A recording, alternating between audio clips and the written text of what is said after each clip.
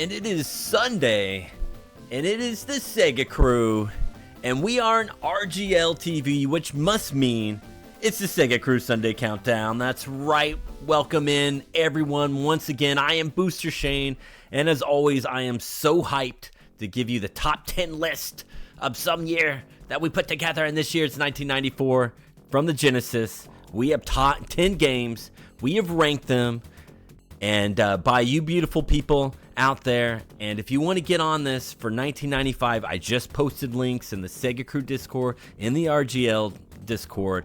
Jump on in there, rank 1995, and 1 month from now we'll be premiering that top 10 list. But today's 94, and I'm always super excited to get this going because every game on here is killer. And we are going to bring the first one up right now. We have Wax House at number 10. It is NBA Jam. What's up, everybody? Welcome to a beautiful December Sunday. We're gonna get ready to play some NBA Jam here. Thank you very much, Booster Shane. Got 10 great games, a number of good runners here, so it's gonna be fun. I'm gonna kick this off though, and I'm actually going to do a well, one thing I kind of wanted to do was a hard reset, but because one of the things that always annoyed me about the NBA Jam games is that, see, it didn't work here because this was a soft reset, not a hard one. But you can't like start menu your way through the beginning title screens. You have to wait for them. So there's like this arena one that shows up and the ball bounces and you're like, I just want to play the game. Can't we just get to the game, please? Anyway, of course, one of the great things about NBA Jam is that you can use plenty of secret characters. In the first one, there are fewer celebrities. Most of them are like people who worked on the game. But I'm going to try to use George Clinton here. Apparently I have some stats in here. I don't know how that happened, but a 2-5 record. And I've beaten Golden State and New Jersey, which I, again, don't know how that's possible. This game, when you keep initials for record keeping, they require you to play all the teams in order. So I don't know what that's all about. But what I am going to do is play as Detroit, because that is my squad. And I'll play Dallas. That I guaranteed. Until you beat Dallas, Dallas is always the first team you played. And then it would go Minnesota. I used to know the order when I was a kid. I'll try to show off maybe a few things about the game, perhaps that you weren't aware of.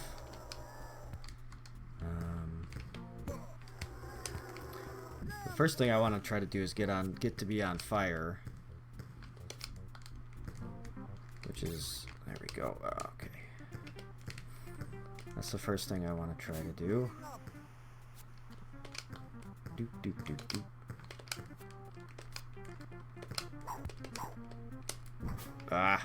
So one of the things that I wanted to show off is that you can goaltend if you're on fire, which I heard a few people who didn't know that. And also, if the last shot of a quarter, you can also just straight up goaltend it. There's also if they shoot a 3, there's kind of a special spot that's definitely on the southern arch, the downward arch of I gotta get closer because I have Isaiah Thomas's statistics here, so he's not a hardy dunker. Maybe I should just go for the old side 3.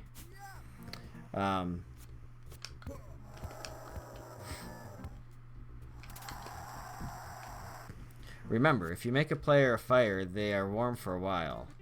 If you set a player on fire, they are warm for life. Thank you, that's sage advice.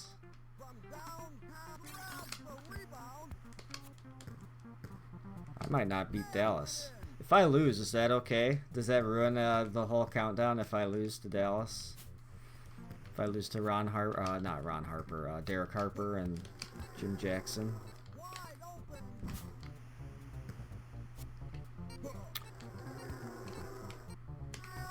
Alright, so we are... I'm winning. Okay, great. And when the tournament edition version of this came out, which is the one that I played way more when I was younger,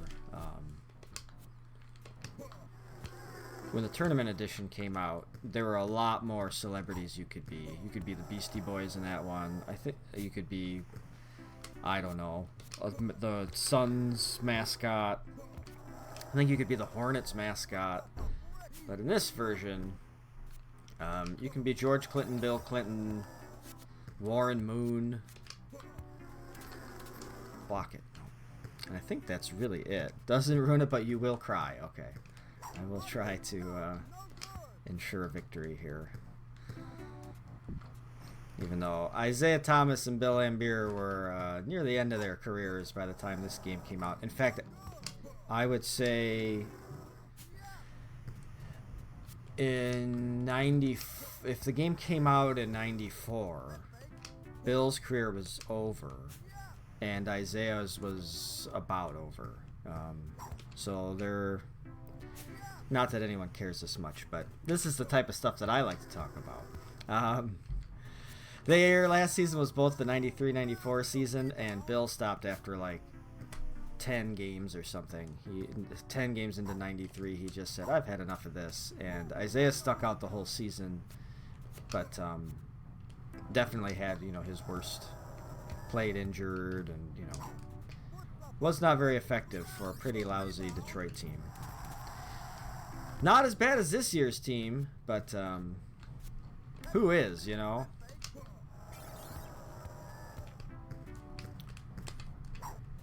I should have picked some guys who could dunk, because these Detroit old timers can't even throw one down. Because the whole point of the game is not to shoot 12-foot jump shots.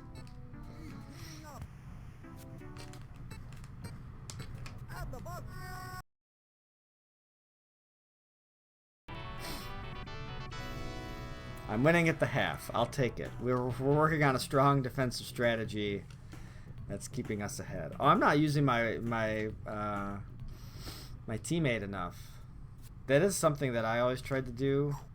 Is always try to get the teammate involved for some points. I don't know why, but I feel like that's something that probably not a lot of other people cared about. But I would, yeah. I would always pass it over to the computer opponent and try to get them some points. Oh, nice defense, Bill.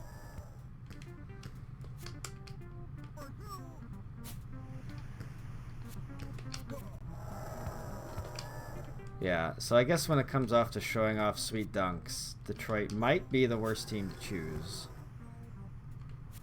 They waxed the court. I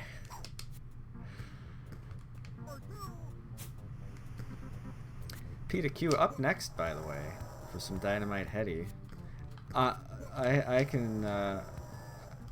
had Dynamite Heady as a youth, and I thought it was, as a youth, it was the hardest game I'd ever played. I thought, I'll never beat this game. Eventually I did, but only through the help of speedrunning. Oh, I guess I can talk about the speedrun tech of this game a little bit. So, the idea, if you're trying to speedrun this, is to essentially hold on to the ball like this. And then what you hope happens, so I'm just going to take a wild shot here. Wait for the shot clock to run down, and then, so you don't want to do that. Oh, that's okay, as long as they don't score. You hold on to the ball, you take a wild shot, you hope your opponent, or your teammate rather, corrals the rebound, like that, and then you just do it again. So that's the speed run for this. Not very exciting.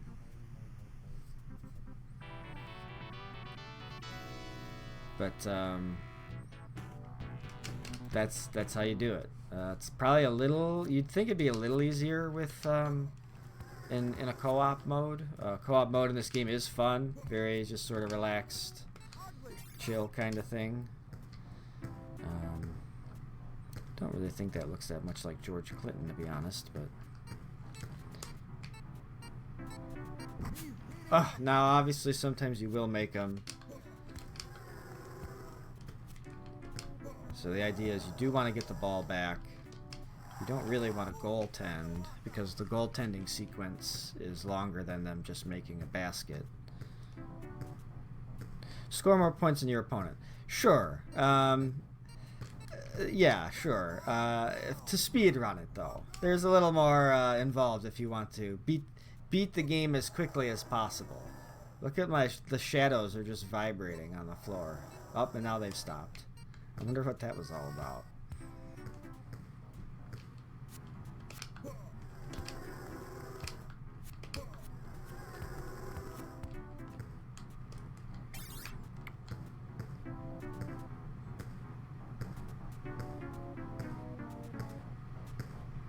This is a little like thumb. There's some. My thumb has pixels. That's kind of intriguing.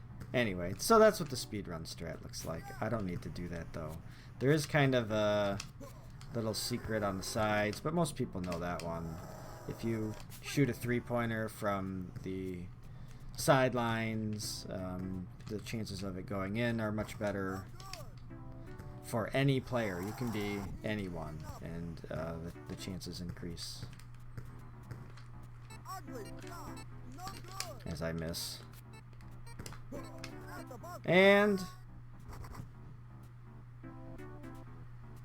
I win! Alright. A jammin' slammin' 44-40 victory. And that's it. That's NBA Jam. Of course, there is a tournament edition that had updated rosters, expanded rosters, a version that I played a lot that was a lot more fun. So I'm glad I was able to squeak out a victory over a very game Dallas Mavericks duo. And yeah, that's a little bit of NBA Jam. Is Peter Q ready? Thank you for the GGs, my friends. Thank you for putting this on. Later, upcoming, we've got more and more. I'm not going to do any revealing. No revealing of this countdown.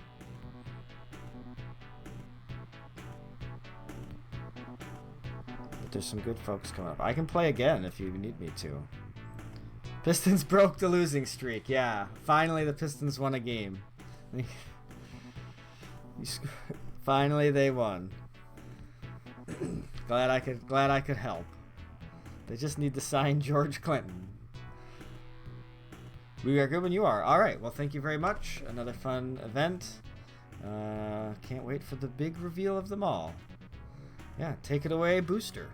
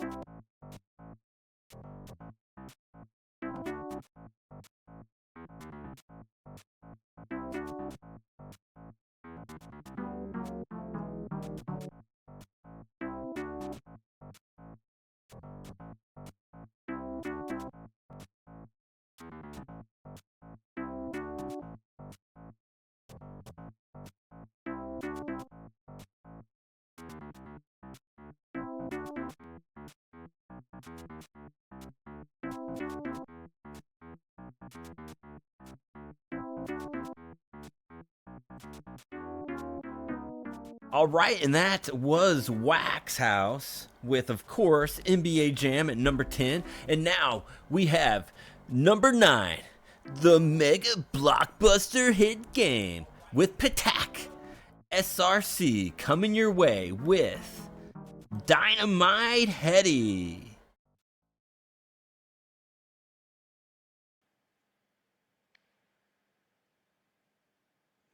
Knock knock, good evening everyone, how are you doing? My name is Patak, I am the friendly British Klingon speedrunner, Gor Blimey Governor Gach.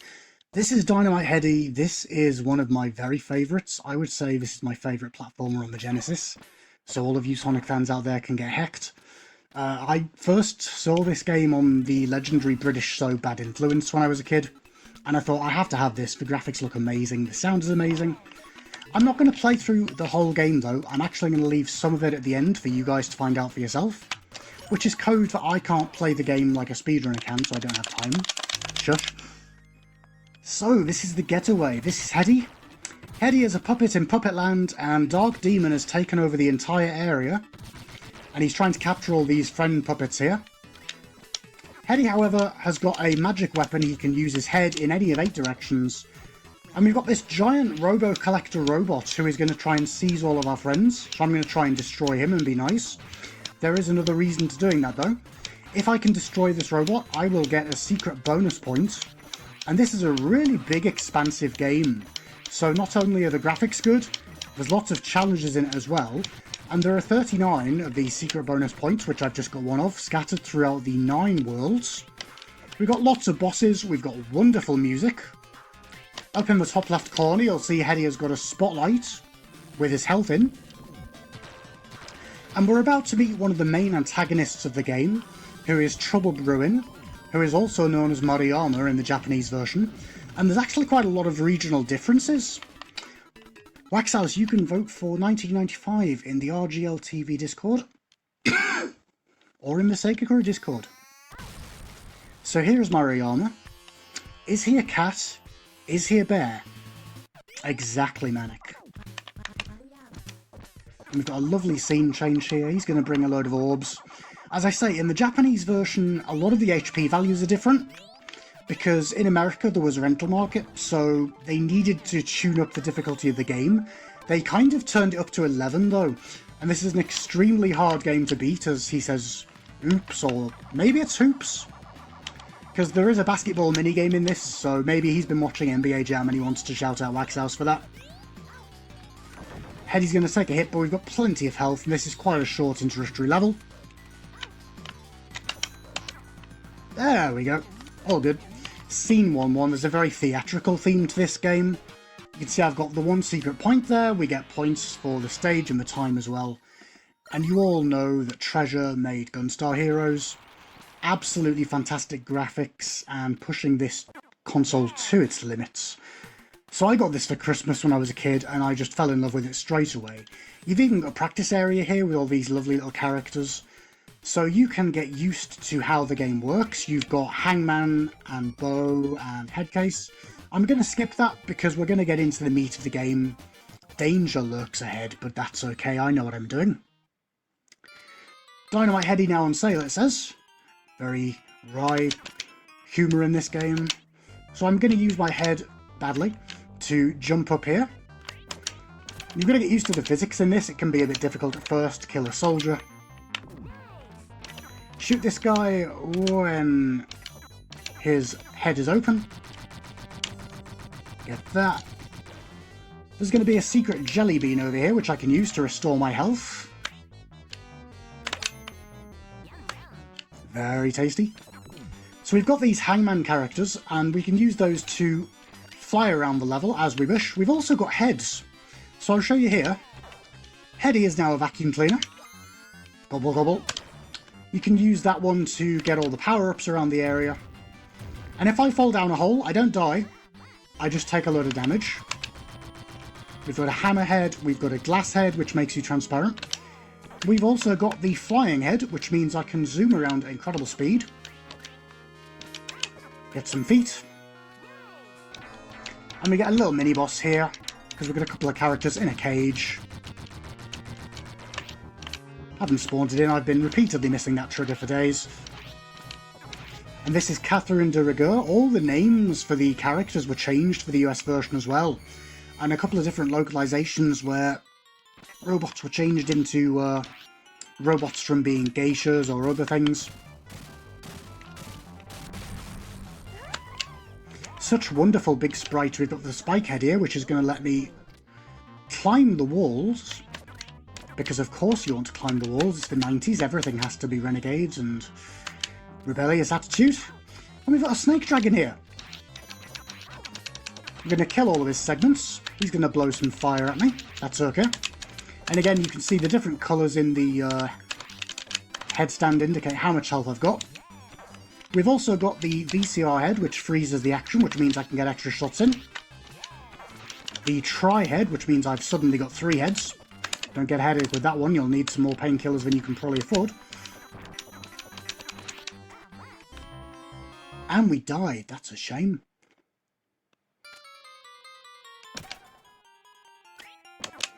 There are also bonus games in this game, so if you collect the Liberty Heads, which have got the B sign, you can go into a basketball minigame, and if you make a number of shots, you will get a secret number. And if you get all the secret numbers, at the end of the game, you can enter them into the keypad, and you can access the true ending, which is extremely hard. But once you get there, you get infinite lives. So that was something I really enjoyed doing back in the day. Let's do it differently this time. Let's take the pinhead and shrink down to a tiny size. So there's like 18 different heads in this game. It's really wonderful creativity. And it's the sort of game that just pushes the Genesis, shows it off magically.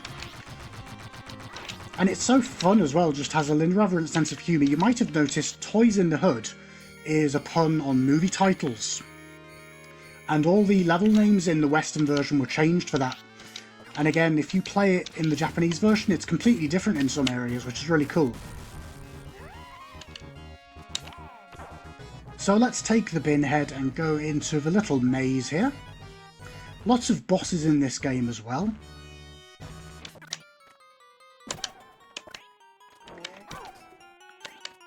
Lots of mechanical dogs here. There's one at some point later on here that's like lined up on top of the concert hall, and it's just like, makes you wonder how you get to that. It's kind of a puzzle. Can we see him? There he is. I don't know how you get to that guy. If you do, then you're doing better than me. On to Mad Dog and Heady, and Trouble Verin has got a range of different mechanical contraptions. So very much like the Terminator. He's just been smashed by a dog. A mad dog as well. And we get some lovely classical music. Again, the musical score in this game is fantastic. Bo is telling me where to hit. We've got some basketballs. Use the hammerhead to get double damage.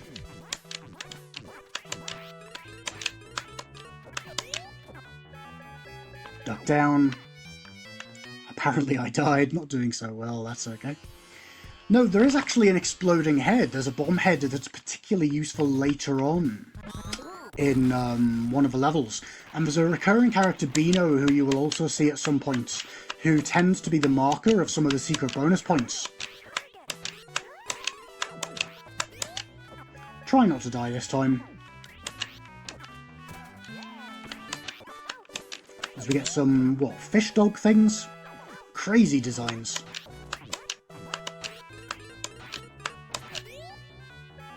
This game does, thankfully, have continues. I'm going to try and get one now. If you get 13 of these tokens, you'll get a continue. You definitely need them. I was saying earlier that I can't easily complete this game quickly, but stages 8 and 9 are absolutely brutal. In the Japanese version, it was only 10 for a continue, so, you know. Heady's gonna pop his head, he's got his bow tie, everything's good. We've got one of the keys of the Keymasters, who are Dark Demons, masters of the domain, to try and stop Heady. And we've got a female puppeteer. Heady seems to like her very much indeed. He's gonna go chasing after her.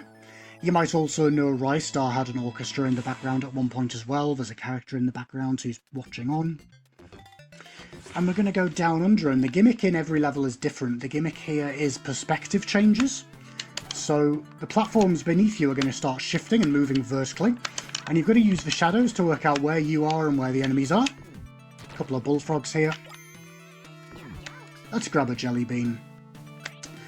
And we've got to get a couple of soldiers off through the air. Dumb luck indeed, Heady. Troubleburn is watching from behind. This bit is particularly difficult, even if you're used to it.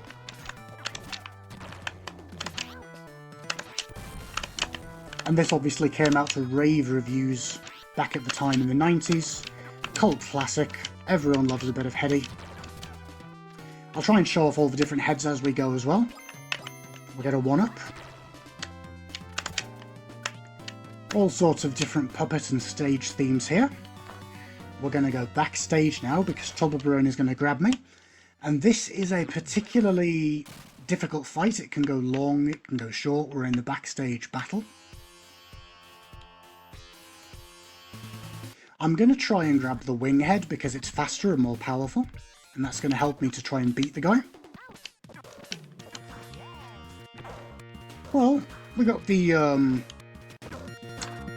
what do you call it? Like a fire ring head.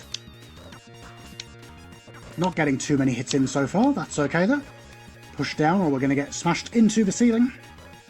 Push up or we're going to get smashed into the ceiling.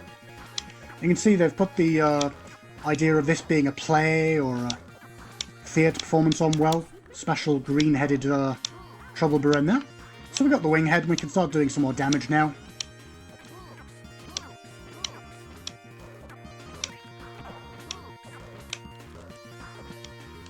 Can I get the multi-bullet head? That would be nice.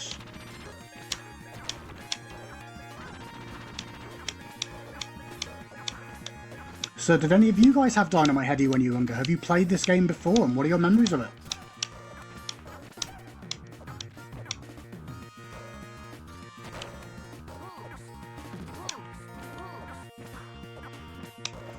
You can see just how easy it is to get fooled by the controls. You should have hit where he was going to be.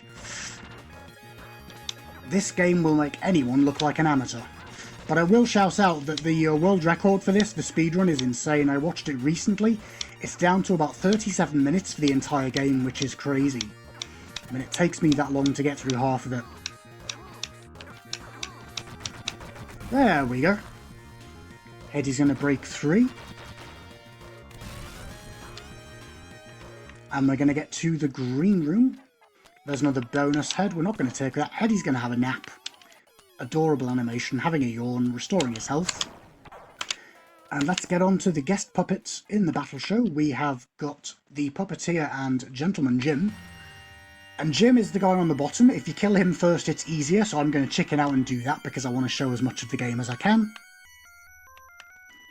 If you kill the top section first, you'll get a secret bonus point. Absolutely fantastic, genius musical score in this game as well.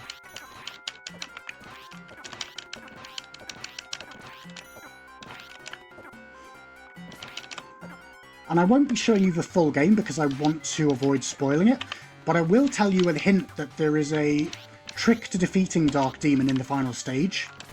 There's like a special way you can understand what he's going to be doing. And it's funny because I had a friend when I was a kid, and if you think being speedrunning is nerdy, speedrunning is not nerdy. writing fan fiction about games is nerdy, and I did that with him in the 90s. But I also decided to realise that there was a way to work out what Dark Demon was doing, but I did a different way than everyone else, and found a more complicated way, which was kind of missing the wood for the trees. Here's the wooden dresser. He's going to dress up as various different creatures, starting off with the dragon. I'm going to randomly select all the different areas to hit him. Nope. Missed the flame weapon, that's okay.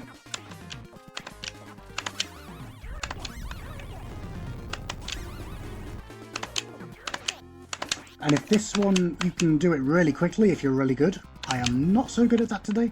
We're going to get on to the ballerina now, and the ballerina is a bit of a problem because she's got a very big wide tutu, and she's going to try and crush me with it and follow me around.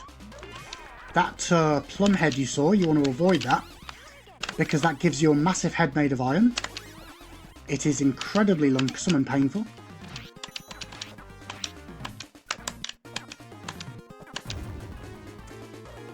Too much blast processing, there's no such thing. I'm not doing so well on health, hopefully I can finish this cycle. As the robot is going to kill me, that's a shame. This is going slightly worse than usual, but that's okay. Such wonderful fluid animation as well. There's a sound test and a level select for this game, and you can actually see all the different animation frames. You see just how much detail they've put into the backgrounds as well, makes the game really pop. So we're going to get the multi-firing head, and then as soon as we've killed all the creature, we'll be able to do a ton of damage. We should be able to two-cycle it. And Arnold, if you're here, there's going to be a boss later on that you're particularly going to enjoy.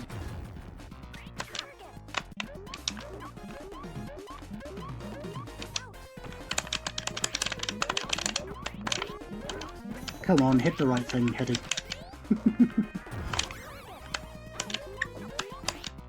Oh. I am getting smashed, it's game over. It's a good job I got that continue, the audience cheering for us, we're going to try again. We've still got 25 minutes, we should be good. If need be, I can always just use the level select and skip to different levels.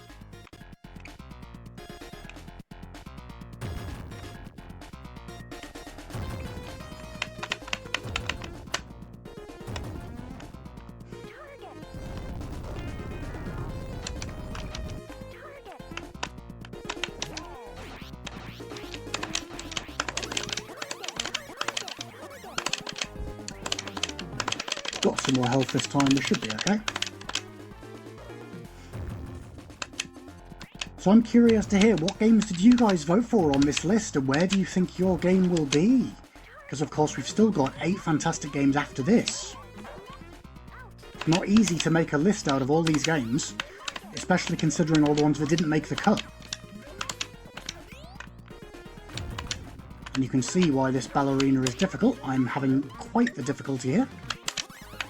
There we go.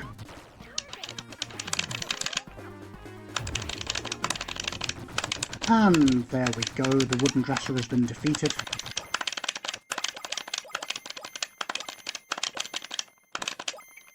We've got another key, we've got another try, all is good. And then we're going to move on to stage 4, Terminator 2. And there are going to be some balloon targets that we need to trigger to change the scenery in some areas. More bosses, more fun.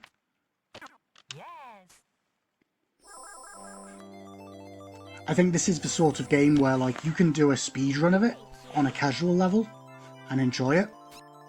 And it's not too difficult to do as long as you know what you're doing with it and sort of you look at some strategies.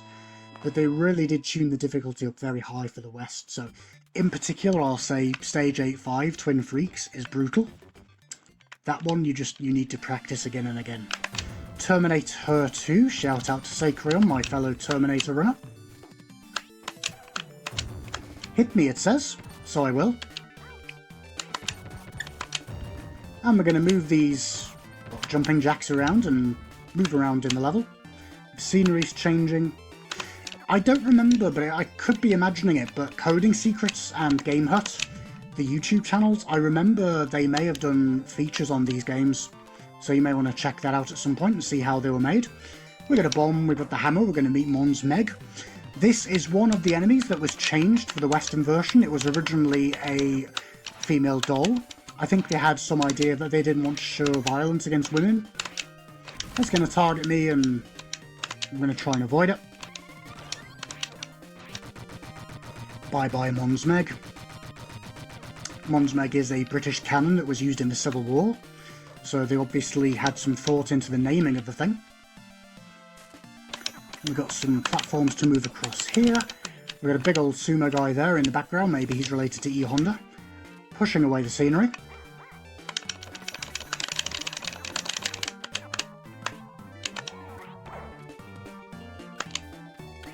Taking a bit of damage, but that's okay. Moving the scenery in for the next phase of the play. Smash these guys in here to make a bridge. Happy they are as well. And I'm going to take the glass head, which is see-through, because then I won't take damage from these bullets. We're going to bash one over here and destroy the super tank.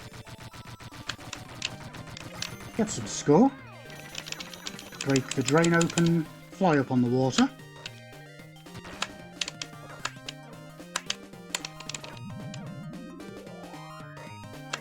Back into the background we go. And we've got a light fixing to fix. Shoot it with the hammerhead, and then use it to move along. I could hit that balloon and make these guys turn backwards, but they'll turn backwards eventually. Like that. And we're going to go on to Mad Mechs, and the gimmick here is that we've got all sorts of mechanical contraptions. So again, I'm going to try and shoot them with me hammer, because if I had a hammer, I'd hammer in the morning. Momentum can be difficult with that. And we've got a geisha riding on these platforms, why not? Very happy she looks as well. Friendly frog. Get the hammerhead again so it doesn't run out of power. Jump over the top.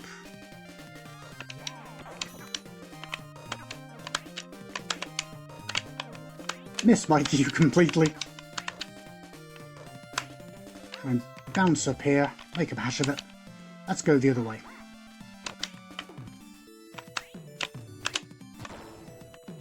So I'm going to try and jump onto here. And then I think I can go over the top of this. No? Okay, we'll go back. You can cancel your head as well. Some heads you can't cancel.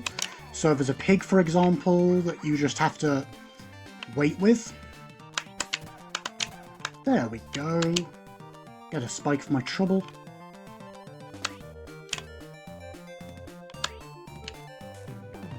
And we'll get through the stage. Mad Mechs 2, we're going to have some hover soldiers who are going to move these platforms around. Take a little nap to restore my health.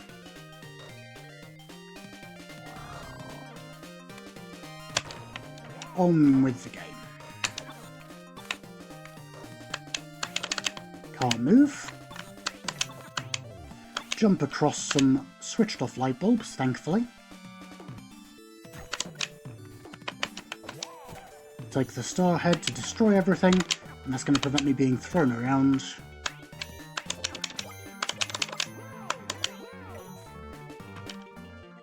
And then we're going to have a stage where there's meant to be a boss. But curiously, something is up. No Keymaster. Heather has gone too, so she's been kidnapped. And now we're going to get on to stage 5, which is really where it ramps up the graphics. You can see the scenery in the background moving as well. I should be able to get through 5 and 6 here. So stage 5 is going to have a giant rotating tower.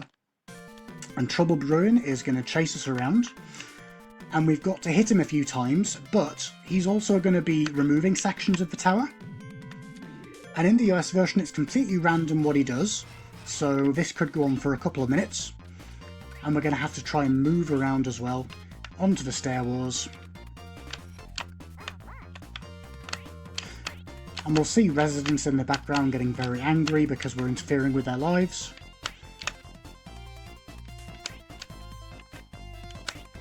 So every time he launches this thing, it's going to take a section away. We're going to have to try and react.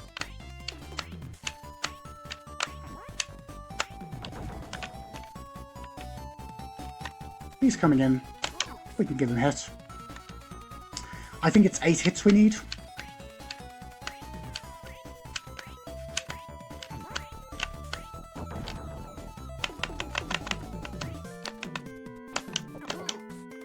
There's number 2. If I remember correctly, if you make the tower do a complete revolution in this level, you'll get a bonus point. So there are times you can just, like, deliberately avoid hitting Trouble Brewing and wait till you get that to complete the game fully. I never got all of them myself. There are some I don't even know where they are. They're quite difficult to get. But that's the wonderful thing about this game, is they've put so much into it, graphically and visually and sound-wise. You can just play it again and again. And once you get to that final stage, once you've got all the code points, you can play that for as long as you want. It will never game over you. Here he comes.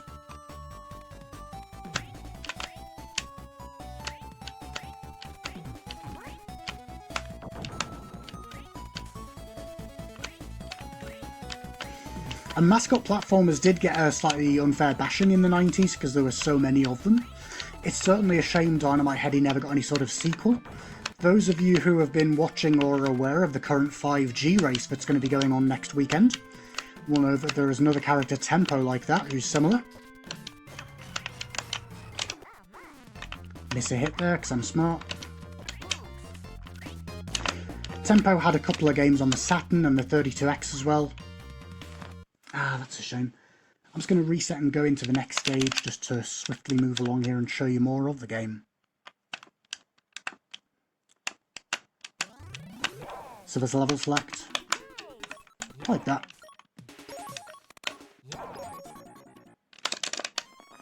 Did it wrong. Lol.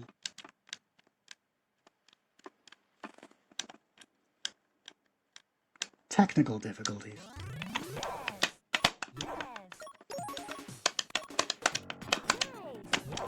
There we go.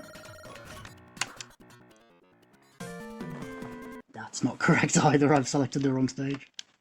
Today is a good day to die after all. Just want to get as much of the game as we can for you today.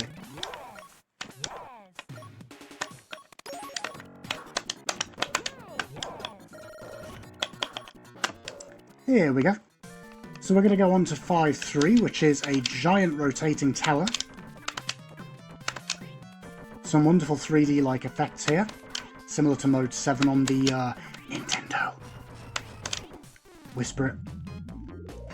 And again, we've got more perspective challenges here, because we've got some stuff that's rotating in 3D space around us. We're going to try and damage it.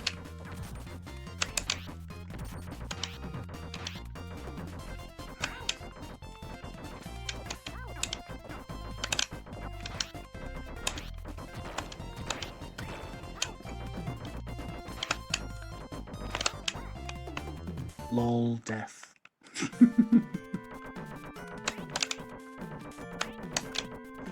So it certainly is a game that helped my coordination when I was younger. I know I struggled with coordination stuff, but games like this, where you've got all sorts of different movement, really help that sort of stuff.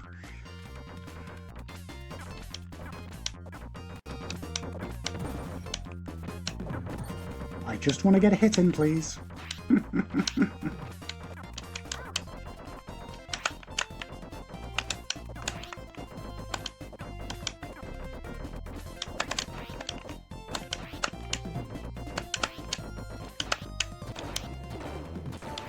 There we go.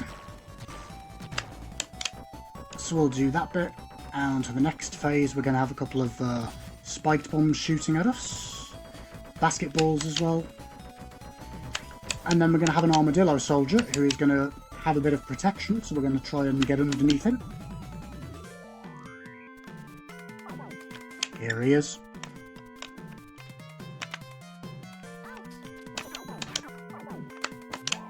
And we'll use the VCR head to freeze him in place, get a few hits in.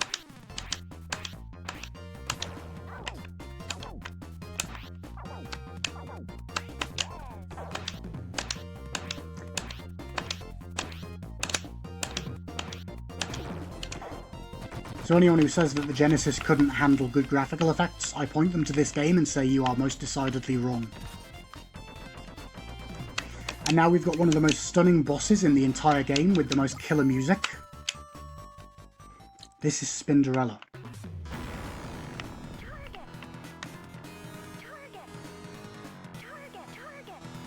Such good music. The entire screen is rotating, it's so impressive how they did this.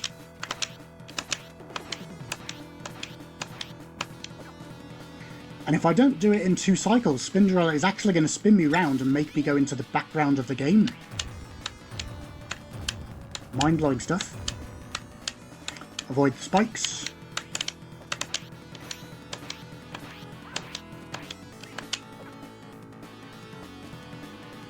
There's Beano. If we kill him, we will get a secret bonus point. We're not going to get one today. And we've got the tiny sprite now because we're in the background. Really cool perspective shift here.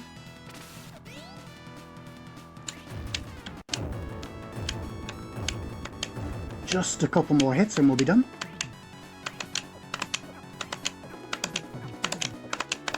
He said, failing to get the hits. So it's like you can't see what you're doing from the back here. It can be a bit difficult.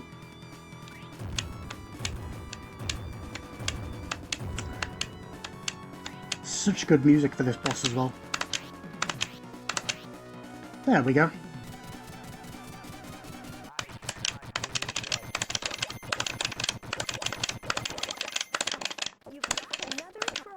And I think rightly people would say 94 is one of the best years for the Genesis, because not only this, but obviously more Sonic games, Earthworm Jim, there's all sorts of different platformers on this system that are just stunning. Hello Arnold, you're just in time. We are going to get through stage 6, which is the flying stage, and if I can be quick enough, I'm just going to turbo through this bit to make sure we have time, then I'm going to show you a boss that I think you're going to enjoy. We're on to the flying game. We've got special flying heads for this. If you wait long enough there, there'll be a Beano. I'm going to take the laser, because I'm firing my laser. You all know the meme. And we've got a space shooter stage, so all sorts of different genres in just this one game, which is fantastic. It's not just platforming. Also scroller as well. We're getting an offer to change of head. Most people would pick the biplane head, but I'm going to stick with the laser because it's quicker. So we've got this giant pole going down retrieving a ship that's going to fire caterpillars at me and teabag-shaped weapons. And I'm going to try and destroy it before it destroys me. We're going to also have some foggy effects in the background. I'm going to kill these weapons first. You've got so much going on screen at once it can be difficult to focus because you've got to work out where you're trying to pay attention to. Heady's taking a few ouches, that's okay.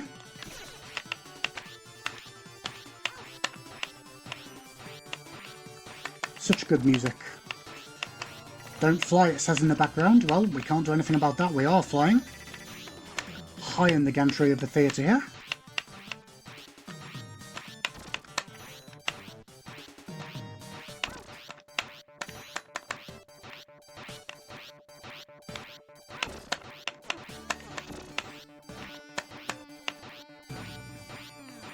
So if you've never seen this game before, I can thoroughly recommend it. It is difficult, but it's got a really good difficulty curve to it. It's enjoyable to play, it leaves you wanting more, and there's always something new to discover, so, you know, you can play different routes, you can take different directions, and you can just enjoy it casually. It's a really good fun game. That's the ship defeated. We're going to go on to the next part of this. I should be able to one-cycle it. Fly hard. Trouble Bruin has got a giant wheelie machine and it's going to start firing all sorts of projectiles at me.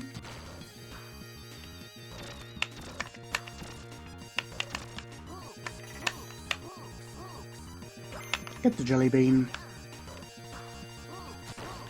Fire for my life.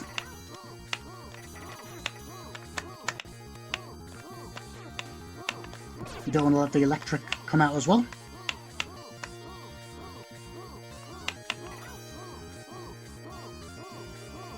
Just spam the fire button and we should be okay. Into the background he goes, and we just got to dodge stuff again. So even if you're not a super big fan of platforming, there's something for you in this game. So many bosses, auto-scrolling sections, it's just so well thought out.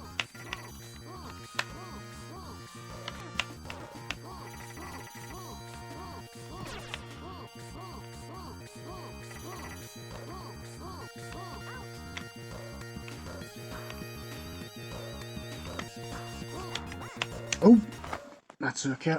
We'll try again. Yes, absolutely. So Heady, obviously the joke being that there are like so many different heads to select. And as I say, when you get to stage 7, that's where it gets really hard. There's a bomb head that you can use. And that bomb head means that you can try and defeat the nasty gatekeeper really quickly. Because in the US version it has like 18 HP, which is really, really unfair. But I won't say anything more about the final stages of the game. You're going to have to play it for yourself and find out what all the fuss is about.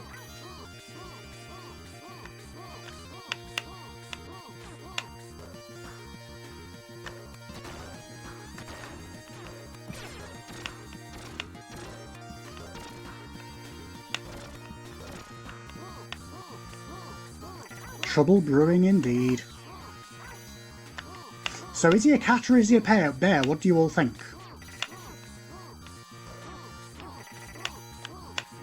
I'll admit there are greater controversies in gaming, but it is one of those that people argue about. Manek says he's a bear. Do we have any votes for cats?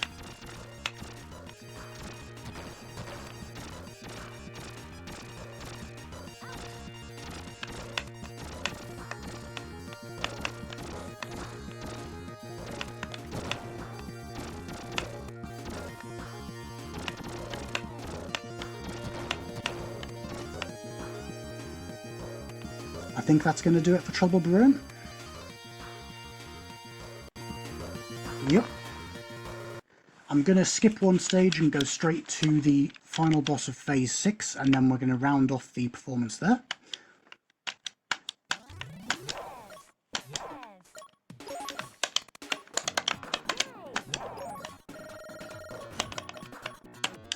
Arnold, I think you're going to enjoy this.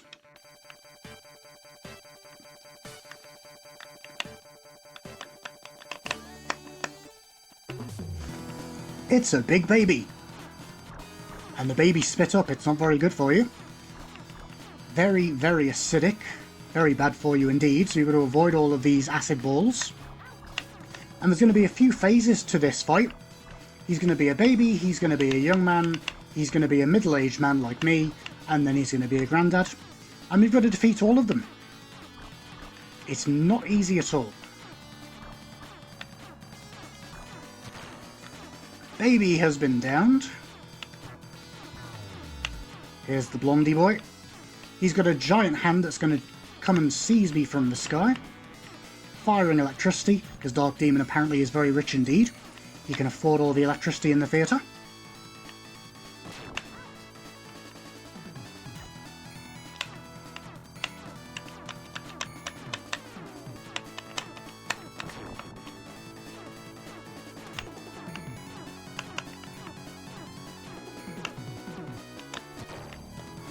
And now we're on to the difficult part, the old man. So there's a giant screen that's going to come down that distracts you, but the real problem is the lasers of his eyes. Just avoid his lasers and you'll be alright. So you would think you would want to avoid the hand hook, but it's there to distract you. We see references to Puppet Hero Heady. Really good self-referencing and comedic humour in this game in all sorts of different ways.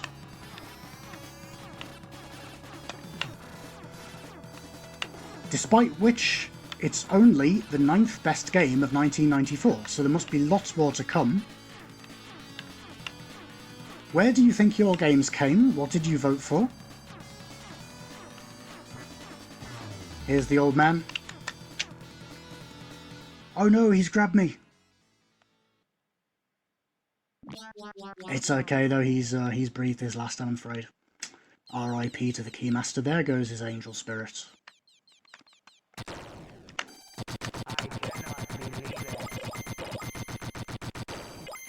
So that's going to round out the showcase of Dynamite Headdy for the Genesis, the 9th best game of 1994. If you want to find out what happens in the rest of the game, you will have to play it for yourself. You'll likely do far better than I did. You might get all the secret bonus points. You might find something that you haven't found before in a Genesis game. That's going to wrap it up from me today. I hope I will see a lot of you at the 5G race next week. For those of you who I don't see before the Christmas season, have a fantastic Christmas and a prosperous Happy New Year. I'm going to hand it back to Mr. Booster Shane, and until I see you next, it's glory to you and your D-pad.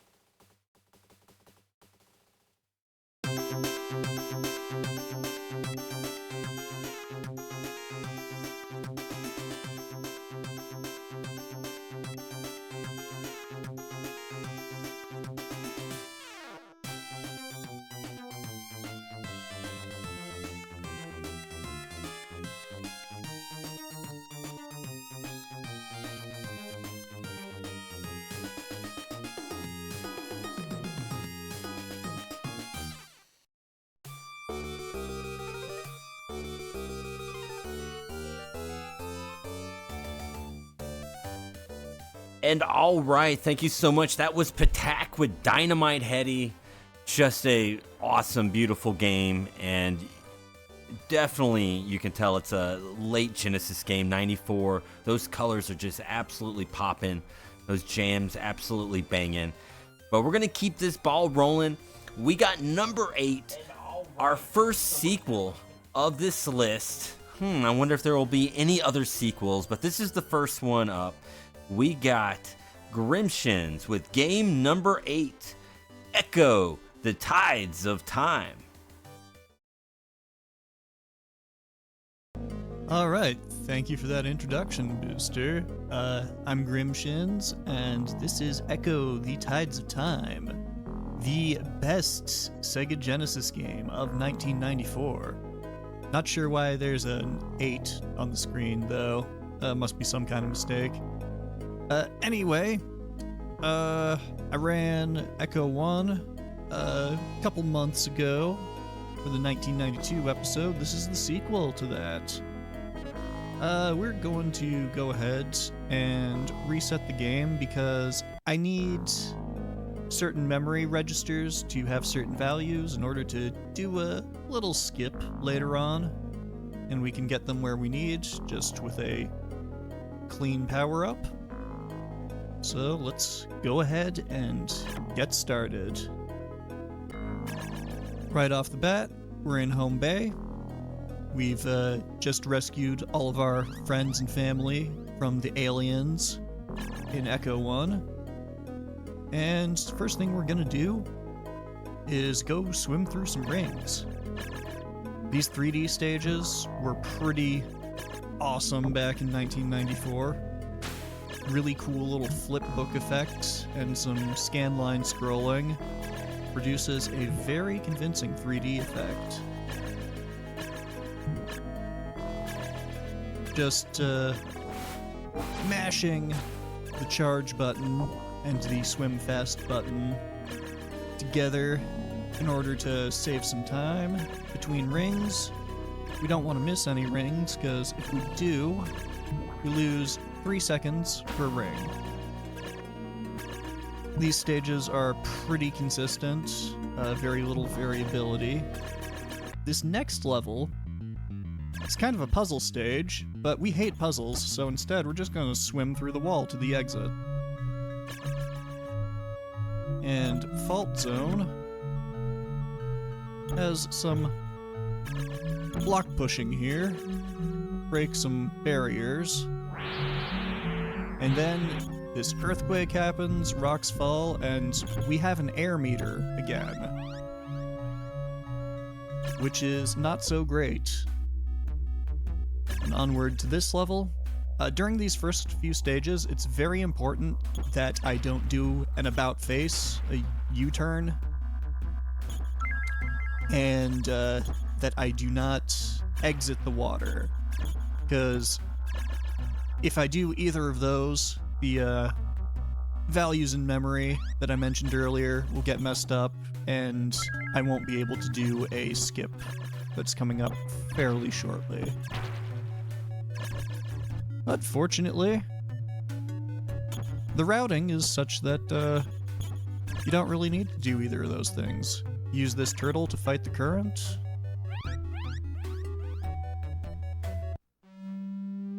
And here's where things start to get a little bit strange. Who is this long-finned dolphin? This is Trelia, our descendant. She's come back from the future to take us to the future because somebody wants to talk to us. Just, you know, standard dolphin things.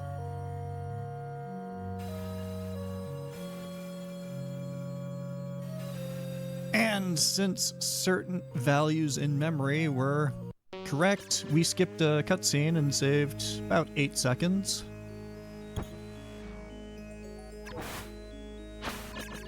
We're gonna just take a little bit of a shortcut here, use these flying psychic dolphins to carry us up here, jump around this glyph, and that's the level.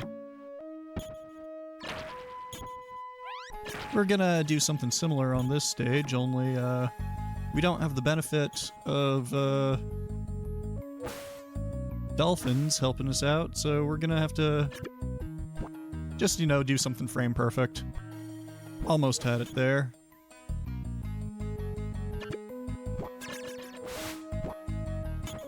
This is a really stupid trick and you shouldn't do it, because even if you do it correctly the first time, it only saves 2 seconds versus doing the level normally. But it looks cool, so you gotta go for it. Now we are in water tubes, floating high above the Earth. In the future, Earth is conscious. It feels, it thinks, and I suppose these water tubes are kind of like the circulatory system.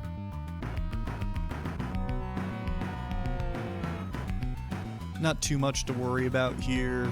It's an auto-scroller. There are a few of those in this game. Not nearly as much as in Echo the Dolphin, but not a whole lot we can do to save time here. This next level is called Tube of Medusa. There's the Medusa. We're just gonna swim fast and hope it doesn't catch us. Oh. That's okay, a little sloppy through the corner there. And there we go.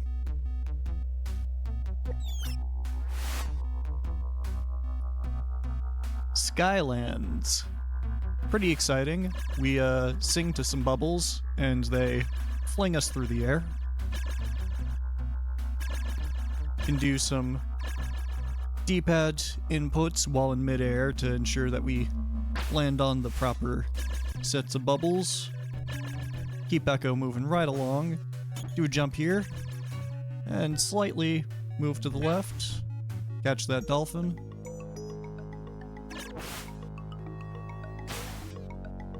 And this level, called Fin to Feather, because you turn into a bird. And birds can do some cool things that we'll start to see in the next level. But before that, we've got another 3D stage.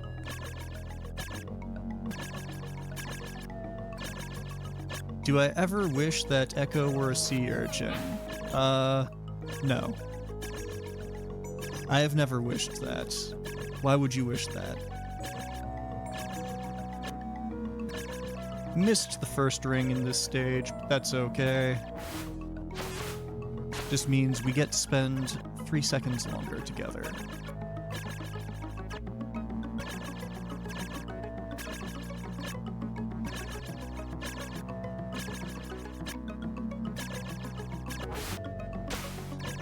Even temporarily. No.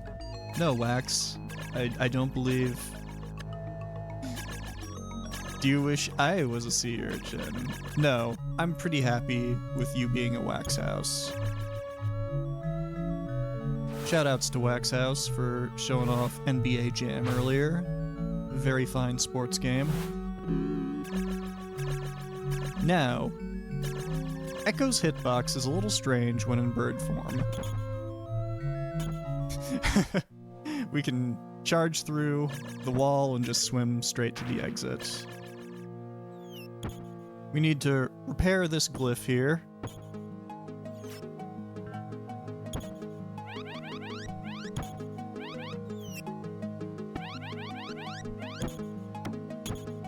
Now that it's mended, we get a song and open up this door. And we're gonna leap over here. Demonstrate the permeability of walls again. Repair another glyph.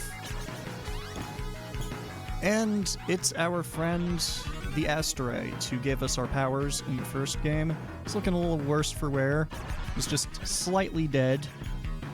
Slightly killed by the alien queen from the first game. She found out that Asteroid gave you the powers to defeat her. Came to Earth. Was pretty upset. Killed him. So we've got to go back into the past to save him.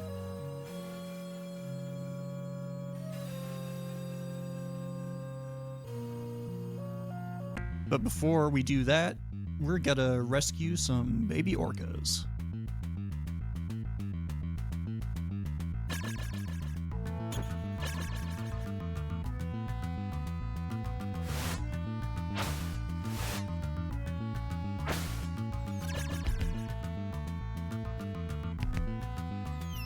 Just gotta make sure that we get the orcas to follow us by slowing down.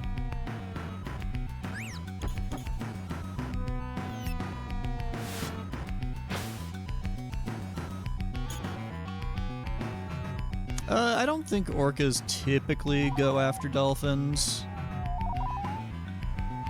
They do go after lots of things, though. There's a reason they're called killer whales.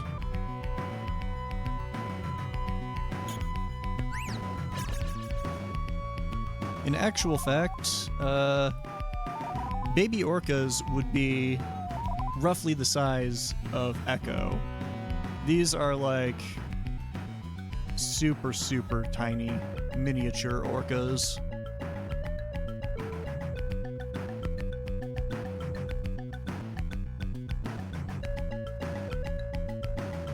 I think it would probably take less time to make a list of things orcas don't eat. Orcas don't eat celery. They do not eat peanut butter.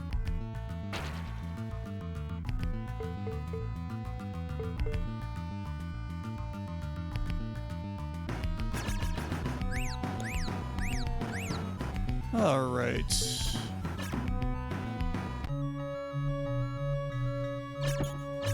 Four Islands is kind of an annoying stage because of this jerk here. This is Blackfin, and he wants to show that he's got the BDE, the big dolphin energy, and he tries to lose us in a little bit. It's not quite a race. He is taking us to where we need to go, but he gets kind of fancy about it. Trying to show off what a strong dolphin he is with these jumps.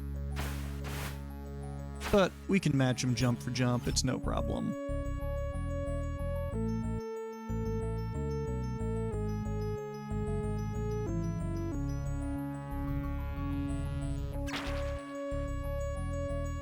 And for our troubles, he's gonna go ahead and give us this song to break some rocks.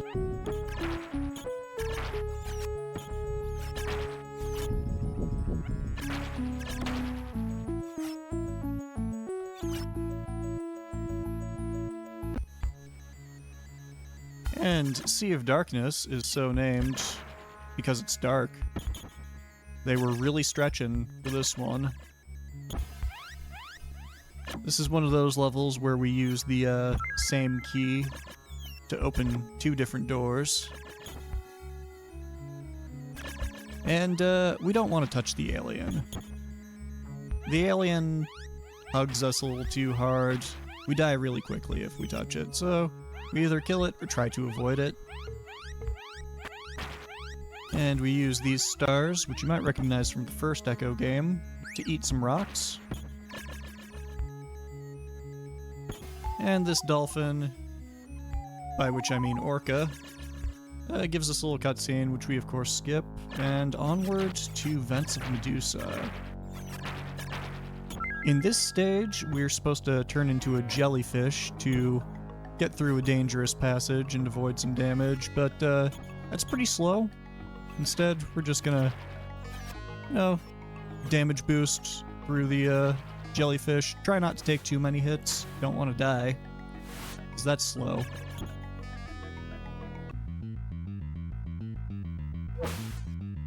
And we've got another 3D stage coming up here. This one is pretty annoying simply because when Echo is charging, he locks on to the closest enemy, and that can pull you away from the rings you're trying to swim through. There are a lot of jellyfish on screen, a lot of opportunities to get taken off of your trajectory. And it's not uncommon to miss that ring as a result. But it's fine.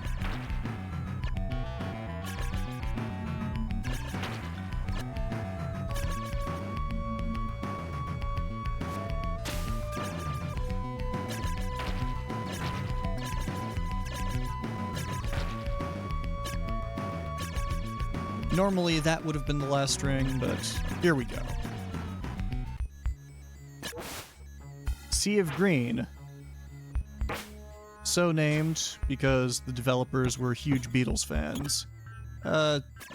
There's something that we're supposed to do in this level, but we can skip it just by wedging Echo through that glyph.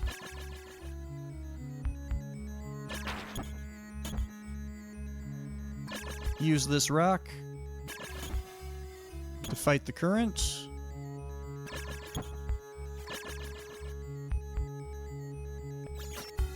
And we are on to a boss fight. This level is somewhat of an auto-scroller. You can speed it up by pushing this conch shell. Unfortunately, Echo takes damage the entire time he's pushing it because it's spiky and uncomfortable.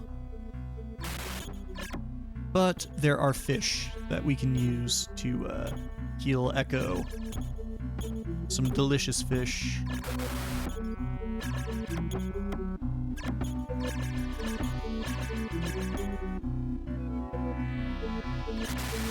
And when it bonks against the wall, this red eel shows up. We do not want to touch the red eel. You die very, very quickly if you touch the red eel.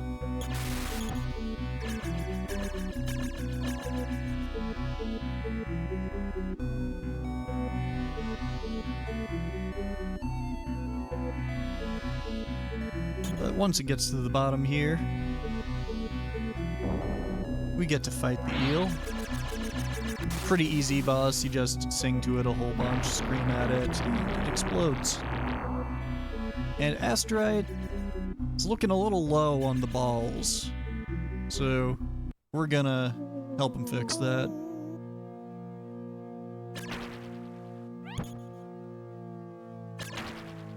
This begins the globe collecting portion of the game. We've got to rebuild Asterite.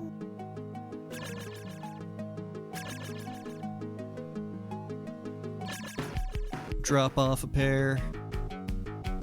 Go back into the level. Grab another, etc. So, given how many pairs of globes Asterite has, you might be thinking, it's going to take a really long time. And yes, it does. But since we're speedrunning this game, there's a clever way around that.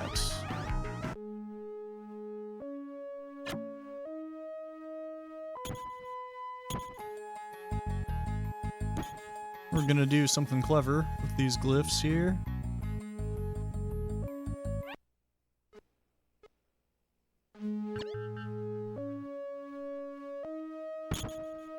I said we're gonna do something clever with these glyphs.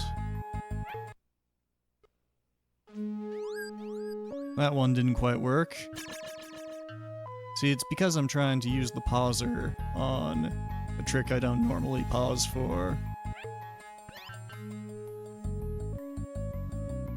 I am not on pace at all. Wax, why would I be on pace?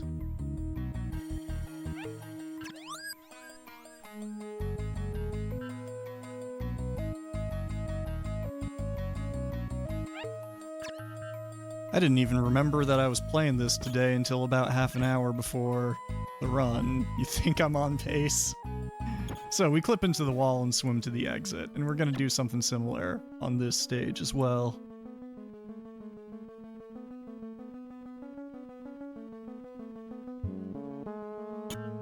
So this one, we got roughly here. Charge towards it, and there we go. This stage, we've actually got to get the globes for real, though.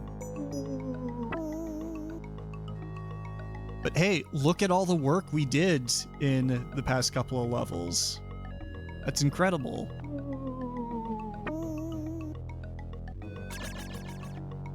Echo is just very efficient at putting things back together.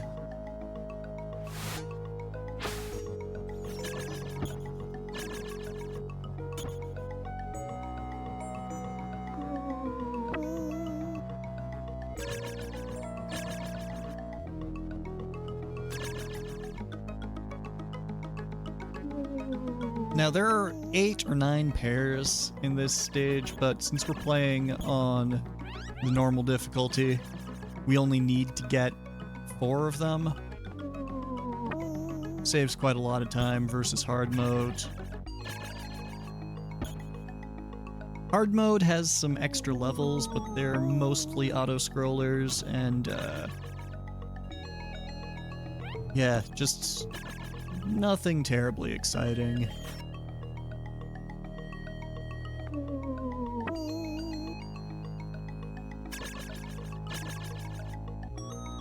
Alright, now Asterite has informed us that you got 1 more pair to collect, but unfortunately, aliens have taken it to the dark future.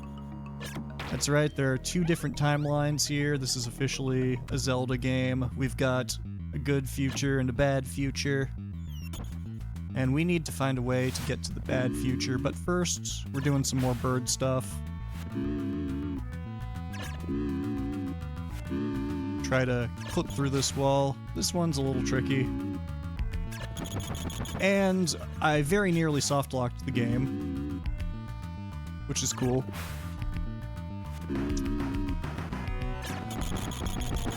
There we go. We made it. So time for another 3D stage, but this one is pretty cool because we can use these sharks to go fast. Every time we charge into a shark, our charge cooldown resets, so we can charge again instantly. And as a result, this is the fastest 3D stage in the game.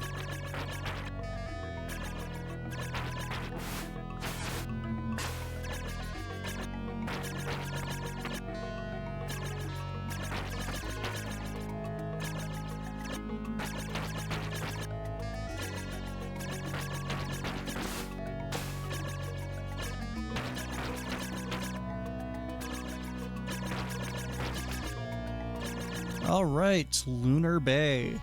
It's a very cool looking level.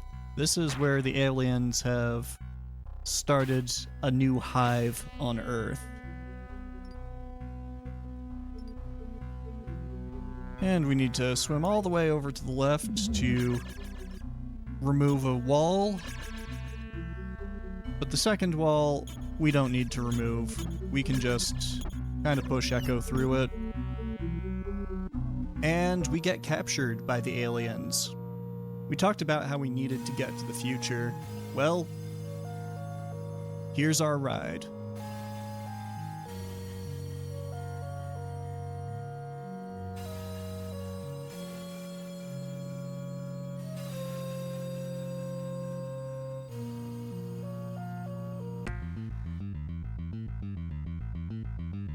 It's kind of a rough ride, though.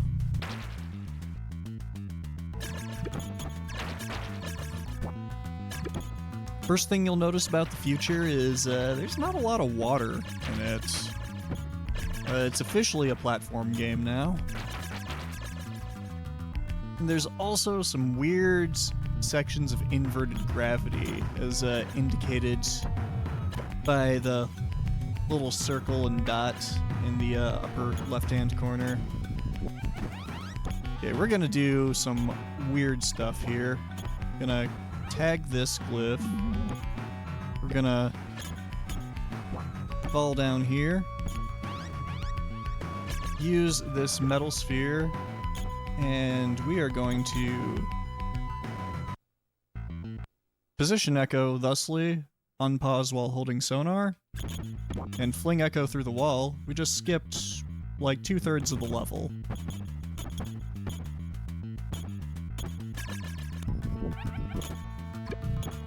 Shout out to Chubbis for discovering that trick. Can I get a hashtag free Chubbis in chat?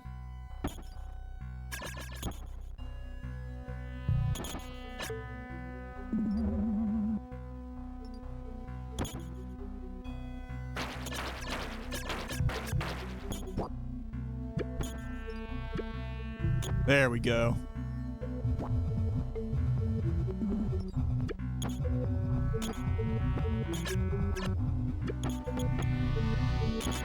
And this level, just more gravity, more removing walls. This jump's kinda tricky, which is why I completely biffed it there.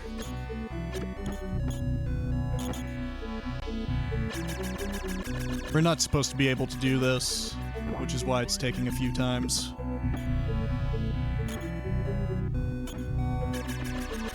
Need to be maintaining the sonar while I'm jumping in order to break some rocks that would knock us out of the tunnel otherwise.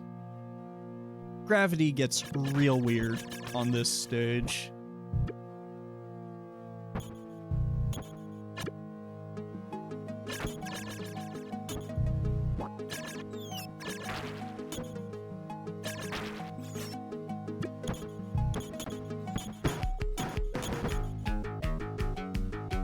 I think the clouds in the background are pretty cool looking though. And onwards to Globe Holder. This is a very interesting boss. Consists of 2 phases. First phase, we want to use our sonar to smack it around the room, bounce off the walls.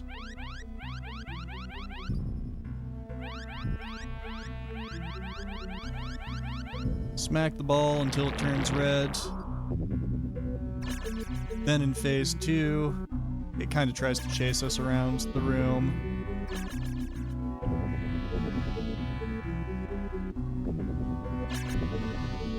And not too bad. We've got the asteroid's last pair here.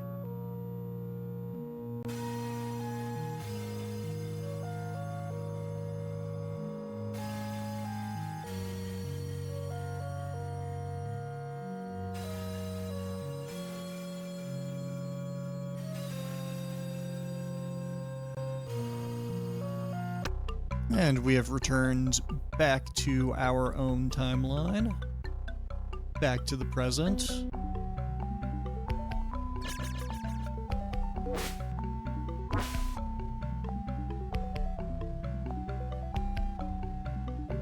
And I gotta be careful when I'm dropping off the globes here, because there is a soft lock that can happen. Managed to avoid it, which is good, and now we don't have an air meter anymore. Don't need to worry about the air. Not that we were doing a whole lot of that before, but all of our dolphin brethren have showed up at the alien base to help us out, and we're gonna infiltrate it and give these aliens a bad time. There's a long auto-scroller in this level that we're gonna skip part of by swimming through a wall.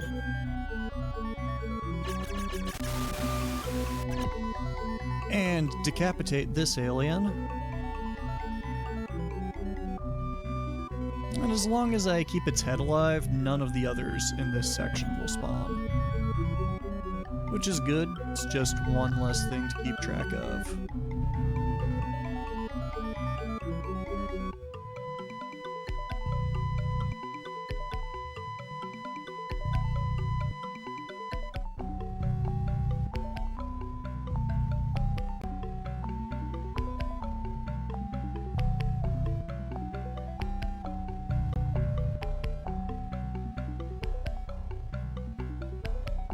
These baked bean looking aliens can be a little bit annoying. They can kill you pretty quickly if you're not paying attention.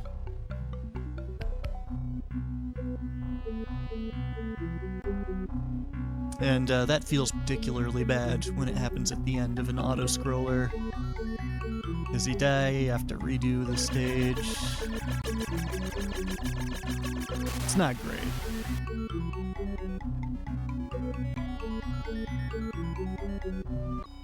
Alright, now we're gonna fight the alien queen. Gonna go for a quick kill here, which consists of letting her suck us in a little bit, getting in position, and then just spamming sonar at her until he dies. Until she dies.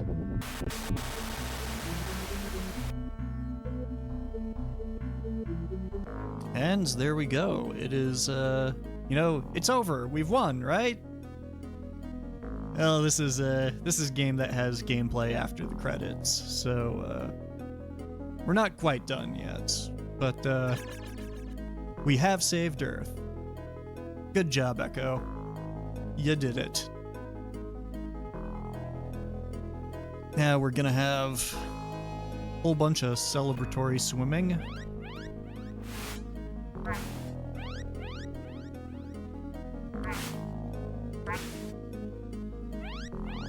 So it was aliens all along. It's always aliens.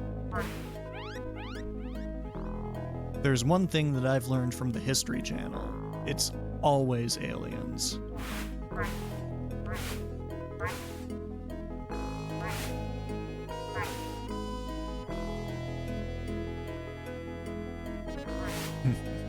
Yeah, those wacky aliens invading Earth and harvesting its sea life to feed on it. Oh, they're so crazy. And now we are going to receive the praise of our peers.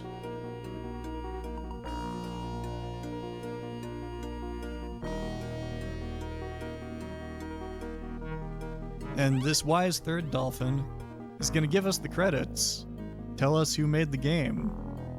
How does it know? Is it even aware that it's a game?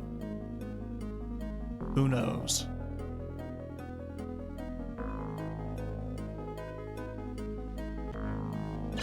And we're back in home bay. Same as before, we're gonna swim down here. And swim through some rings into the last 3D stage, which is a bit of a mishmash of all of the others. There's a lot of enemies, a lot of things that can kill you very quickly. The rings are in rather tricky positions,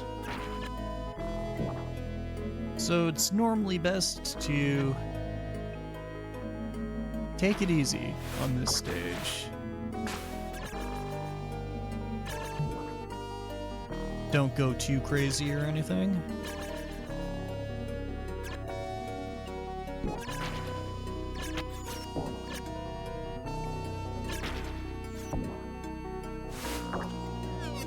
Oh, we missed a ring, and oh, this is not good. I cannot take another hit, otherwise I'm gonna die. So,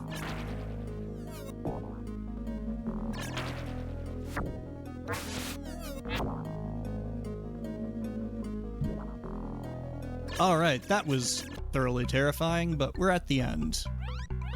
Asterite tells us that the split in the timelines happened when we used the time machine in the first Echo game, and he sends us to Atlantis in order to destroy the time machine so that never happens again. So we're just gonna do a block puzzle here.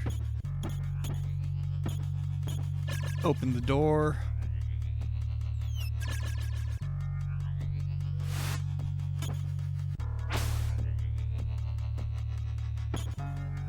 Gonna use this block to break some other blocks, if I can actually push it.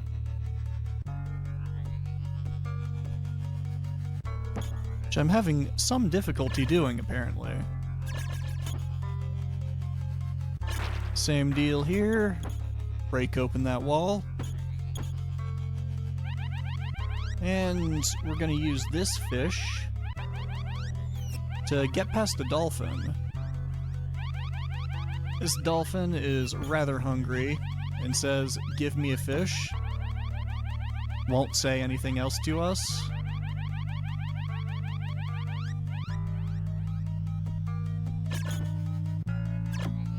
But we got him off screen before he could eat the fish, so we ate the fish.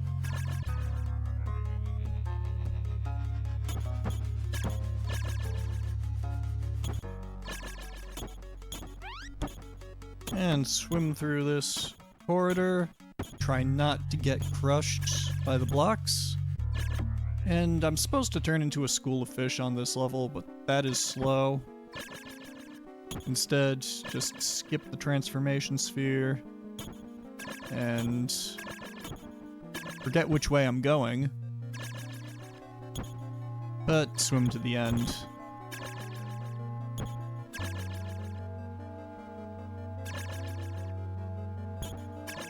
Like I said, I forgot that I was playing this today. It's been a few minutes. We're on the last level now. I'm gonna bait this alien into opening a door for us. Normally you're supposed to do this level kind of stealthy, but it's a lot faster just to get right up on the alien's tail and aggro it.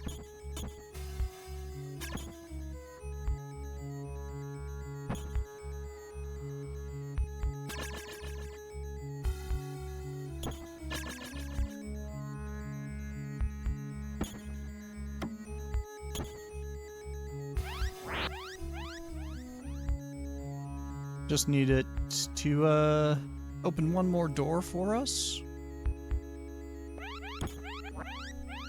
And there we go. We're at the time machine.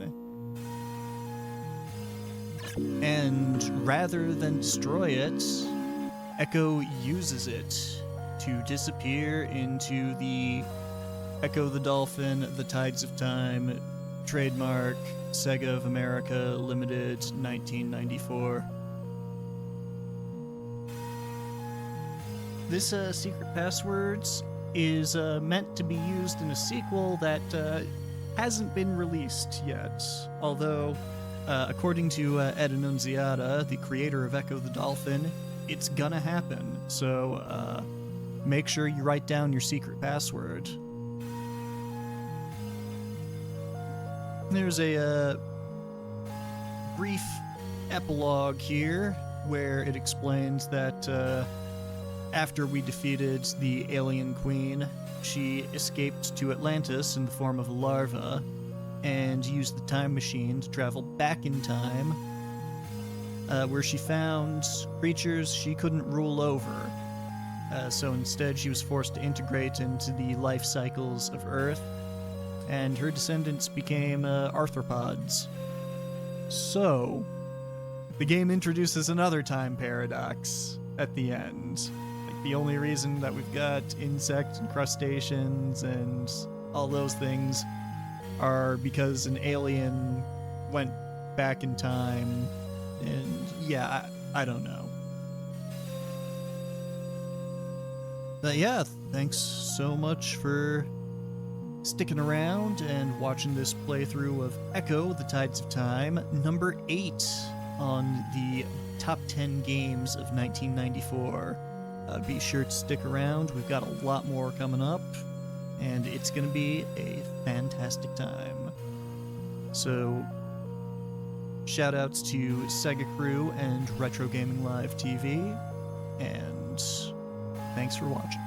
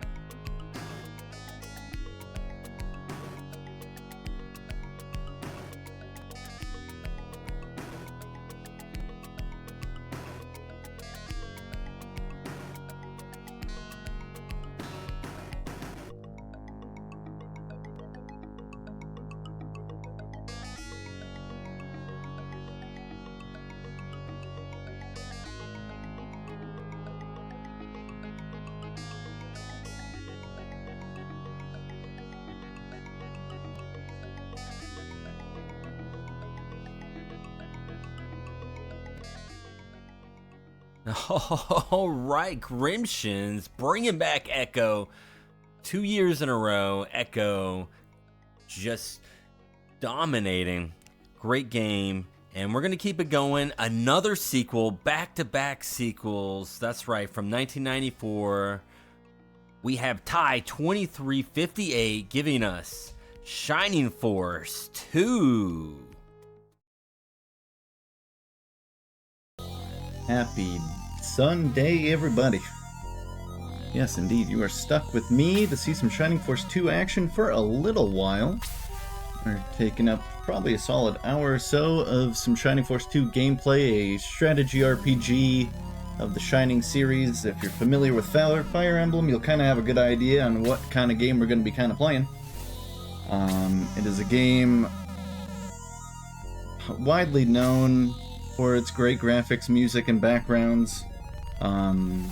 has been known to be quite an interesting speedrun. We're going to take a bit of a casual speedrun through it, hopefully not have too many deaths, and hopefully have some hilarious moments along with it. But to get our started, we're going to be doing a little code. Of course, every game back in the day always had their nice little cheat codes, and funny enough, at least with our community that we have, as a speedrun perspective, this game is kind of long. This used to be like a 10-hour speedrun. This now was brought down to like 6 hours or so because of a cheat code that gives us turbo mode, which just allows us to go through the game a lot faster, just speeds everything up. We're going to use that to speed up a little bit while keeping certain settings in a way that we can at least read some of the stuff that we go through. We see the old hag that gets us to our main protagonist, Bowie, the hero, which is the nicest name you've ever seen. So we are going to keep turbo on. You have extra stuff like controlling the opponents, battles automatically doing their own thing, and game completed instantly, which obviously isn't needed. So we are completely good to go. Funny enough, we get a few different difficulties here. Ouch, obviously, would be the hardest difficulty just from reading this. Funny enough, it's not. Super ends up being the hardest difficulty, but of course, we'll keep it at the easiest so that we just don't get completely railed. We end up in a bit of a stormy night. It's a very bright game, as you can see, and it also has quite the bright story. A lot of the Shining games and Shining Force in general has always had a very light versus dark kind of story. Something evil happens. The Shining Force, which is a group of characters, building an army, then has to fight the evil that ends up taking over, doing something bad of some sort. And you're then having to save the day. But of course, to start it off, we have a day of school. Our teacher, Astral, is sitting here that we were able to get to talk to with our friends Sarah and Chester. And if you might be able to guess, these might be some of our members that we get to stick with for the majority of our little playthrough here. This game is also very open. If you notice, there was definitely a lot of paths that I could have taken. This game is definitely a more open world than most strategy RPGs. Some of them can be very linear, battle after battle after battle. Here, there's actually a lot of overworld things that you can do. Pretty much everything that you look at can be investigated in some way, shape, or form. You can read books to find about healing magic. Obviously, look before you leap. That is the best advice I've ever heard in my life. Various different buildings that obviously one normal casual player would probably go in and talk to every NPC in there that would randomly talk about their sick dog, or the storm that happened last night, or a random letter that they got in the mail. You know, some typical dialogue that just kind of makes you go, okay then. Luckily, no major items that we can get super early on, but Asher was called into the castle due to our king being ill. Princess Ellis, his daughter, being at bedside with him. We decided to just kind of sneak in here, say that we had a package to deliver, and the guards let us right in. Like the sneaky little kids we are. I do believe, if I remember correctly, I think Bowie, Sarah, and Chester here are about 10 years old, so this is definitely, I don't want to call it childish, but we are children in this game that eventually grow as the game goes on. We're not going to be able to get even close to the end of this game by any means, but we can kind of get through what I would like to call the epilogue. In other Shining Force games, you kind of get chapters. In this Shining Force 2, you don't, but for what we're doing, I would consider it an epilogue or even chapter 1. We'll just kind of have to see how it goes, depending on how every battle goes, of course. Not too worried about it, but we follow Astral into a tower that was outside that is holding an ancient seal, as you can kind of see. And at the very beginning of the game, I didn't get to show it. There is a cutscene, or a pre-title cutscene that happens that kind of shows a thief named Slade that steals 2 jewels from this place, and that's why it started storming. Stuff was going haywire, like no one knew what was going on. And eventually they'll understand what's going on. But now we find out that there's this evil smoke that's looking to harm the king that appeared out of nowhere. Spawned a bunch of gizmos, and now we're stuck having these random monsters show up out of nowhere. And we can't be having any of that. And it's like, well, no problem. So now the tile-based strategy RPG battle commences. Now, unfortunately, this battle's probably going to be one of the more exciting battles of the 7 that we'll probably do. Because it's probably... I wouldn't say it's the hardest fight we're going to do, but probably the second hardest fight we have to do. Gizmos are a flying enemy, which just means they have a high chance to dodge. I think it's a 15% chance for them to dodge, which isn't really necessarily high. But you'd be surprised how many times you go in this battle and just miss, like, 7 times. Okay, there's our first instance of a counterattack. There's a lot of things that can happen here. So, again, being level 1, no one's really supposed to be all that tanky. No one's supposed to be all that strong until we gain a few levels, but counterattacks can happen, double attacks can happen, critical hits can happen. And although a critical hit only adds a couple more damage, it's still pretty lethal at times. And those are all things that can just happen out of the blue. If our main hero, Bowie, dies, then it's a game over. If everyone else dies, they get exhausted, spin around, combust randomly, and we then would have to talk to a priest and give them some money in order to bring their soul back to us. So the main thing we just need to focus on is making sure that Bowie doesn't die. Really, the only way that kind of happens is if we get super surrounded or receive a bunch of double attacks. But we do have Sarah, who's doing some magic here. She has heal level 1. There's kind of a few different menus here. We eventually learn that we have items that we can typically use. Everyone has a medical herb that'll heal us in case we feel like doing additional healing. Chester, unfortunately, has no magic. But what a class character. We'll just funnel them all in, hopefully get them down here and take care of them down here when we get to it. Their AI targeting in this game is also kind of weird. It changes based on difficulty, funny enough. On the easiest difficulty, they kind of spread out their damage and don't just funnel in on one character. Heavy attack. That is essentially a crit. For our force, or our army, us hitting one of those attacks, they call it a critical hit. For the enemy, they call it a heavy attack. I'm not really entirely sure why they decided to change it that way, but it's the same thing. So yeah, one double attack and we could be dead here. We are not, but there was a fear of it. Absolutely. I'm not even gonna bank on Sarah going. There is a turn order that happens every turn that is not guaranteed whatsoever. We can eventually look at our stats and notice that everyone generally has like 5 or 6 agility, and everyone else that has 5 or 6 agility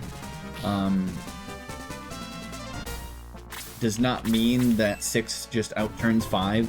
It just means you have a higher chance to outturn 5. It kind of goes into a formula that takes, I know for Shining Force 1 it can be anywhere from like 80% to 120% of a character's agility, and just turns that random number into what the turn order for the next turn would be. And I think Shining Force 2 works on a similar formula, which basically at the end of the day means that speed is made up and the speed don't matter. We can kind of have a general idea on how turn order is going to look, but it's never really a guarantee. Right now, everyone is just getting 1 attack per turn. Later on, that will actually change. There's the gizmo dodge that we all know and love. So I'm going to purposely feed this to Bowie, as long as he can win this 1v1.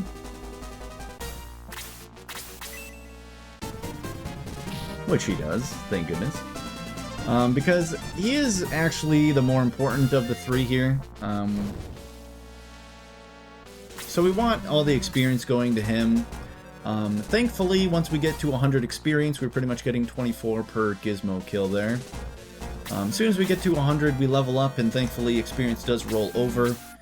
So Bowie's probably roughly level 2, 9 experience right now, which is a great spot for him to be in. And we're just eventually gonna just farm him as best as we can as the battles go on. But of course now, we defeated all the gizmos, but the dark smoke has evaded us once again. I am going to show off a little funny thing that would typically be grabbed in an any percent run. Now this is where people would have the idea to really look at every tile in this game. So there's a spot in the back of this tower that actually has an item called a mithril. Where is this exactly? I couldn't even tell you, because you can't really see your character. But I'll keep that little guessing game for you to find out if you ever decide to play this game for yourself. But mithril is a pretty important item later on in the game, as it is something that actually will create better weapons for you later on down the line. And there's a bunch of them scattered throughout the entirety of the game, and a lot of them are in pretty random spots like that too. So because of that, it does give a lot more incentive to actually like search every nook and cranny of a map, which I think is kind of nice to get you more into the flavor text in the game as well, because a lot of that stuff people will kind of ignore and be like, I already know there's gonna be some silly bookshelves here, like random book titles that I don't need to care about. It's like, there might be mithril in there, which is a pretty important item. So I think it's a nice way of getting you to look into the flavor text of the game, and there's a lot of it. It's you see some really funny jokes in there as well. Here we had the king, unfortunately, getting technically attacked by the dark smoke. Kind of got into a little fiasco with Astral there. Luckily, Astral scared it away at the cost of pretty much all of his energy. So now he kind of exhausted himself a little over, but thankfully, we're okay.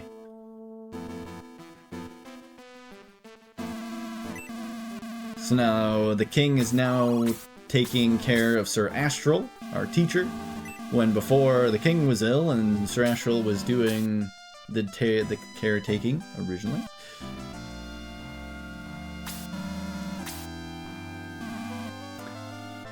But there's also some really funny text that goes on here. So originally now we're trying to figure out what's going on. Thinks there's an omen between the tower and the gizmos going there, so now we want to go talk to an old man named Howl, who might have more information on the matter. It's like, okay, well, who's gonna go then? Oh, pupils of Astral? Yeah, we did do a pretty good job in that ancient tower, and now the king's like, well, you can go fetch Howl, right? It's like, absolutely. And that's exactly what we're gonna do. But again, like, you can look into like pretty much anything and start questioning if there's gonna be a mithril in there. Poor mom never lets that kid into the pet shop. That's okay. We didn't need to talk to him, but it's always fun to see kind of what they have to say. We were buying some upgraded items. We started with a bunch of wooden sticks, wooden swords. Now we can actually have some proper metal on the end of our stick.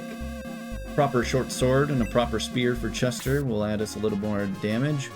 Jaha, who didn't show up at school, he was actually one of the kids that didn't show up, or at least show up on time. He's finally showing his face now. So this was technically the fourth character that we're supposed to have, but we're just getting him now. Good old big boy Jaha, or Jaha. One thing that I will never be consistent at is saying names properly. One prime example is another character that will be coming up too that I'll mention when we get there. But like, you know when you're like 5 years old and you're just like saying it however you want to say it? Hit that for 2. Now that might not seem like much, but it's plenty. So of course, like, anything you say at 5 just kind of sticks. So like, even though I could butcher names and never choose to really fix them, I just keep it that way. Another good example, Shining Force 1 has a character just called Lowe. L-O-W-E. We're probably dead here. Okay, we got lucky with that ooze not going after Bowie. If it did go after Bowie, we would 100% be dead.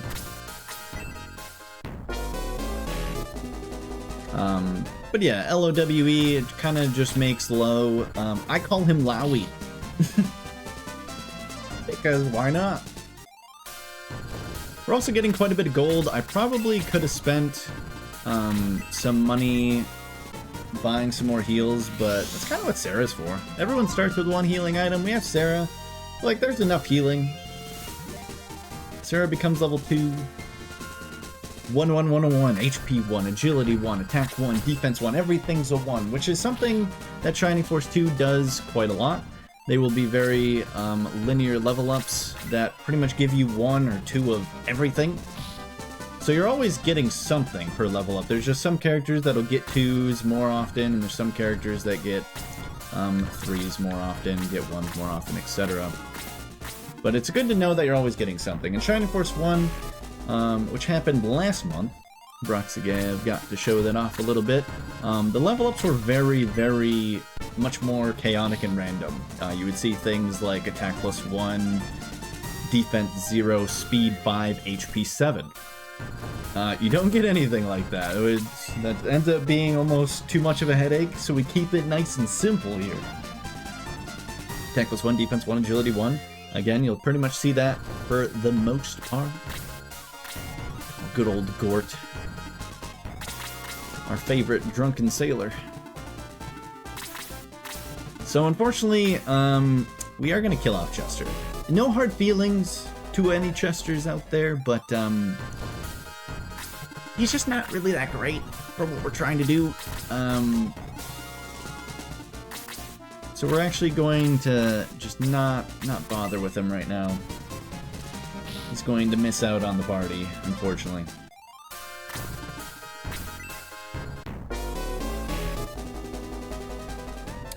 Because now, from here, the party kind of ends up being Jeha, Bowie, and some characters we get down the line. We're going to try to be farming up Jeha as much as we can. Eventually, we're getting quite a bit of experience for a lot of these enemies. They really want Jeha dead. You would think you'd want to go... Oh, that happened. No! Why?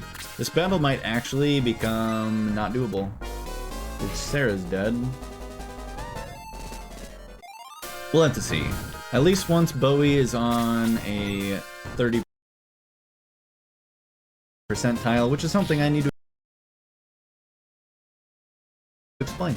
On the top left of the screen, at least on the map, you will notice a box saying land effect 30%.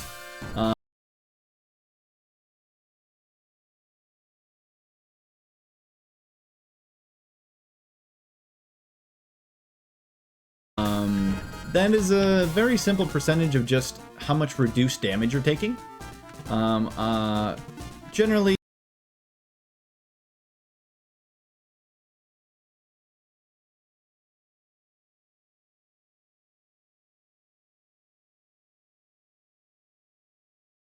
the formula for taking damage is just your attack, subtract the defense, and that's how much damage you're doing to their HP. But then land effect also goes into effect to take that number and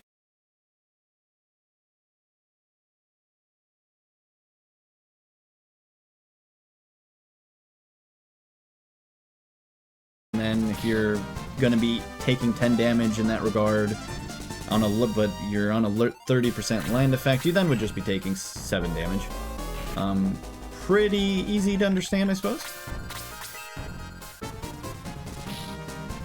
So we should be able to we should be able to 1v1 the rat if we're not missing everything and getting double attack.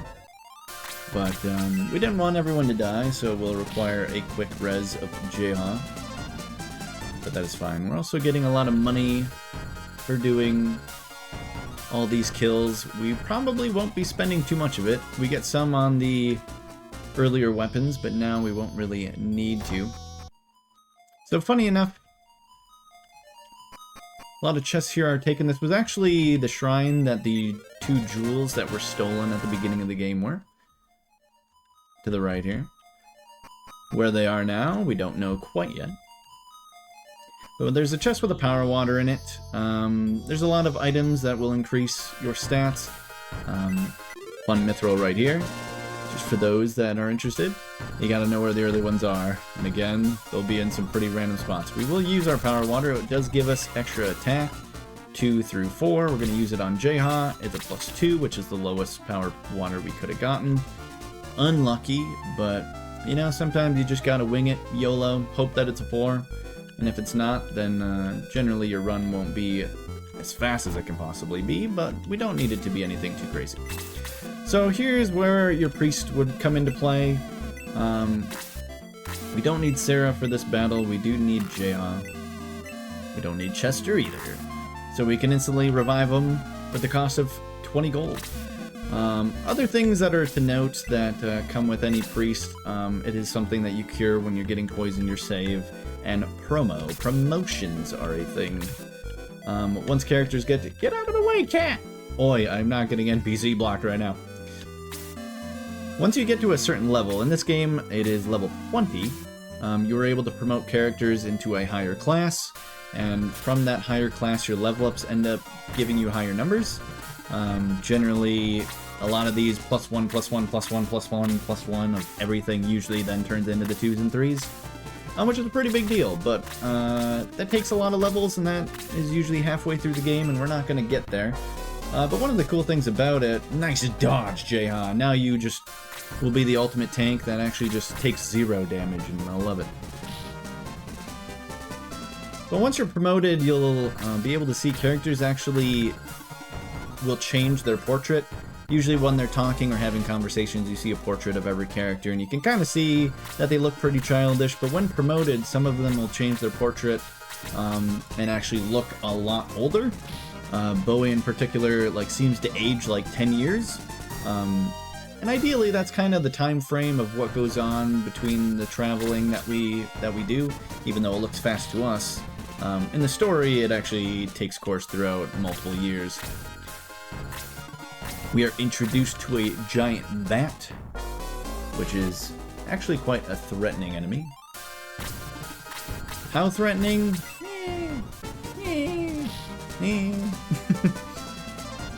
There's only one reason why bats are annoying, and pretty much, I wouldn't even say a Shining Force game. Bats are annoying in every game, period. And this one in particular, again, is a flying enemy, so it will dodge a lot, and also can put us to sleep. Which can happen for a handful of turns where we would just be stuck doing literally nothing, just sleeping for a turn. And it does hit kind of hard. So the main thing is we want to be tanky enough to not die to it, and we also want to be healthy enough to not get put to sleep.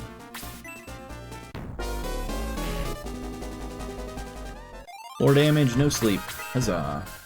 Should be just fine. Maybe. Questionably fine now.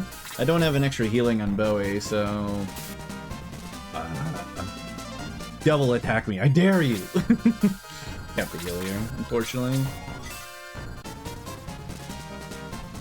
I was expecting for sure the bat to outturn Jayha, and then Jayha could at least heal me to full here before I get attacked, but that's not happening, so we're probably going to eat 2 attacks.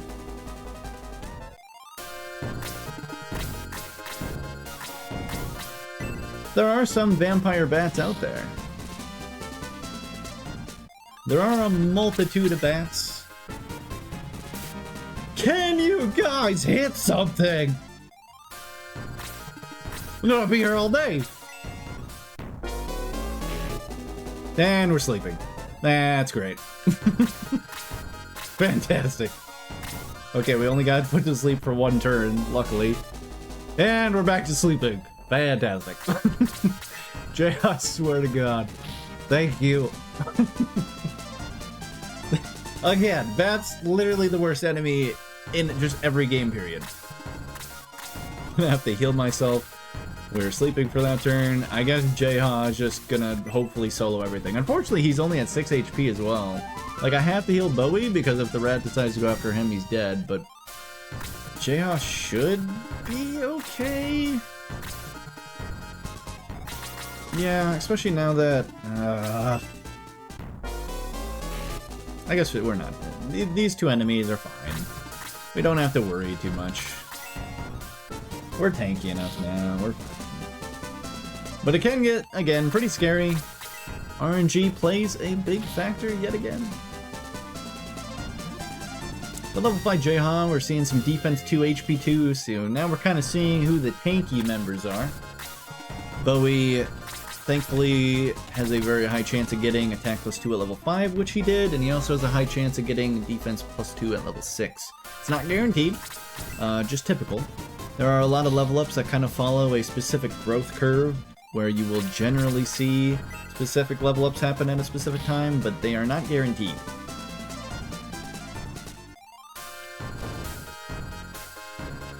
The funny thing is, I do believe when you are sleeping, I do believe you can counter in your sleep, which is funny. So you're not completely useless. Okay, so now we ran into Kazin, who is another friend of ours who is waiting to join us to Sir Howell, who is an apprentice of Sir Howell, which we didn't get to mention too much. We didn't get to play as him, but he's just with our party, wondering why Sir Howell isn't opening the door, and now some guards are in here when they shouldn't be. Ah, so yes. Kazin, or Kazin, I think his name is pronounced Kazin. A good old Kazin. Kazin Vini. I call him Kazin, which I believe is incorrect, but again, you ain't gonna see me change it. So he's trying to talk about the tower that we went to, the 2 seals, the 2 jewels that were stolen, but he's coughing, dying, and now he's gone.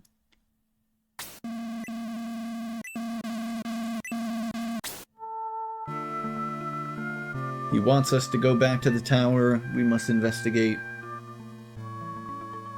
And we shall. I want to say, wasn't there a funny book here? Living Alone. Ah yes, the book I can relate to. 2 chests here, 1 healing drop, which is a massively bigger item, or healing item, than the medical herbs that we were having. Probably too strong of a healing item, honestly. Real quick, we're gonna give some healing over. Chester always starts with a healing item.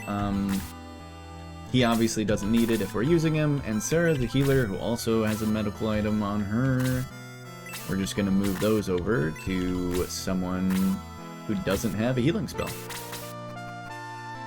So that if we need the heals, we can have them.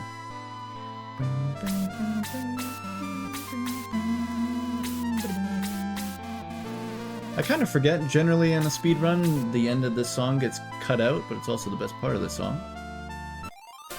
As I continue to cut it out. Funny enough, we run into a soldier that we didn't get to know the name of, but someone's leading this group. And the idea is, well, we gotta get back, fight him, see what's going on. We fell asleep instantly. Well, when we fall asleep to a bat, you know, we might as well just die and redo the battle, right? Yeah, sounds good. Yeah, I think maybe. I'm totally not giving up. That's we're not surrendering. This is just a tactical advantage. Yeah, the menuing was pretty slow. Not showing off anything too spicily fast here. Jayha can just annihilate a bat, which also has another medical herb, which is kind of nice. Thankfully, even with a full inventory, we can have items moved from one character to another. It'll just get passed on to the next member on the list. Ideally, when I was in my menu moving items around, you could kind of see the entire list of the Shining Force. And it just goes down the list whenever someone's full, it just goes next in line. So you're not accidentally leaving items behind, which is nice. It was a change from Shining Force 1 to Shining Force 2. That was a very nice addition, actually. We just randomly combust. We're just exhausted, though. Funny enough, they were trying to capture us anyway, and this is actually an alternate condition to getting through this battle. So we actually did that on purpose. So we find out that Gallum is behind... King Gallum is behind all this madness and the killing of Sir Howell. And that army that we just noticed, or faced. So now we're in prison. We are officially captured.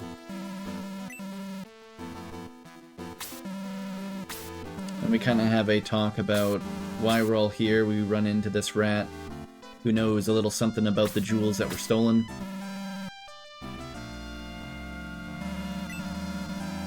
Why is King Gallum interested in the ground seal, which is, again, pretty much the seal that was broken via the jewels being stolen?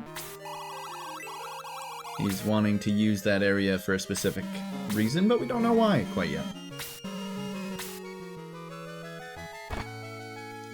We realize that this character is a thief. Slade is just lockpicking everything, and now we're free. Sarah's really confused as to why Slade, this thief, is helping us. And she assumes that Slade is the one that stole the jewels, which is true. So now she's furious, realizing that all these disasters, storms, bad things that are happening is literally all because of this rat. And it's like, well, we're leaving. Should have just slain that rat right there and then. I wish we could have. Tells us we'll be captured if we go that way.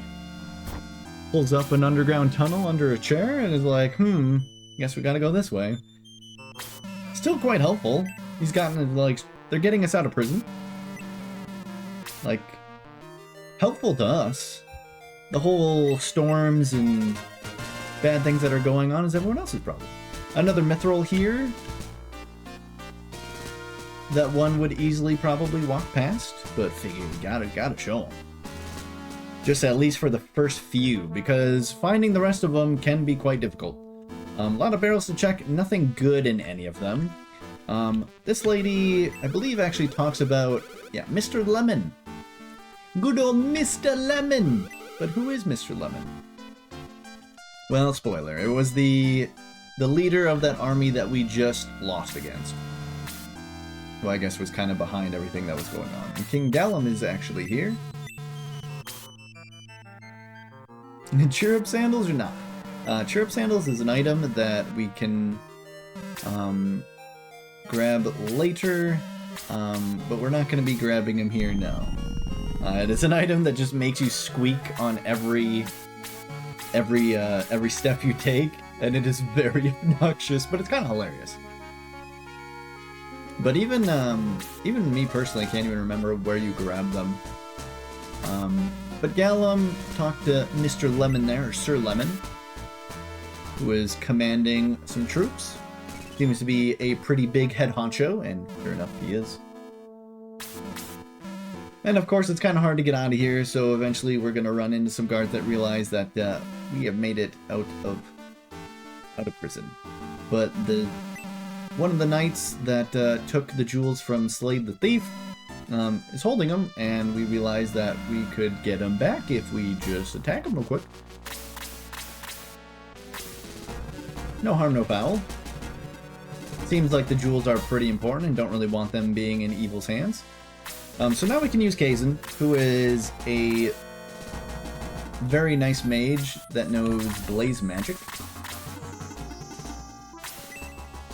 It is our first offensive spell that'll be doing 5 to 6 damage. And it is a guarantee hit, which is also nice. So anytime you're against a bat, it's just free damage. You gotta love it. Yeah, there are quite a few. Shining Force has always been one to add random accessories that characters can hold on to, whether they actually be something that changes a character's sprite. There are like dresses and bikinis that some characters could have, at least in prior games. Here you have chirrup sandals, some wings, which more or less they help you get a different kind of promotion. Usually if you promote a character like, let's say, Bowie, he promotes from hero.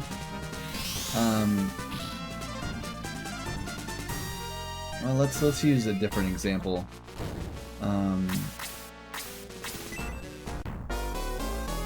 Yeah, I believe usually like Birdmen, which we aren't going to see in this run, can go from like Bird Battler, but with specific items they can get into a different class, and Kaizen is in the same way. I believe there is a book, I can't remember what it's called. Nice crit. It allows Kaizen, instead of going into a wizard, can go into a sorcerer, which allows them to get a different variety of spells, some of which are ideally stronger. What's with all the crits here? Nice heavy attack. Guess we'll have to heal. So I'm just going to show this off real quick. We have kind of glitched ourselves into a little funny spot. Shining Force 2 is a little glitchy, or can be. I'm not really taking advantage of it right now, but there are movement glitches to allow you pass through certain characters, like so, that you technically shouldn't be able to get to. Pretty much movement glitching down and right is really the only thing you can do, but there's also half tile glitching, which you saw me do with Sarah there. And that is something that is extra spicy, because doing a half tile movement glitch can actually allow you to just completely slingshot out of bounds. And from there you can still take control and actually move your character out of bounds, which you think would be like, okay, who cares? But funny enough, you can actually use it to get to pretty much anywhere on the map that you want. It is a very hard thing to pull off. Would recommend looking it up. We're not going to be pulling off any of them here in this run. One, because they're difficult to do, and two, it wouldn't help me in any way, shape, or form. There are some battles where if there's one boss enemy, meaning that if the boss dies, then you win the battle.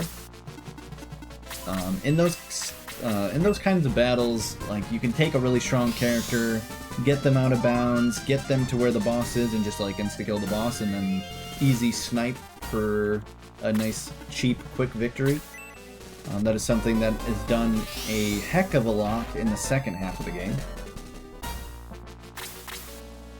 But is rarely ever done in the beginning. Especially in the first 7 battles, it isn't used at all. It can technically be used in this battle, but we miss out on so much experience that you actually lose more time than it saves.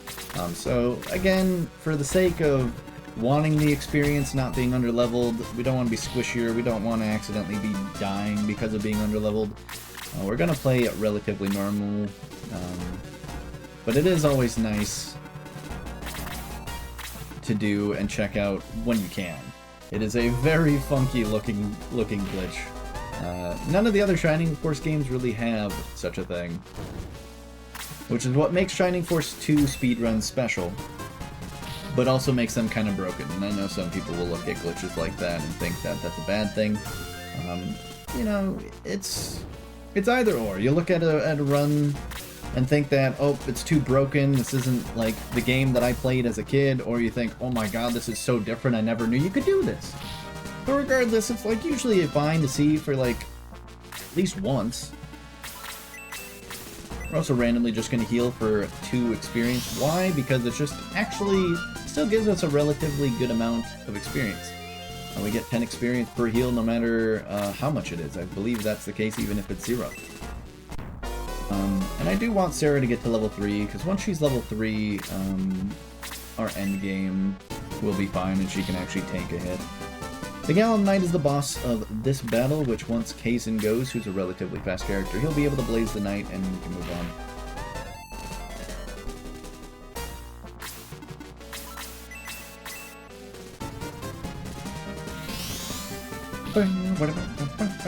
We're blazing the night.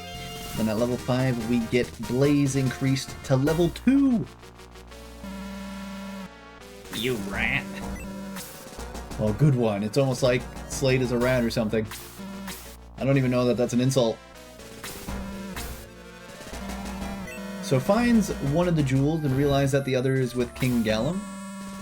There's a funny glitch here as well that I wasn't able to do, but if you were to actually get Blaze 2 early, Blaze 2 allows you to hit multiple enemies at one time. And if you were to kill the knight plus another enemy at the same time, you actually see 2 explosions here. The knight would die, and then technically Slade also explodes for some reason. A rather silly glitch, but we weren't able to pull that off. I would have if I could have, but it wasn't doable. So now Slade officially joins our party, after realizing that King Gallum has the other jewel that was taken from us. Which is funny, like, I mean, is it fair to even say that it was taken from us when we stole it originally first? Like, who knows? I mean, it should just probably belong back in its natural habitat. Let it go free where it belongs. Really should. But once again, more guards that realize we escaped out of jail, and now they have to get reinforcements to stop us while we're on our way back to the ancient tower to check out this ground seal where everyone is having hunches that things are going on. And we commence into more battle. I do believe there was chests back. Oh. No! Why? Why? So many doubles today. That's unfortunate. I do want Kagan. So, we didn't get to go through Bowie's egress. Kind of an important spell, because it just allows you to go directly to the last priest that you can talk to. So it's pretty much your get out of jail free card, where we can then go and revive Kazin. Start that over again. It's never the best thing when Kazin... Yeah, the 2 chests up there, which I believe have gold and... Not sure what the other one is. Nothing too valuable yet again. I'm having Kazin eat this spear. He's eating spears for dinner. Catch it with your teeth. Because one, this gets the Gallum Knight on a 0 percentile. Any of these white, I guess patchy looking roads are 0 percentiles. And if any time we can get an enemy on that, it's gonna do a lot more damage. Little crit! Get crit on! We're introduced to Slade, who is actually one of the best characters in the game. Would recommend using them if you end up playing the game. Slade's really bad to start, but scales really well into late game. Like, really, really well. But for the sake, again, of a speedrun, because it's a character that kind of just takes a lot of grinding to get good, we'd rather just have a character that's, like, good immediately and continues to at least be relevant for the time that we have them. So Slade is another character that we generally kill off and will be killing off here as well. Stop. Leave Kazin alone! There's other people here. No! Why? These jerks! Fine. I don't even care. I don't need him. I want him. Do I need him? No.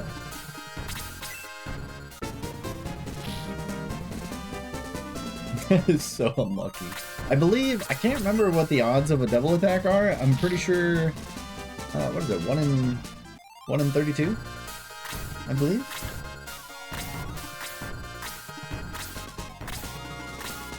So very unlucky.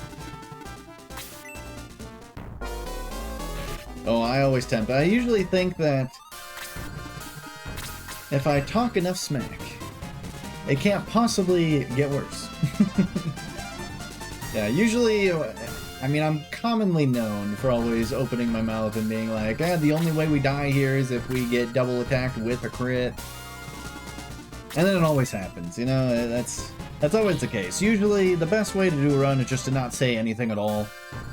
Because you're just gonna jinx yourself and hate it. It's the worst feeling ever. I suppose for this reason, we probably want Blade to actually be alive a little bit. Now that we're lacking our Blazer, we run into not the easiest situation.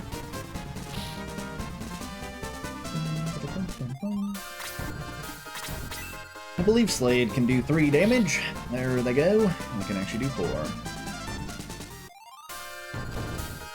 Yeah, this battle will be slow, but I suppose that's a good thing.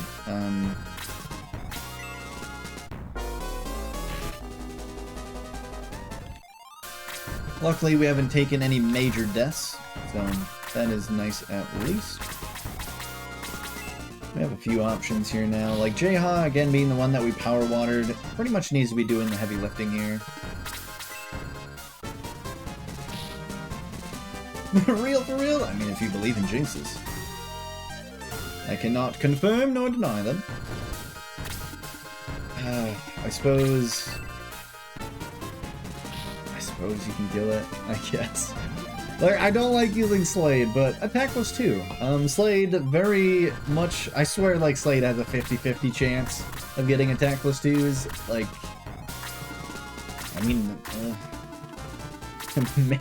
maybe we just use Slade here.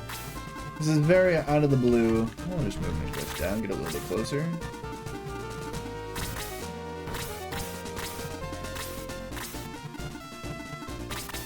Might as well. Compared to Kiwi, that is a character that will be coming up. Won't spoil too much on who Kiwi is, but a fun character for sure. See, it's situations like this where I should have had a character here so that I could have movement glitched below them and actually been able to reach this soldier. We don't need to heal, that's fine.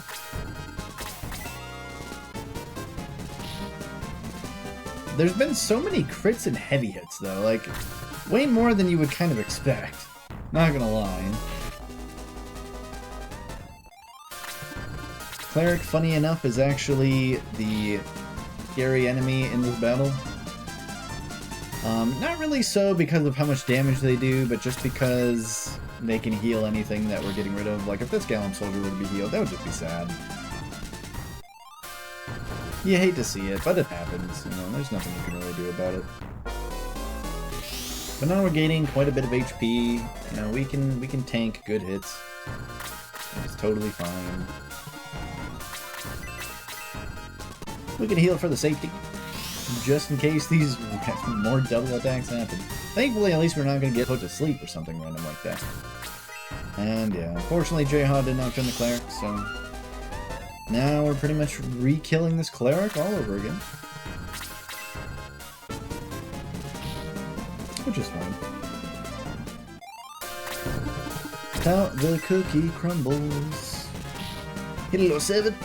Where's my double attacks? I feel like the enemy can do it. Why can't I?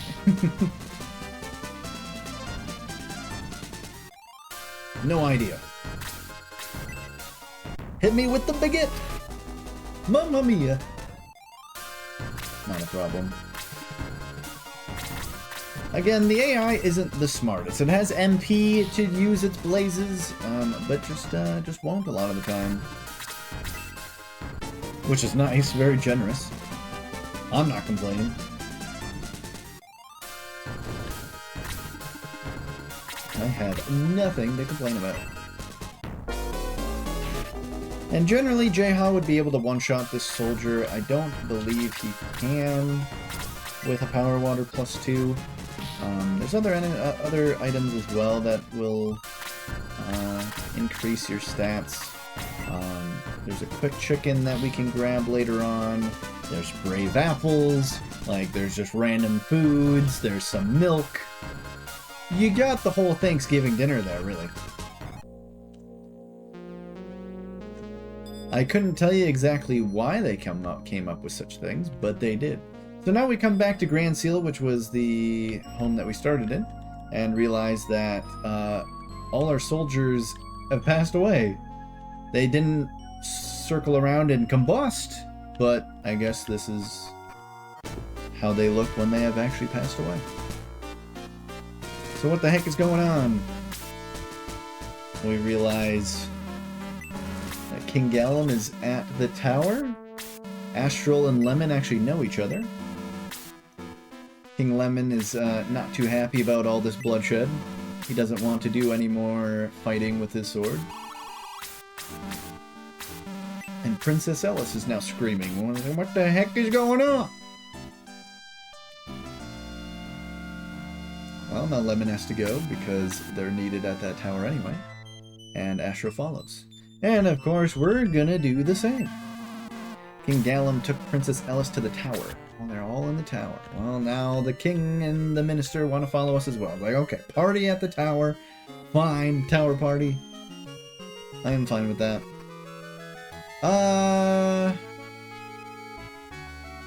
We did forget to res Kazin, didn't we? It's really easy to, like, remember...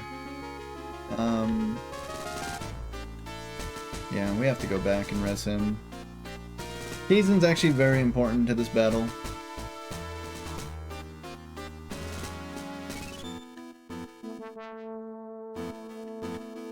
I'll explain why when we get there. We definitely could do it without him, but we shouldn't be greedy.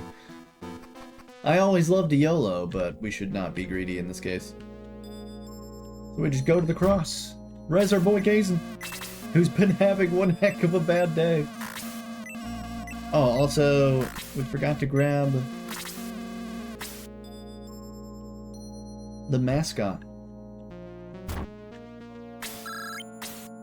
A shivering little creature who we can then name to definitely just be RGL, of course.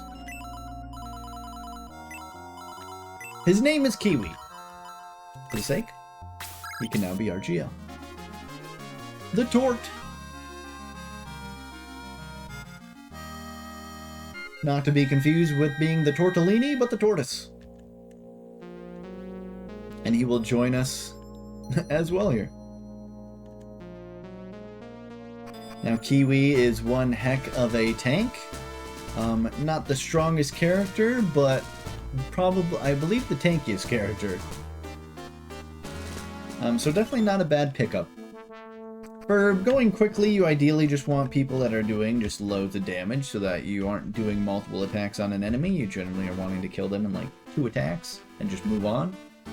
With too many characters that are doing like 3, 4, 5 damage, then you're looking at like 4 attacks, which is roughly a pretty large amounts of time loss when comparing a 2-shot compared to a 4-shot.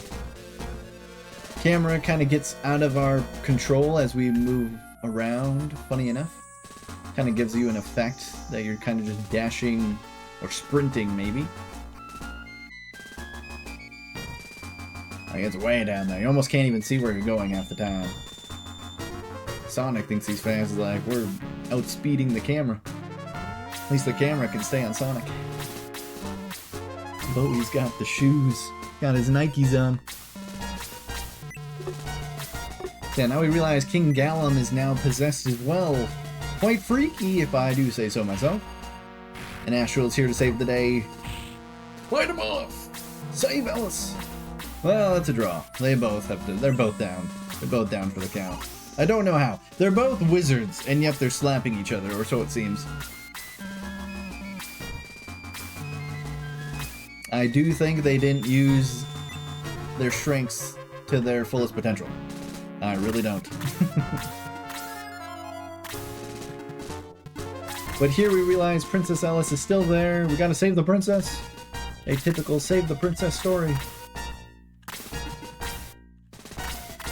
Which is our final battle. So if everything goes well here, we should probably wrap things up in 10 to 15 here.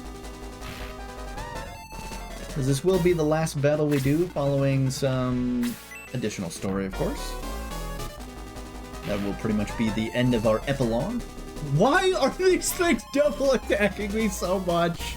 Why? What have I done? I've done nothing! I didn't deserve this. Oh my god! These things are legendary. What is happening? Fine. You know, I'm not even mad. Gotta make it challenging for me, I suppose. But yeah, a lot more knights, and we're also introduced to our first technical boss. Bosses, even. Dark Smokes, which was the enemy that we kind of got introduced to at the very beginning of the game. We now are fighting them, and there's not only one of them, there are two of them. Bosses in the game, however, get 2 moves per turn, which is very scary for a boss, considering that some bosses hit so hard that they can practically two-shot you. So in the case of, oh, I get 2 moves in a turn, if they get those 2 moves at the very, very beginning of a turn, they'll just hit you once, hit you twice, and you're dead. Ideally, there is a world where you get some really slow out turn, or a slow turn order from them, where they go, like, last to go again to go last. But at the beginning of the next turn, they somehow go really fast, then technically you could see someone get attacked 4 times before that one person even gets 1 move. That doesn't happen often, but that can happen, and that's absurd. And we have to deal with 2 of them in this battle. Get in there! Yeah. Again, 5 damage isn't much, but it's something. We're going to movement glitch Sarah over here so that she's a little more safe from the knight that's on the far left. Obviously, Kaizen and Sarah being healers and mages are obviously going to have not as much defense as we would like. We do need to get a heal on Bowie as soon as we can as well. Hey, there's our first double attack. Let's go. Finally. I knew it existed somewhere. Had to exist. Everyone's got to have at least one.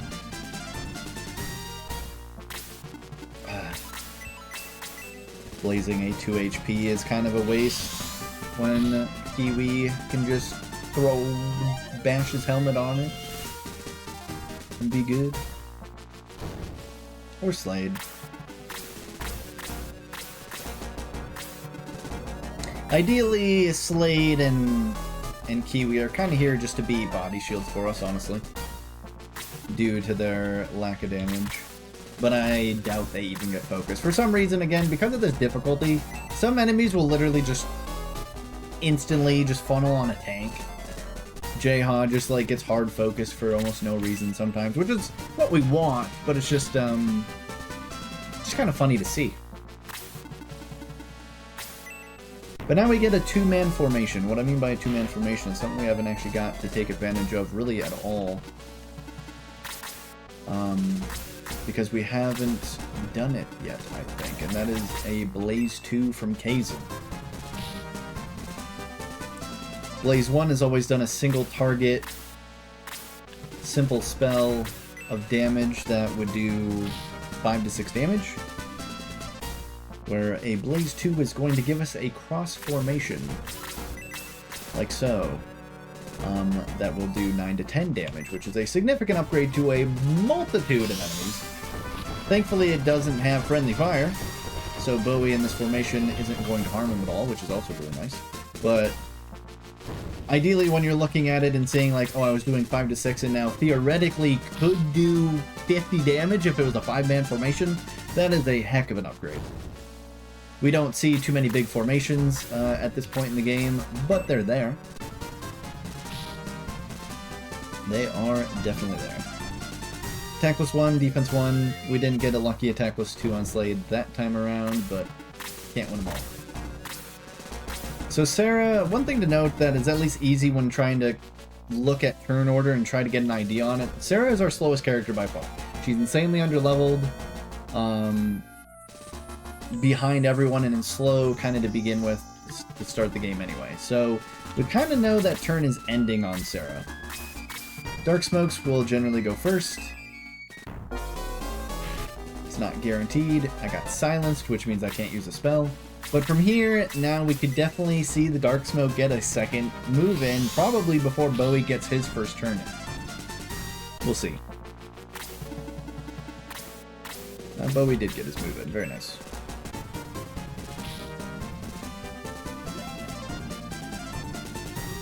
Because that gets us our level up, which is another defense. I unfortunately can't reach with J-Ha, so we just have to heal. They're being smart and going after Bowie. And obviously we can't have Bowie die, so we're just gonna pile heals on him as much as we can. Yeah, that's fine. I believe Slade and Kiwi can handle this. Yeah, they definitely can. I'm pretty sure. Yeah, Dark Smoke gets his go again, and insta-kill Sarah. Typical. Sarah, no! Why couldn't you have gone for the tort? Nice crit! Attack was 1, defense 2. Didn't get any HP. That's actually quite surprising, but actually, it's really not. Even though he's very tanky, he actually gets pretty much no HP. He gets a lot of defense, no HP, makes him really weak to magic, but just an absolute boss to physical damage. But because he is the quote-unquote tankiest as far as the defense stat is concerned, oh boy. He, I guess, wouldn't be the tankiest in the case of him being able to insta-die to magic. This is really scary now because this Dark Smoke's coming down, and I would prefer to kill these enemies here before we engage the Dark Smoke, but I don't think that's gonna happen. Yes. This turtle is going ham. Please go for the torch. Nope. It's actually killing things that it should kill. Dark Smoke being smart? That'd be a first. Yeah, it is quite a hilarious animation. And that is kind of why a lot of Shining Force games kind of have like a mascot character, and Kiwi is definitely meant to be the mascot-ish character of Shining Force 2. Shining Force 1 had Yogurt, which was a little hamster that had literally no stats. Kiwi is actually a playable character. I wouldn't say Kiwi is a legitimate mascot, because he's not. But he is a mascot-like character, definitely.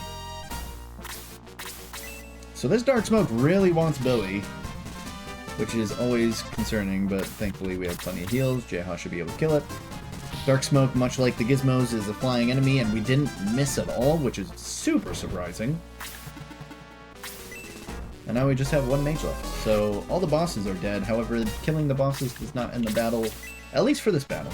Later on in the game, killing specific bosses will instantly win a battle. And I suppose for the 5th battle we did, and actually killing the knight in that battle did end the fight as well, which was a good showing of that. But we did it. We're cool. Princess is gonna be saved! So I'm like, Princess, you can finally come over here. And it's like, oh, somehow Gallum, or possessed Gallum, got up first before Astral did. Meaning Astral totally lost this fight. Or maybe Astral's just old. I don't know. It's like, who's to say? Double Fireball! I don't know how that doesn't just, like, insta-kill our king. Not gonna lie. But now, using the one jewel that he has, the Jewel of Evil, there's the Jewel of Evil and Jewel of Light. He's going to use it to create this portal into a not-so-safe place.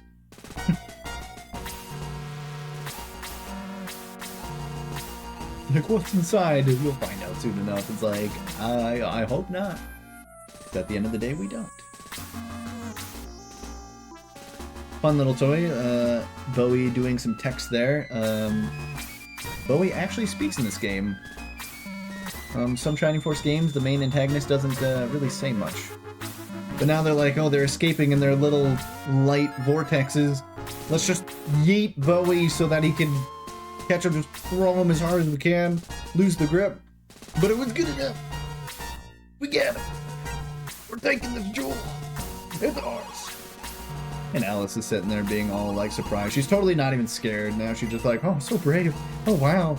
It's like, woman, you are being stolen right now. You should be panicking. And now, being close to the evil jewel while we have the Jewel of Light, the two jewels actually merge together on Bowie as right before he escapes into his little dimension door. However, Ellis didn't get saved and falls in with Gallum. And now we have to question why the heck did these jewels just fuse.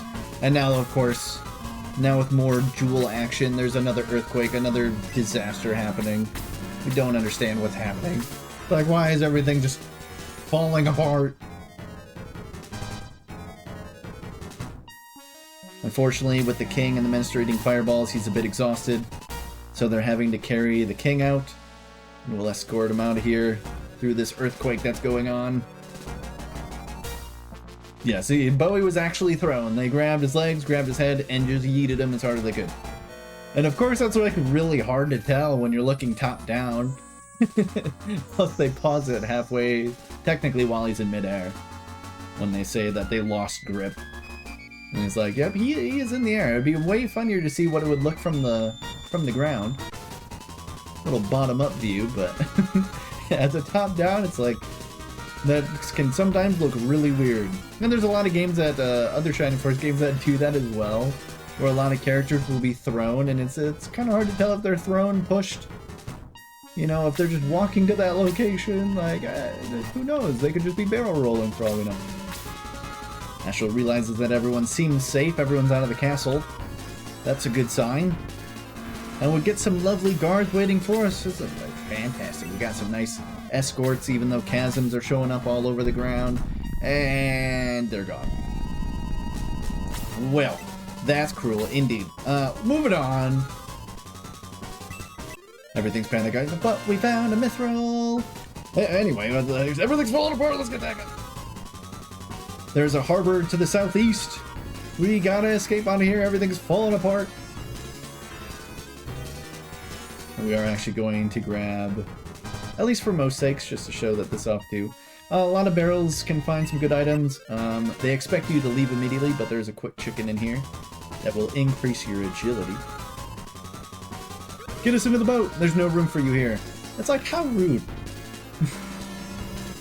It's like, we're from the same town, make room. They just like want us to stay off the boat. We're ready. Weigh the anchor. Get us out of here.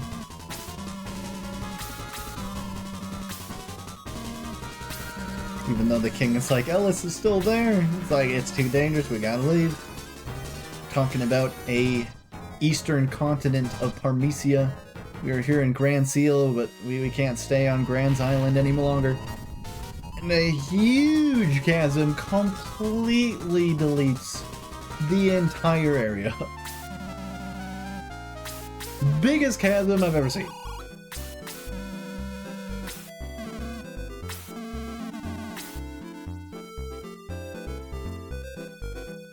We have officially escaped Grand Seal, but Grand Seal is no more. So we have to sail away to Parmesia to start anew. And of course, when we have to start anew, that means a new adventure begins, which is kind of why I would consider this pretty much the end of the epilogue. We realize there's no real place to dock, so we just have to crash into shore. Like, we're going to be taking the lumber from the ship anyway to probably build new homes and shelter, so it doesn't matter if the ship is broken. Of course, the captain doesn't want to do that. He's like, don't complain when we don't have a ship, but nah. We now have to just make do with what we have of this terrible situation. So I guess now we just gotta make some planks. Jayha will do such a thing. He's gonna get some wood for us, but well, he tried. A klutz indeed. He needed a bath anyway, that's pretty fair, I suppose.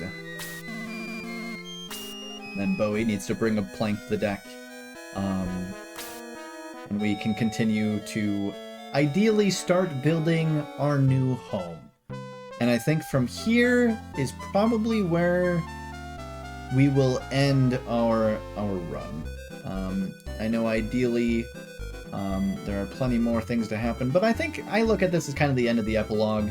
We run into an issue where we start building a home, realize that the plank that we're going to hand off here to a random citizen is realizing that their family member or friend is missing, and then we have to go find them.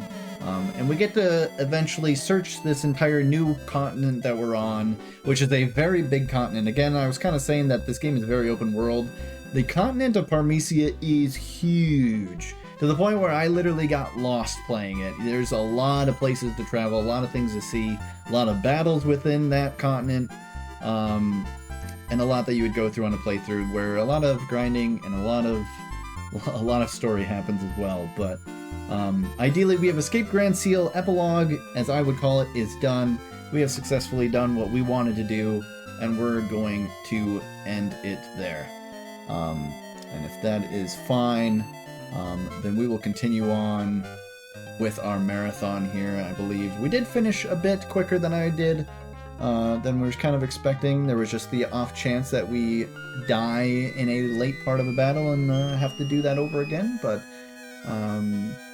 everything went decently smoothly. No major deaths, so we definitely finished early. Not a big deal. That is Shining Force 2. I am Ty2358, formerly known as a main Shining Force 1 runner, but dabble with Shining Force 2 at the time as well. I hope you guys enjoyed. I hope you guys enjoyed the rest of the marathon. There's going to be plenty more to see on the top of the list. Hope to see you guys around. Enjoy your Sunday. I will talk to you later, and we'll get back to Booster Shane, hopefully awaiting you guys there.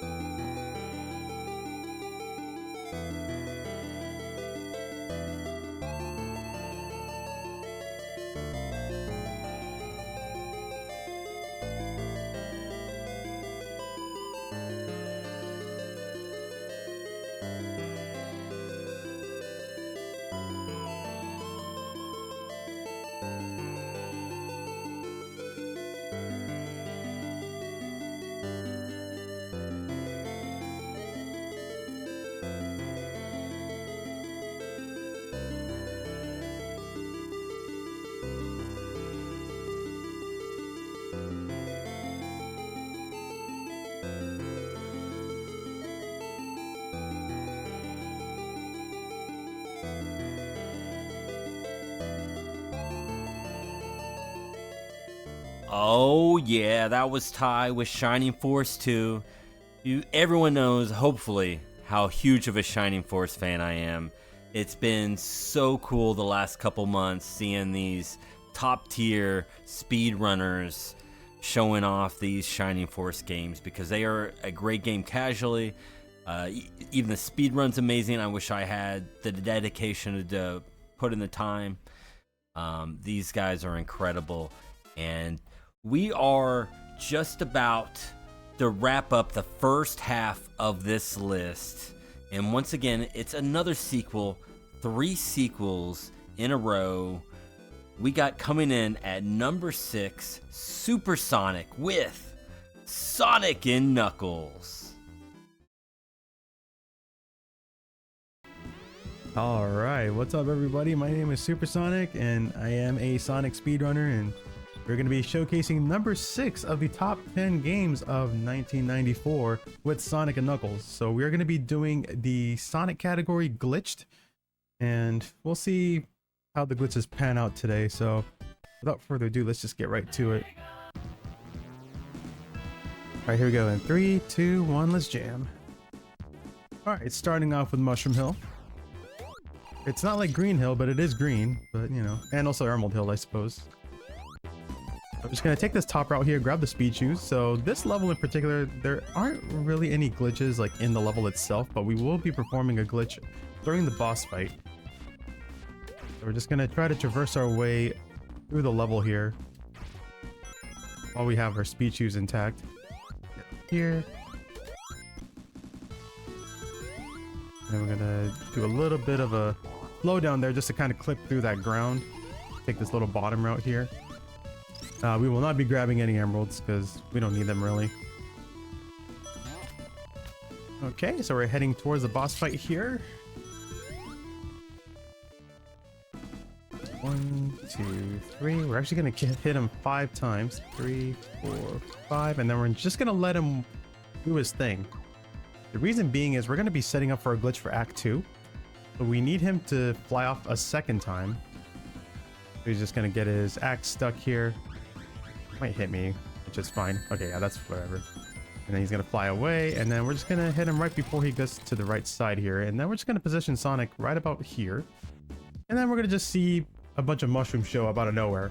But we're technically inside a hill right now. And this is what we need for Act 2. So we're just gonna go right into the floor here. And then we're gonna be jumping down 4 times. So that's 1, 2, 3, and then 4. This can be a little finicky sometimes. There we go, 4. And then we just hold left. So we are skipping 2/3 of Mushroom Hill Act 2 here. And you kind of notice that usually the seasons will be changing. Like it'll turn like a little orangish and then a little like pale greenish. But we still have the regular color palette from Act 1. So now we're going to be going up this pulley here. And we're going to be going up this way to grab the fire shield. Oops. Didn't want to bounce off like that, so we're gonna have to do some extra hits on him. Normally you want to get 6 quick hits before he flies off like that, but since we have the fire shield, which allows us to do like a homing dash, not really a homing dash, but like an air dash rather, just to kind of make things a little quicker. And we're done with Mushroom Hill. So normally in Sonic 3 and Knuckles, when you have both cartridges together, we're able to do a reset to do a cutscene skip, but since we're only playing the second half of the game, we cannot do that because there isn't really a save mechanism in this game. So we have to watch these cutscenes play out.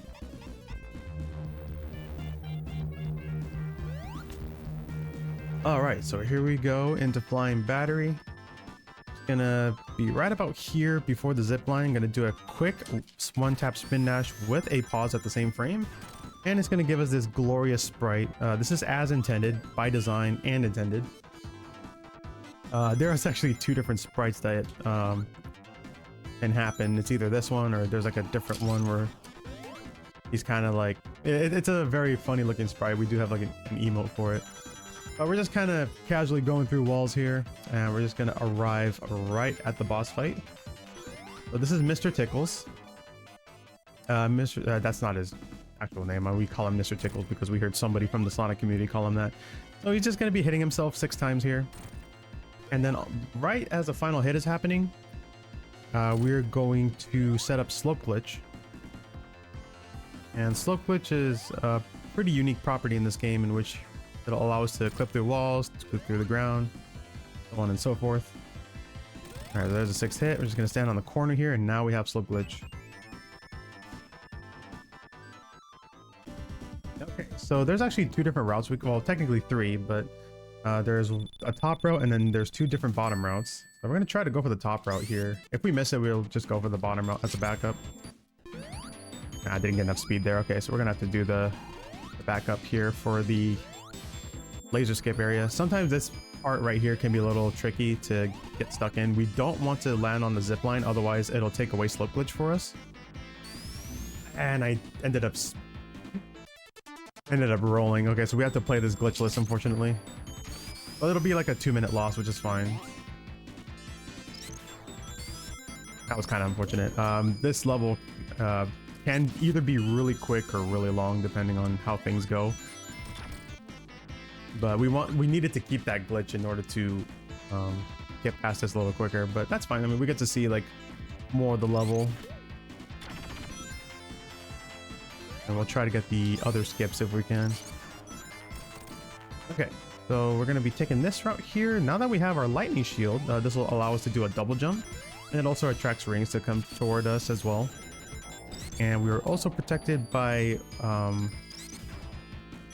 anything that's like lightning related, but there's hardly any of that in this game really. Oh, jeez. Okay, that's fine. If we end up losing the shield here, that's okay. I mean, we don't necessarily need it, but it's nice to have that protection. We're just gonna head off on this way, and then there's gonna be... hit the switch. There we go. Okay, that's fine if we lose it there.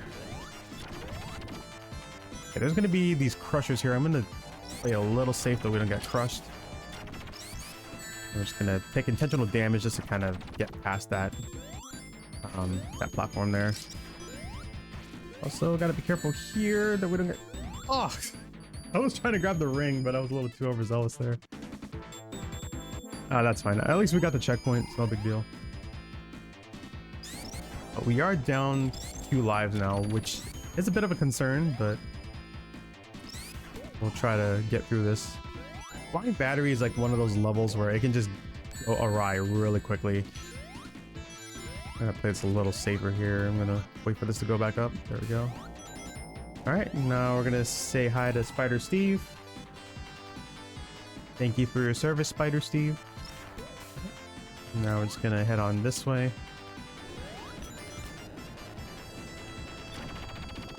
Okay.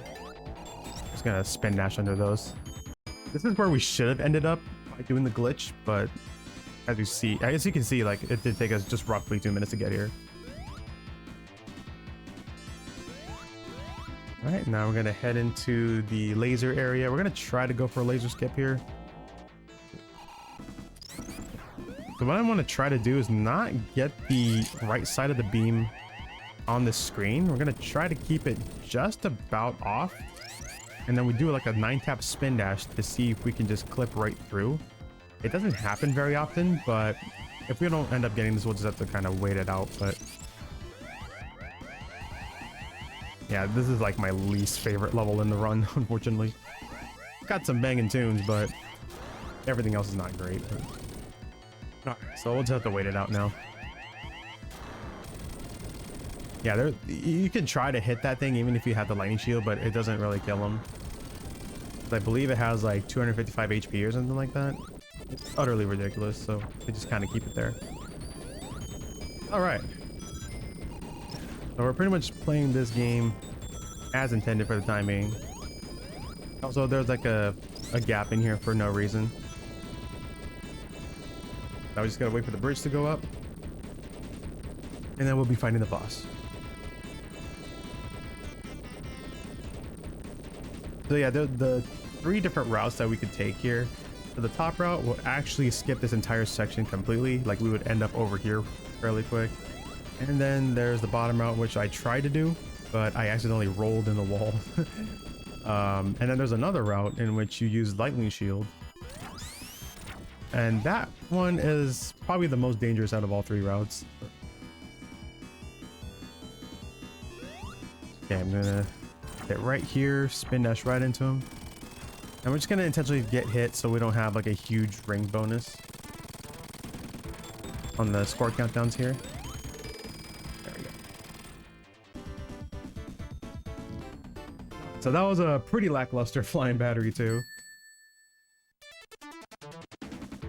Now we're heading into Sandopolis. So this level, we're gonna try not to play all of it.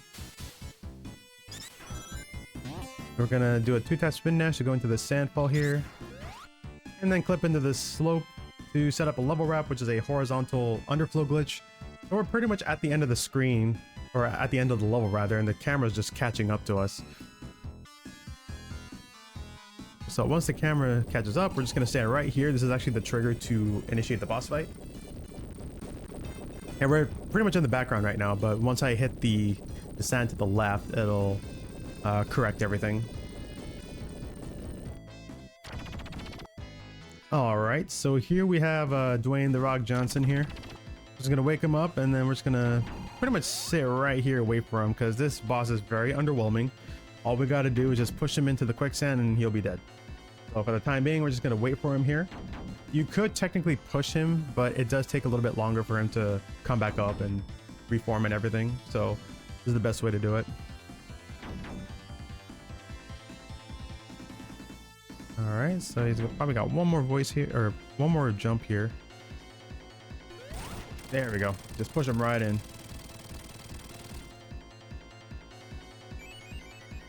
see if we can get fire shield. Yeah, I got the fire shield. So for Sandopolis Act 2, we can either do the lightning shield route or the fire shield route. The fire shield route is actually slightly faster. But the lightning shield route is actually technically safer, but both of them are kind of the same thing. So right as we get into the pyramid here, gonna jump over that platform. That is actually on a cycle. Now we're just gonna utilize the fire shield. And then we're gonna wake up the ghosts. And then we're gonna do a thing called a screen wrap. So it's basically the vertical version of the level wrap, in which, since this level is infinitely vertical, we can actually traverse through different areas of the level, or despawn certain things, or as well as like unload them and just kind of go right through them.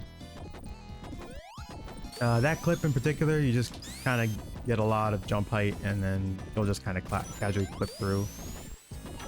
All right, now the big clip here. This is the loop clip. This one can be a little tricky to get. And we actually get it first try. Now we just gotta navigate Sonic into the wall here if we can. Ah, I had to say something. Then I just got spat back out. Okay, we can do it again. So what we're trying to do here is we're actually trying to skip the auto-scroller section of the sand rising up. So we're gonna have Sonic get it right about here and then jump like 3 times. We're gonna wait for that crusher to go back up. And now this is where normally the sand will be rising up. Whoops. We're gonna do another screen wrap, and we're gonna clip inside there. And we pretty much skip the entire auto-scroller section. Now we can pretty much play the level quote-unquote as normal. We're gonna do another clip in here. Intentionally lose the fire shield because we don't need it anymore at this point.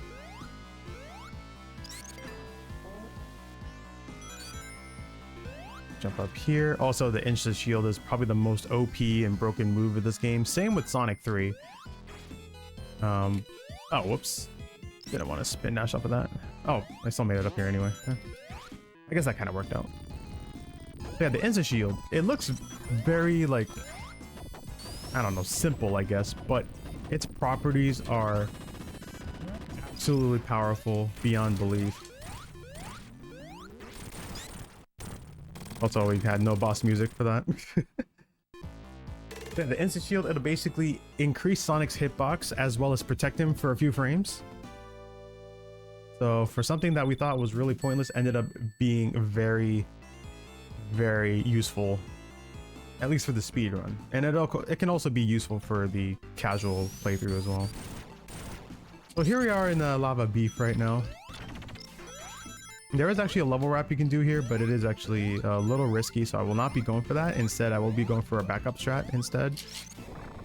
First off, we're just going to stand right about here, do a full jump to get on the tippy toe of that platform, and then just casually clip right through. Skips the up and over section. Alright, so now I'm just going to continue on this way, open the door here. Okay, just gotta wait it out for this guy. Okay, now we're gonna just do a 1-rev spin dash here, go underneath the elevator to clip right into the wall. That skips like another like over and around type of thing. Of course, with the fire shield, we'll actually get protected by the lava there. We just kind of run across it. Okay, we're heading towards the boss fight here. And we're going to intentionally use the fire shield because we don't need it for the boss fight, because we need to have insta shield for it to get him a little faster. Alright. Also, yeah, it's probably not going to look pretty because of the bitrate. Because of the lava here. We get rid of the arms to bring out the hand. Gonna hit it 3 times for this one, and then he's going to do it again. 1, 2, 3, 4. Alright, let's see if we can do this here. Try to go for a trick called Monitor Clip. That would actually save like a little over a minute, because you can actually get towards the end of the level with that trick. But it is actually probably one of the biggest run killers of this game. Not just this game, but also like Sonic 3 and Knuckles put together. And this level's pretty deep into the run as well, but since we are playing only half of the game, like this is like literally the halfway point right now.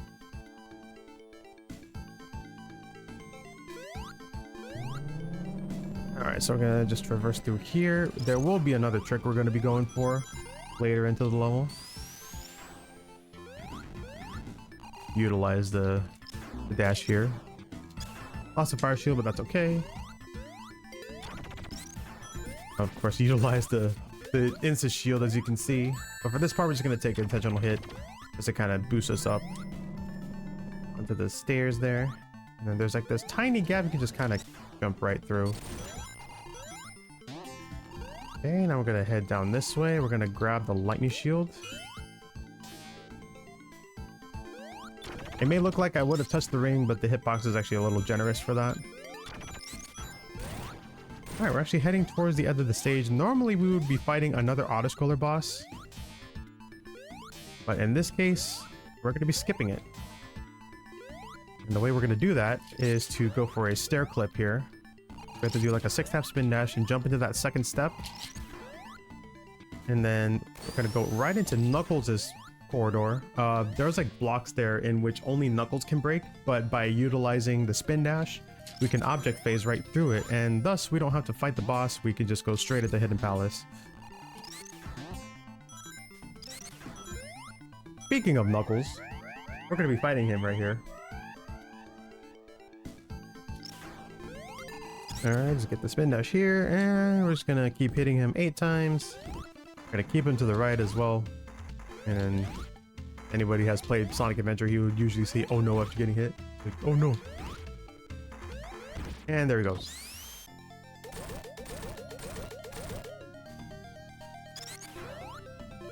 Alright, now we just got a bit of a cutscene playing out here. And then we see Knuckles playing the air guitar. Oh, he's basically telling Robotnik to put back the Master Emerald. But it looks like he's playing on the air guitar. Now he's gonna pretty much grip onto the Master Emerald, but to no avail because he's gonna get zapped here. And no matter how many times we end up hitting Robotnik, it's not going to do anything because he has 255 HP. And while Knuckles is recovering, we're just going to be doing some slinkies for fun. That's, we only got 1 slinky there.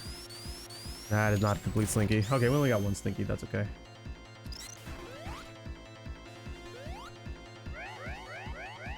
Alright, and now we're heading into Sky Sanctuary.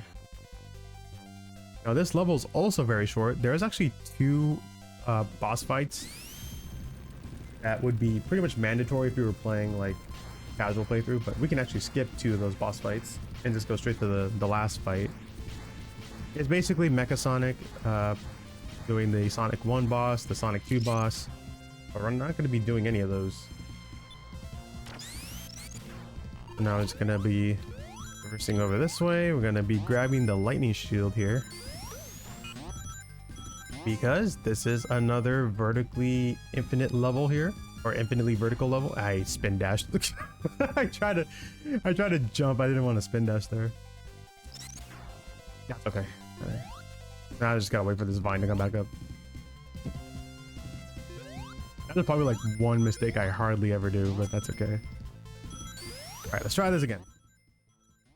All right, so we're gonna crouch here. Do the jump, and we're pretty much at the top of the level now. So we don't have to do those optional boss fights. Get here. And we're gonna lose the lightning shield intentionally because we don't need it. Because Insta Shield is OP. There we go. I'm just gonna wait right here. I do only have 1 life left, unfortunately, but we should be fine. Although Death Egg can be a little tricky here. Let's see what happens. So this is usually another cutscene we would be skipping in the Sonic 3 and Knuckles run. But as I mentioned earlier, like in the and Knuckles have, I guess, like just by itself, we have to play through those because there isn't really a saving mechanism here. This is pretty much how like Sonic games were in the past. Like with Sonic 1 and Sonic 2, you just play it straight up. Alright, Death Egg. Let's see what happens here. So we're gonna try to go for a mini zip, which saves about 30 seconds. It is also a pretty risky trick, but it is really cool to show off, so let's see what happens.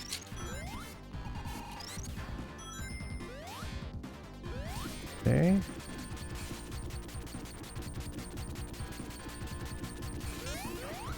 Okay, got the clip. Alright, we made it through. Alright, we are fine. There is a graviton skip you can do here, but it's a 7-second time save, but it's probably one of the more riskier strats. Also, I just realized I probably won't be able to do Death Egg 2 because I need to take an intentional death for it. Let's see what happens here. We can... I think we should be able to get a 1-up here from the score countdown. Or actually, maybe not. Let's see. Improvising the route here. Okay, well, we can probably do something like this. Grab these. Let me see if I can get up here. No, I can't. If I can go to that that checkpoint, that would be pretty nice, but it looks like I won't be able to. Alright, that's fine. Okay. Forget the improvisation. Let's just go for it.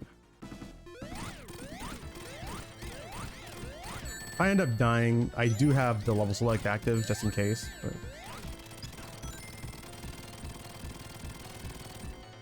Alright, so we got Red Eye here. Red Eye is a very scary fight sometimes. But unless he behaves, it's actually not too bad.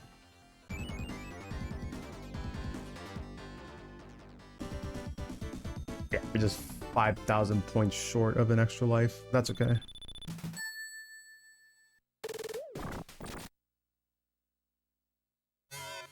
Okay, there's actually an extra life I can grab. This is going to be a bit different on how I normally do this, but I really want to show off this trick, so I need to grab an extra life first. Okay, we're just going to head over this way. I do know where the extra life is. So. Up here. There we go. I'm just going to take an intentional death here.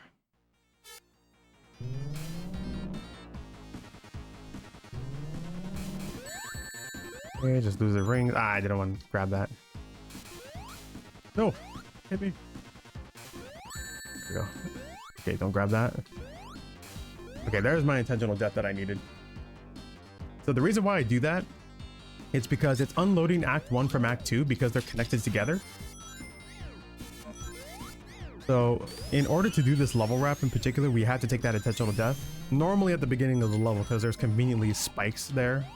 But since I only have 1 life left, I had to kind of traverse a little further out to grab it. So now what we're going to do here is flip inside here. Let's see if I can get this. This can be pretty rough too. It's like a 2 or 3 frame window to get this jump. And sometimes that can happen too. Like, so we're pretty much upside down right now. And I got spat out. That's it. Try it again.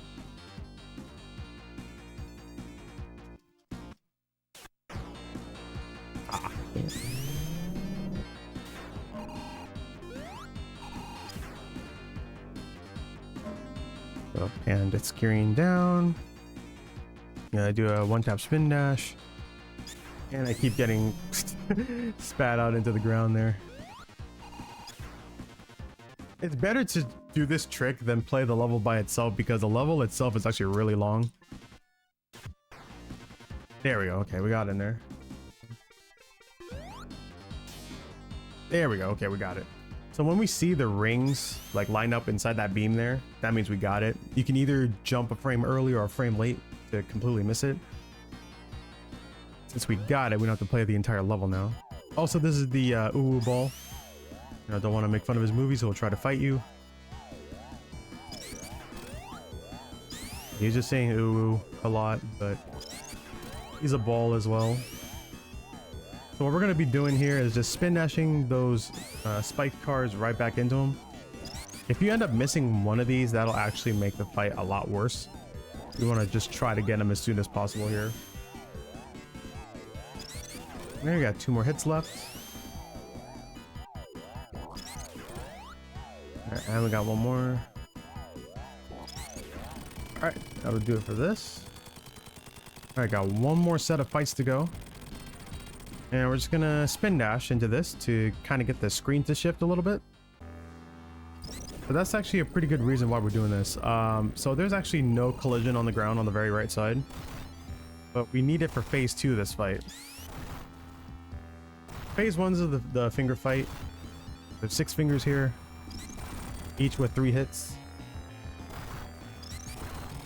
I'm gonna try to get it in 4 cycles here. We're gonna get it in 5, I think. Yeah, we're gonna get it in 5. Okay. So now this is for phase 2. This is the reason why we did that spin dash right before the screen transition.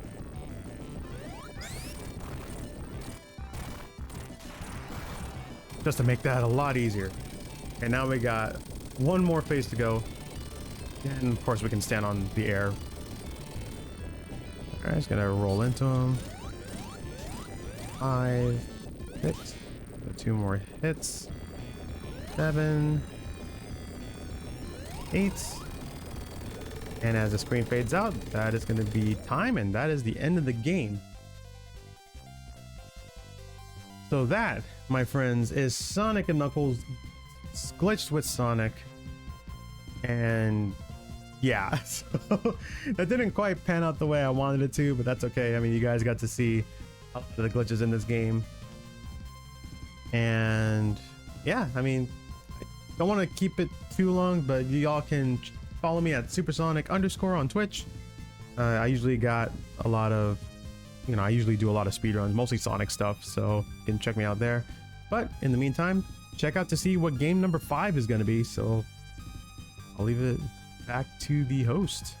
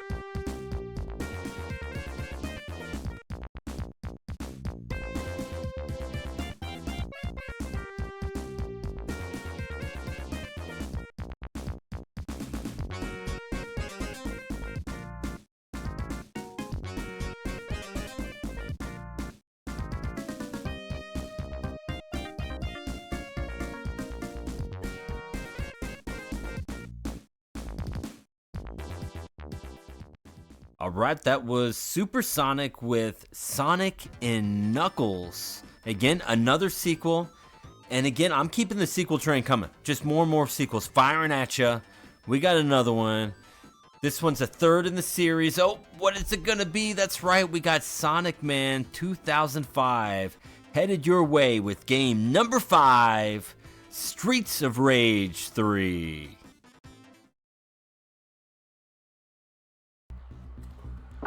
Alright, ladies and gents. Hey there, hi there, hello there. I'm back again with another Streets of Rage game to pretty much speedrun or playthrough, however you want to put it. But there's a twist. We're doing Bare Knuckle 3 because back in 1994, the USA version of Streets 3 was very tough because if you play it on easy, the game pretty much laughed at you. In order to get the true ending, you gotta have to play on normal or hard. Like, it didn't have a hardest. Well, it probably did, but you know. So sit back, relax, enjoy the stream. Well, at least game number 5. Game number 5. Bare Knuckle 3, aka Streets of Rage 3. So, you already know who I want to play as. So, yeah. Alright, we're going with Blaze. And it begins when she runs on stage. So here we go. Alright. And with this game, they could dash. Back in Streets 2, they did not have that option. The only one who had that option was Skate and Max. For Blaze and Axel had this grand upper. Blaze could walk fast, but they couldn't dash. Another thing is, you could roll like a turkey roll, or like a sushi roll, or for the Star Fox players, do a barrel roll. So, yeah. Oh, no you don't. Now with this game, a little later on, the Gausia, it becomes a little bit more different, a little bit more, I want to say powerful, but a little different. Drop kick. Now we're gonna do the 1, 2, 3. It's gonna go by a little fast, so it's like punching a punching bag. All right, we're gonna wait for the FBI. Come on. There he is. Oops, didn't mean to kick.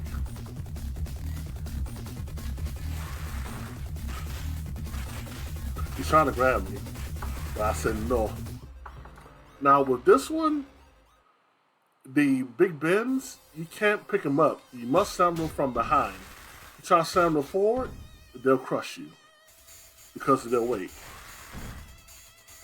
Now I'm gonna use the sword. The sword is your friend. I can talk. And you'll see why. Like that.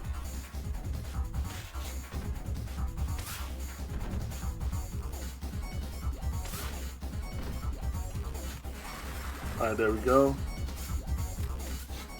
Oh, come on, Gausia, for real?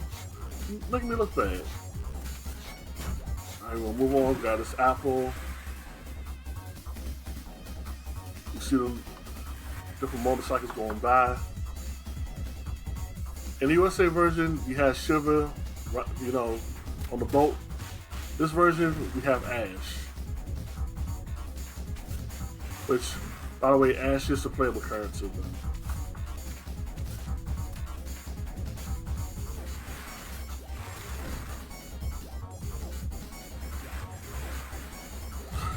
Alright, there's Ash again. Come on. Oh, I totally mistimed that, but it still worked out in my favor.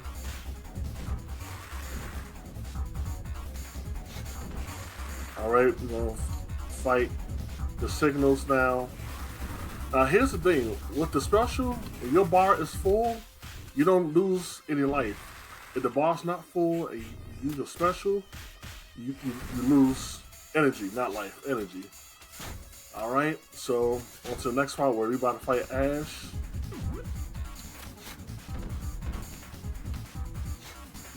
Alright, we get my position. Come on.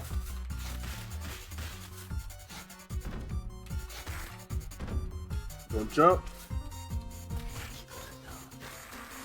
And that's it for Ash.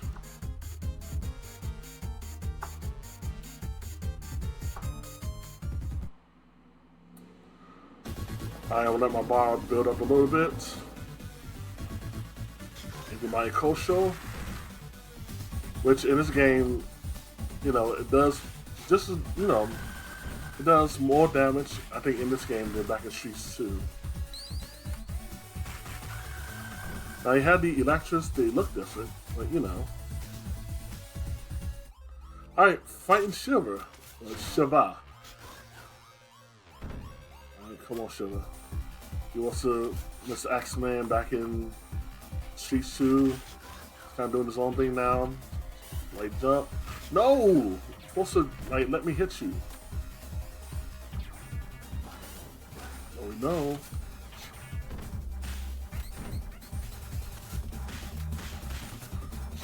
Ugh. And that's how you do it. Except for stage 1. Or in this game, round 1, clear. Alright, we did good. We did good.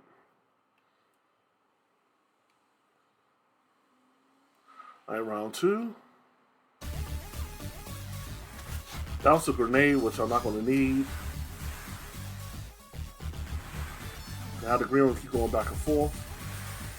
Where's my signal at? Late. You throw the signal. Oh, okay, I did it too early. Alright, 2 signals are going to come out. Green and yellow. 1,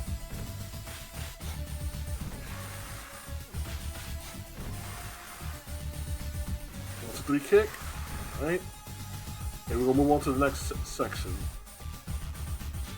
Kosho should take care of both of them, but it's all good. Garcia, another signal.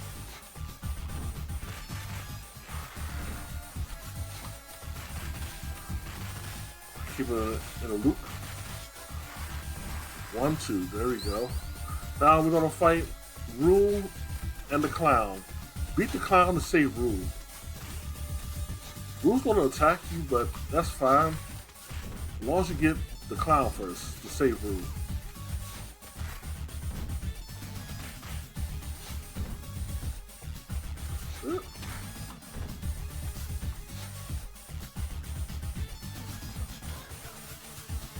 Oh, come on, man.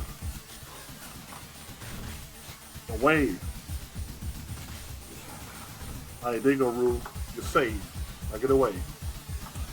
Now I'm going on to the club. We be clubbing. Alright, that's all you see is I can do my Bliss attack like differently. I can jump further. And for each player, they get 3 stars. With 3 stars, once you get the 3rd star, you can do the full attack that, you know, that was designated for the player.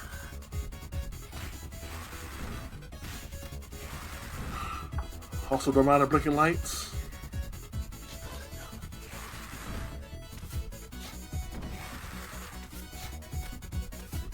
Well, it's all good. I mean, look, you are welcome to commentate and, you know, have a good old time.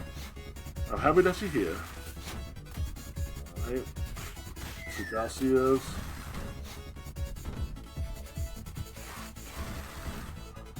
I'm gonna get the knife.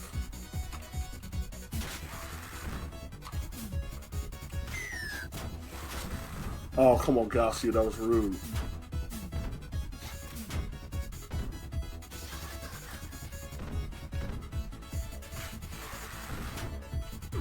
Don't hop Electra?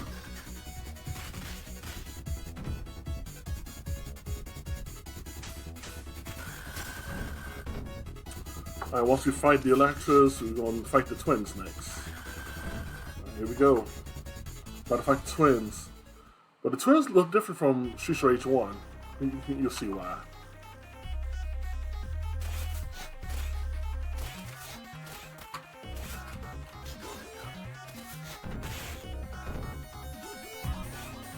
Nope.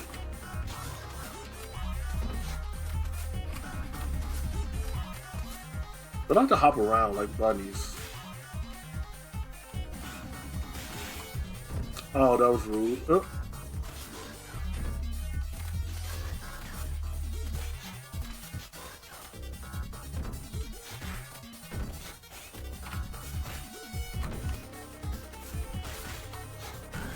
That's one. Good drop kick. Come on, come on. Come on out to play. Wait. Let that E-Culture sink in. Got him. Alright, that's it for round 2. I could have done that quicker, but they would give me trouble, so it's all good. Alright, stage 3. Yes, we moved to the construction site.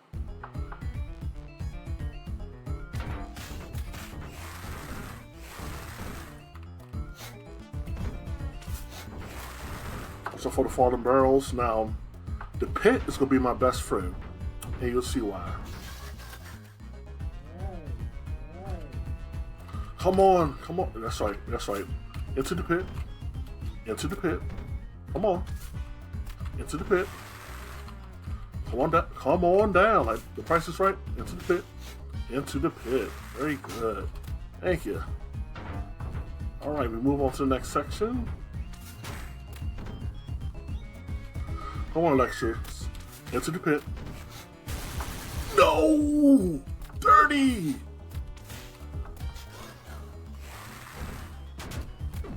Come on, lecture. Oh, into the pit. Oh, no. What a field goal!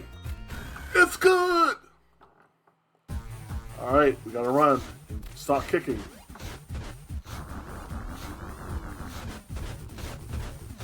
And you can kick the snowplow. Ought to give it a different name. Oh, no you don't.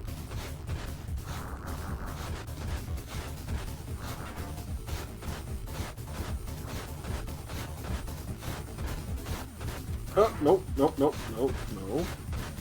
Let me kick. Nope. Almost. Come on, let me cook. Yes. All right. Hashtag off my elevator. Here we go. Come on down. Yes, come on down. I got a 2-for-1 sale. See ya. Off my elevator. Get off. Get off.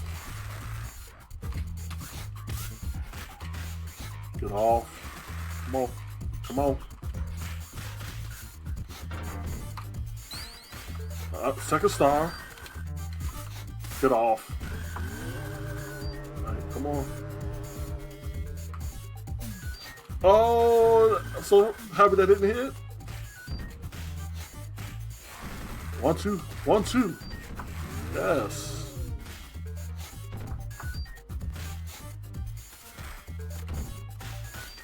Try to go for the knife, but I said no. Alright, bye-bye. Incoming. Bye-bye. Off you go. Alright, get off my elevator.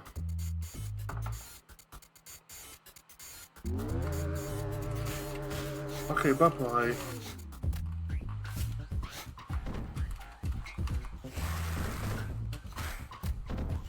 Yes. Alright, we'll fight the fake Ackwell. Hey, Ackwell, you're the fake one, though. Try to keep him from a distance so I can hit him from the side. One up. Come on.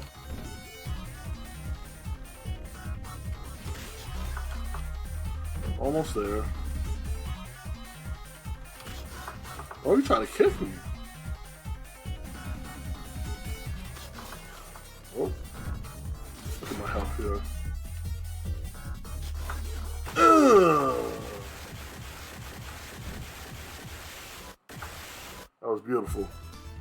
That was beautiful. Yes, very beautiful. Alright, that's it for round 3. Round 4. Those little trains, I don't know what to call them.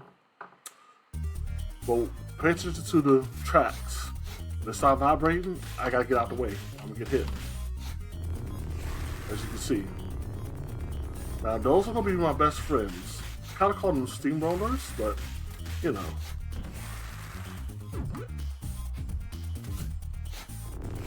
Up, out the way. Boom! He stood there like an idiot. Alright, we got this, we got this.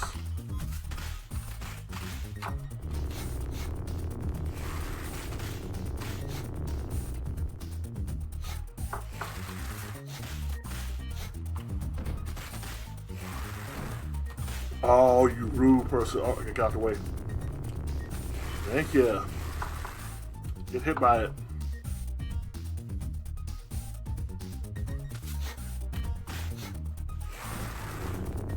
Let's go get out the way. Oops, too late.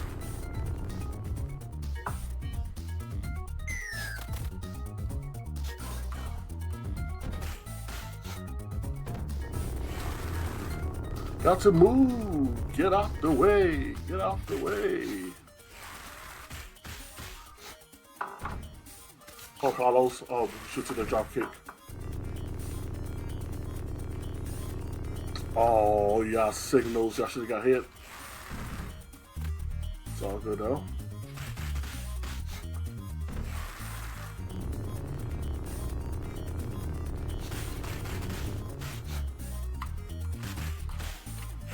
Oh, that throw. Well, I said no.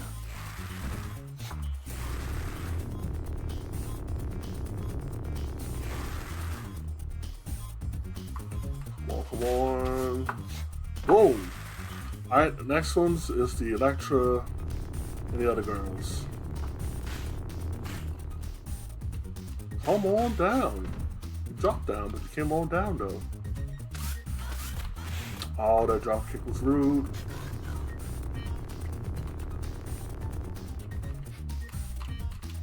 Come on, it take forever to get up. Get up, get up, get up, get up. Oops! I got hit myself.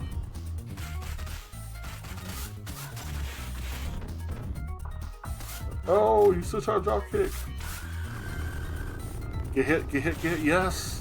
Yes, thank you. Come on, get up, get up.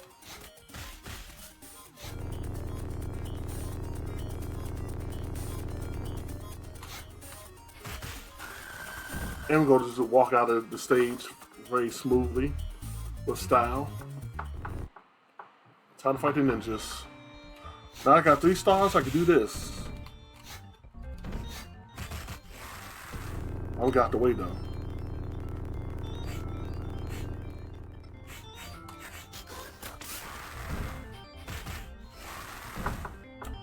Alright, and we shall wait patiently. And we're waiting.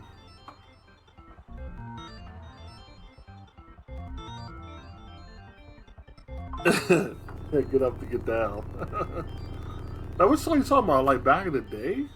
Like, jump up to get down. Jump, jump. I mean, I don't know. Oh, nope. They got the way though. Yes, you got smacked. Give me a sword.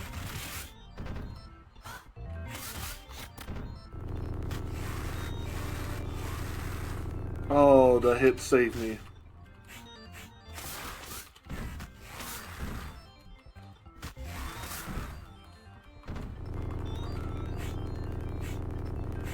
Oh, nope, nope. There we go. Well, I guess that's it. Alright, time to fight the samurais.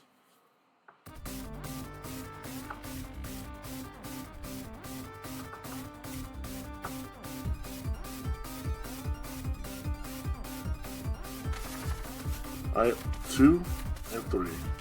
Jump kick. Come on, jump. Jump out, jump out, jump out. Ooh, I was not supposed to get like that.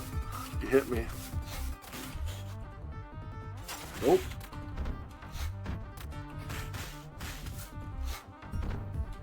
Jump kick. Jump back out. Alright, that's 1. More number 2. Good.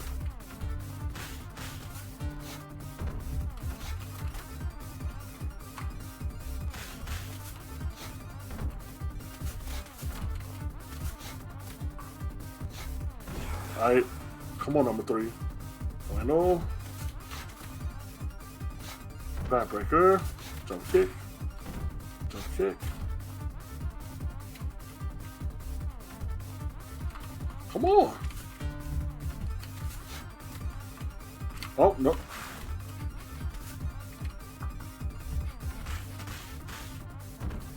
Won't jump back out.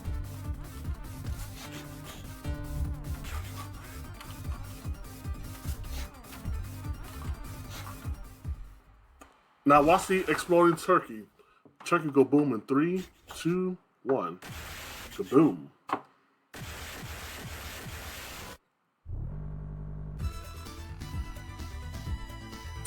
Yeah, that turkey has some herbs, spices, and some giblets. But the giblets must have had explosives because the turkey did go boom. You all did see that, right? I'm just checking. All right, round 5. We in there.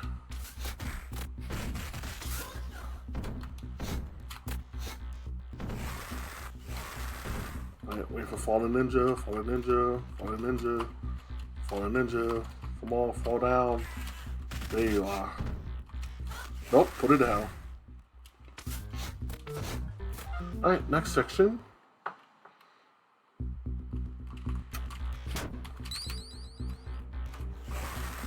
Oh, why not? Oh, you rude! Oh, that was rude.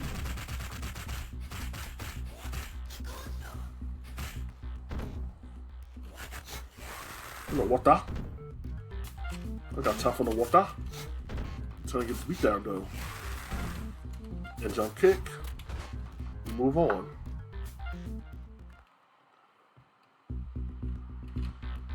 Oh, dude, I know they must work out. Do like 100 sit-ups and 100 stomach crunches, 100 jumper jacks, 100 everything. But they're gonna get sized up today though. Oh no. And you, oh no. Oh, come on, Phoenix. I got to show them what I do. Back over there. And there we go. Yes. Get slammed.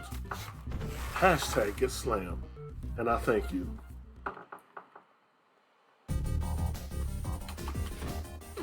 Alright, we're going to do our blitz attack.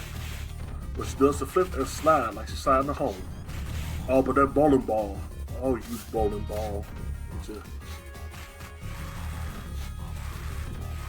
Looking like a Purdue turkey.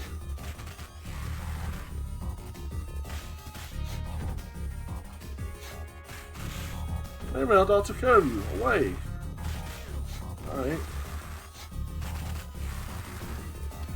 Alright, where are you? Time to size you up. 1, 2, 3.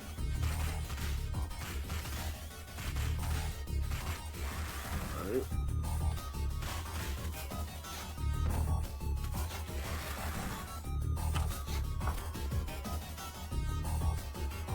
Jump slide. Come on back out. Oh, you tight. Oh, okay. No.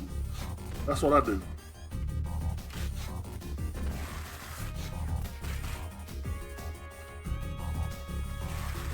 Alright, come on, Signals. Where are you? Where are you?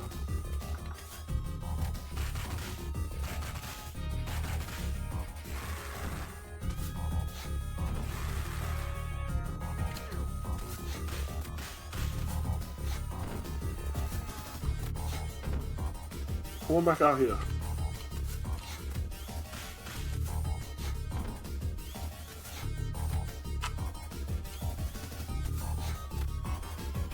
Get back out here. Get back out here. Take my turkey and walk.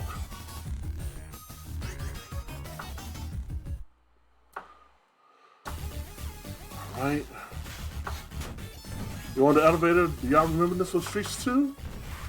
If you do, very good. Oh, you tried to punch. Okay.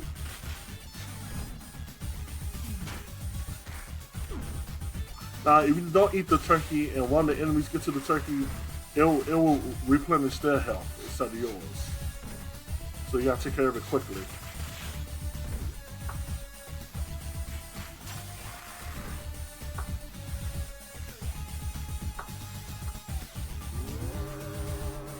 Alright, Tsugashi's with this knives.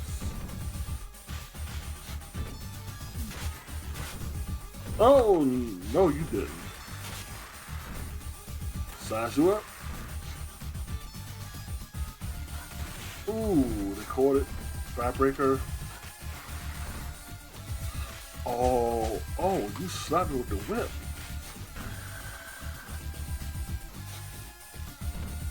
Nope.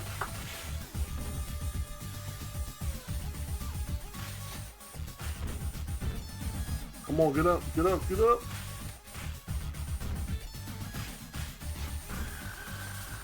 Get up, get up. There you go. Alright, on to the next part of it. It is a great list, isn't it?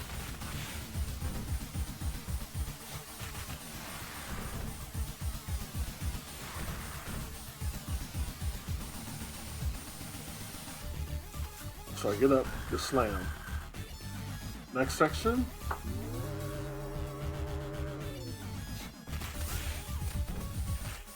Ooh, you tried.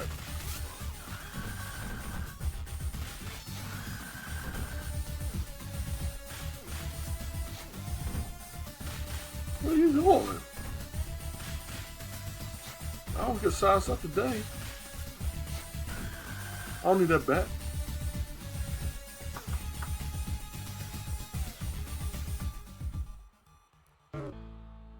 Mr. Exit, let's dance.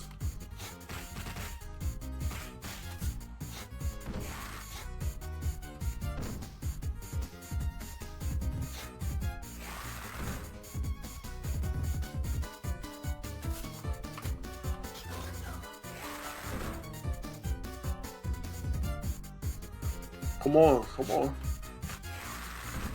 Get the spot looking.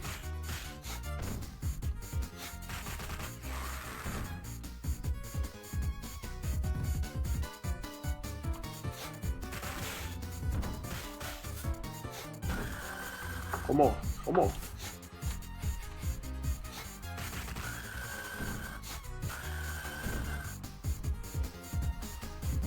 That's not Mr. X. It's a robot.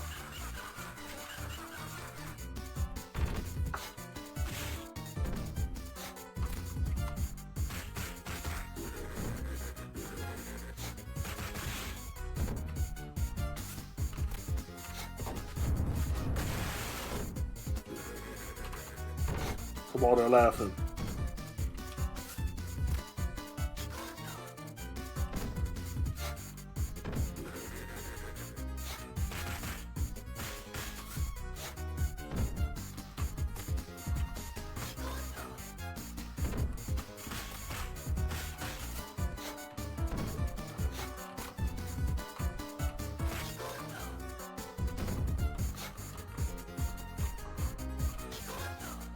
Come on.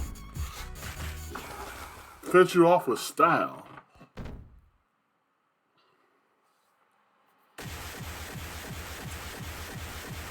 Alright, ladies and gentlemen, this is the end of the game. This is really the end.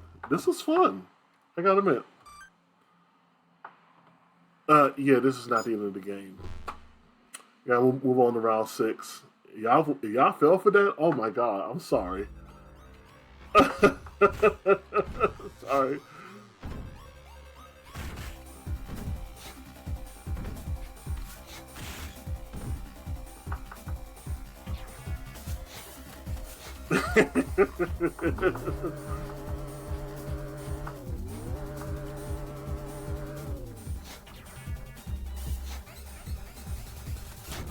Alright, we gotta do another section. Oh, you rude, Phoenix.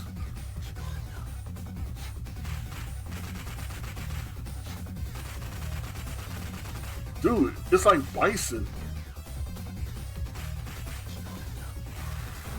No, I kick first. I'm gonna go to door number 2 because that's where the switch is at.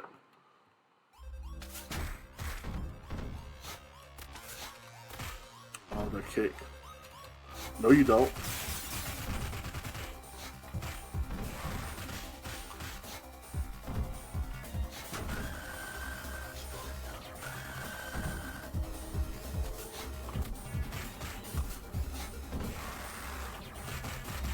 Oh, do you?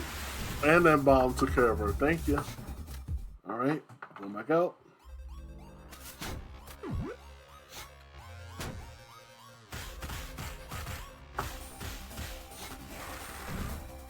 And get suplex. Thank you. Alright, we're going back up one floor.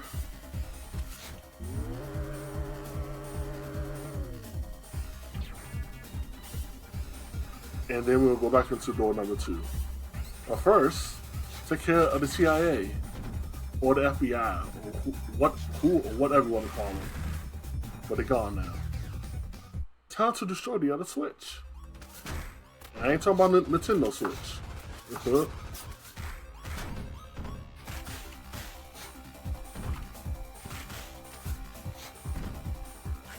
No.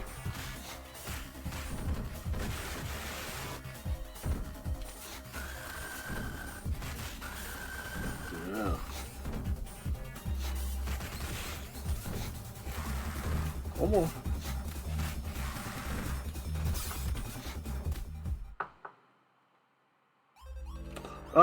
We saved the, I think the counselor or the general or something. I think that's the general, I think. Or the councilman. Alright, watch this. I'm sure a nice trick. Hopefully I pull it off correctly. Here we go.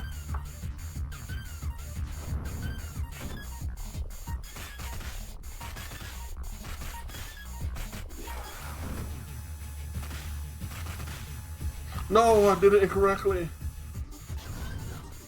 And would have been something I did right. Nope, sit down. Oh, that was a close one. Come on. Whoa! Boop. Alright, this is for round 6. Alright, we move on to the final stage, round 7. It is Adam from Streets 1. It is Escape from Streets 2. Alright, let's finish it.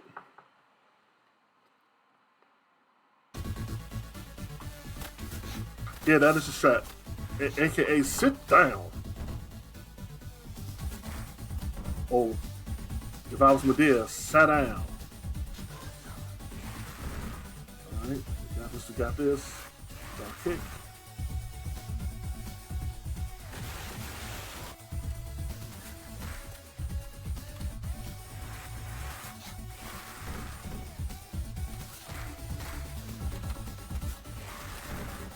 Except for him, that's my man. Oh, okay, 2 sword strikes, yeah. Oh, you rude somebody. Don't no shurikens at me.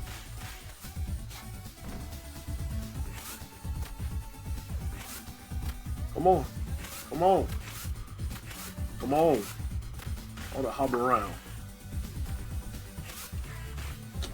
Alright. How about this? How about that?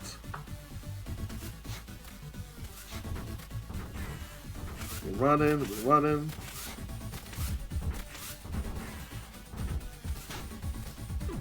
To the apple, thank you.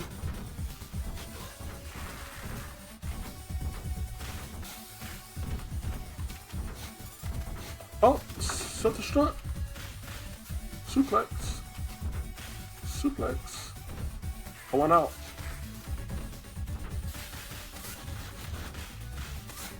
Well, you don't. Come on. Jump kick. Come on, come out to play. Boom. And we're gonna walk it out. Alright, next section.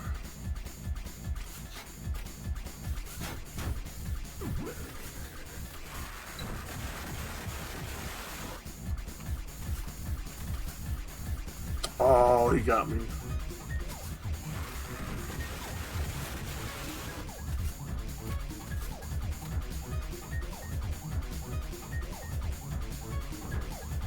All right, come on.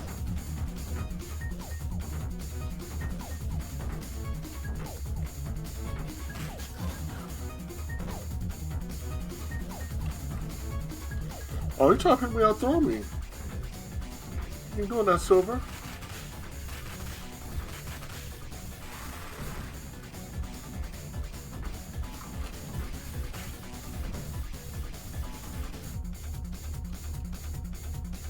Alright, next section. Come on, FBI, there he is. Try him with that pew pew pew pew. Come on over here. Thank you.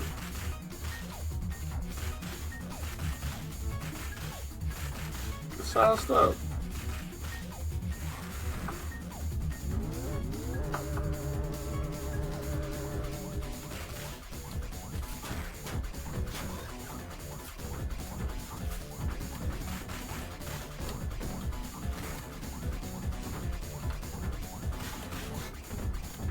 Bye, Rocket. Come here, drop kick. On to the next section. I like this music because it's kind of like robotic.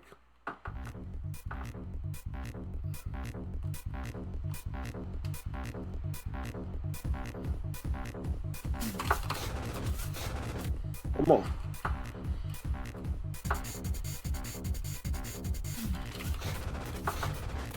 Come on.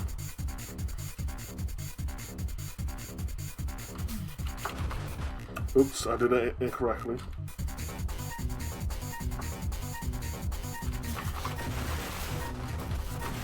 There we go.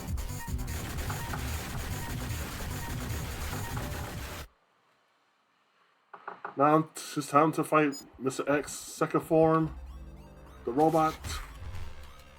About to cheese it. Cheese mode activated.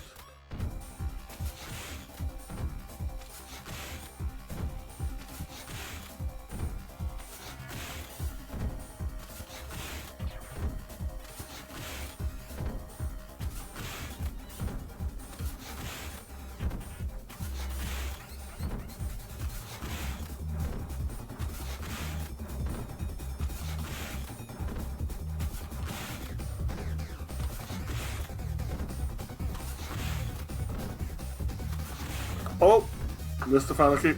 I did get damaged. What a field goal. It's good.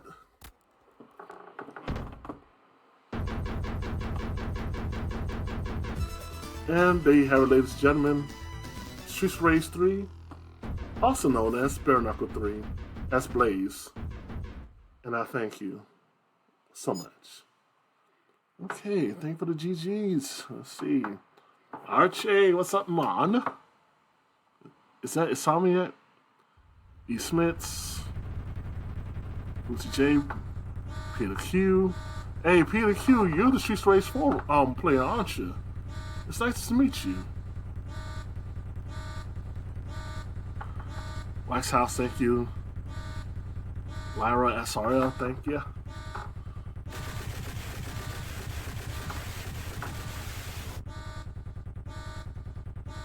No? Oh, you're not. I'm sorry. There's another person that plays Streets 4. That he's very good with Max and Shiva and anything else. T-Tag. Oh, didn't know. Okay.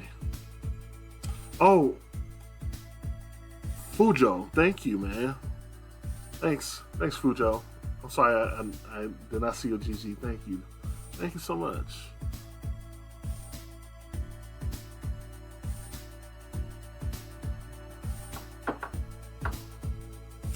But yeah, man, this game, the American version is tough, but once you learn how to play it, it's cool. The Japanese version, I highly recommend because it's fun and it's more forgiving. Alright, SRL, thank you. Thank you.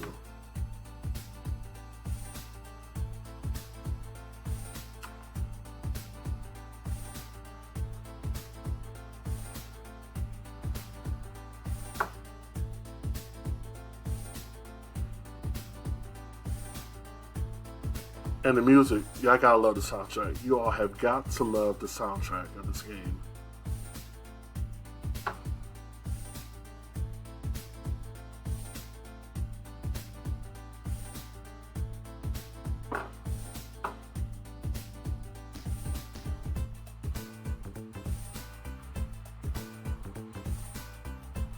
Yes, charm is very underrated. Like, one thing I tell people, yeah, any new game that you pick up, it's going to be tough. But once you start to learn it and start to run it, give like a couple of weeks, or 3, or maybe longer. But soon, you know that game inside and out. The good, the bad, the glitches, everything.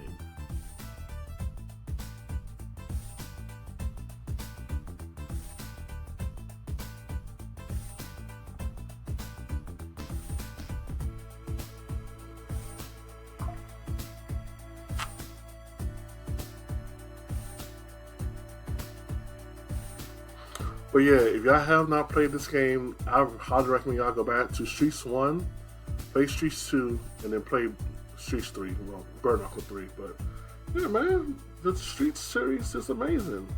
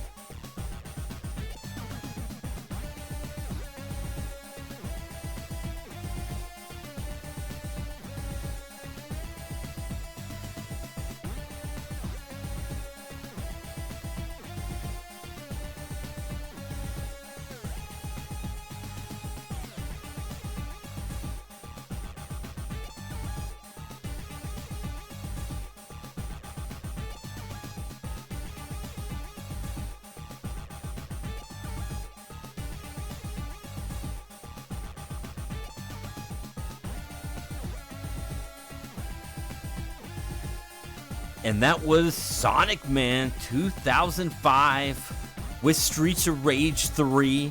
He also showed off 2 just previous months ago when we were doing that countdown. So it was great to have him back and showing off number 3. I'm sure he'll turn up again on one of these lists. Maybe even today, who knows? But coming up now, we got game number 4. We got Insomniatics here coming with us. We got, that's right, game number 4 is The Lion King.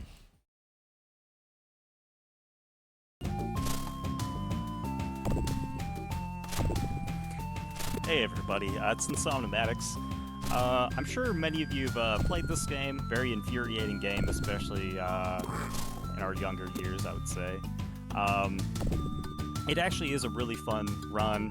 Great game overall. Visuals, the music, everything is really, really top notch.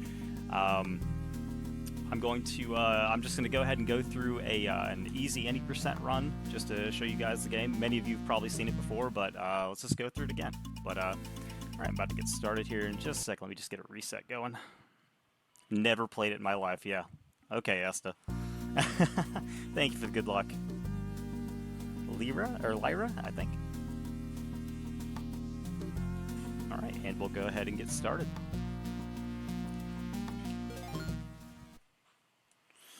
All right, on the first level, there's really not too much. It's just a lot of platforming. There is one thing that's coming up on the first level where we have to do a pixel-perfect jump right here. We have to be lined up just perfect for it, which I'm not. About right there. So we can climb up onto this ledge and get this health bug that's right here. And then the rest of it's just platforming all the way up to the top, and there's a boss right here at the end. It's just a small little boss, nothing really to worry about. There we go. One hit and he's down. Never heard of this game. Is it based off? Yes, it is based off. It's not based off the live action, but oh, and a death right away. All right, that gets the nerves. All of my nerves are gone now, so I'm good to go. I hope. All right, that was terrible, but basically, when you land on those giraffe heads, they tilt back, so you have to get off them as soon as possible, or you'll land in the water. Splish! Right into the water. Kind of a fun little glitch that I'm doing right here is we can get 2 heads on this ostrich if you press down and jump basically at the same time. It's like a frame difference. It doesn't really add anything to it, but anything to the game or the run, but it's just interesting. Oh my god, I'm doing terrible. Alrighty. Alright, so we can go through this one more time. I have plenty of lives left. Nothing to worry about. No! I'm doing terrible. More music. Alright, I'll let you guys listen to the music. Oh god, here we go. I swear I speedrun this game. Okay.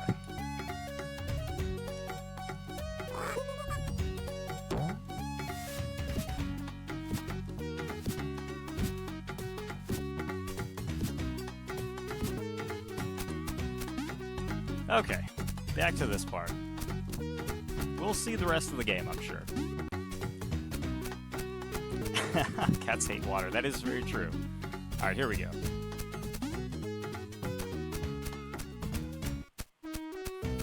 Alright, so after this part, we land in this small area with a bunch of hippos and giraffes and stuff, and what we're going to do is actually just kind of skip right through all of it. We're not even going to worry about it. You can clip right through that giraffe's neck and just continue. The other way around it is you have to climb pretty much all the way to the top and hop over that giraffe.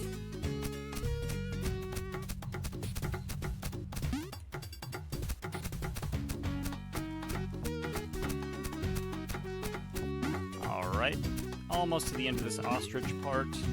Here we go. And we're to the last puzzle of the level. Fun fact about this level is that this level used to be a lot shorter. Not as difficult, I guess you could say. But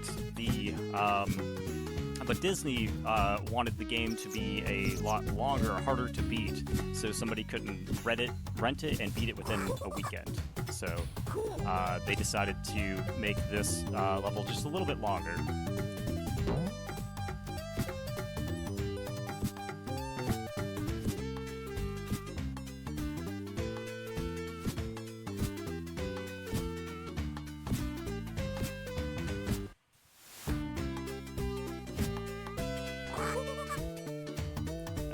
And miss the nest. You have to be in these nests to actually roar them to turn them around.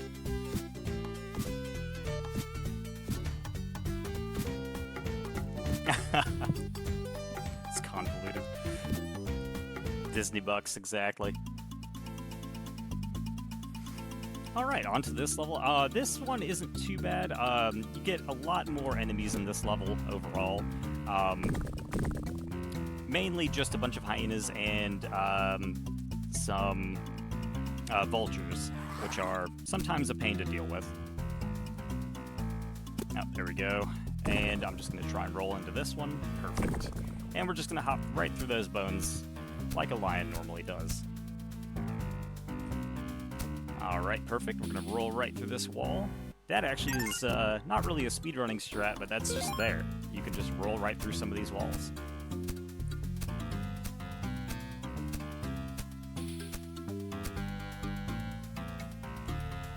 Alright, just hop all over all of this stuff. Right through here, no damage. Roll right through this guy, and we're pretty much right at the end of the level already. This is a very short game, speedrunning-wise. Overall, the levels don't last very long. Alright, there we go. Last death, and we're out. And there's Scar looking down menacingly at his nephew.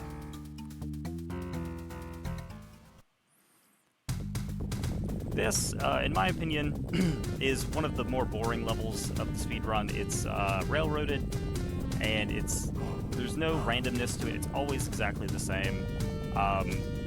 We've actually been able to do blindfolded runs of this level based off of the music alone, which is pretty fun. It's a pretty fun thing to try.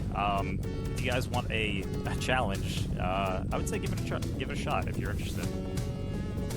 And just in general, if you're interested in speedrunning the game, definitely check it out. Check out trying to speedrun this game.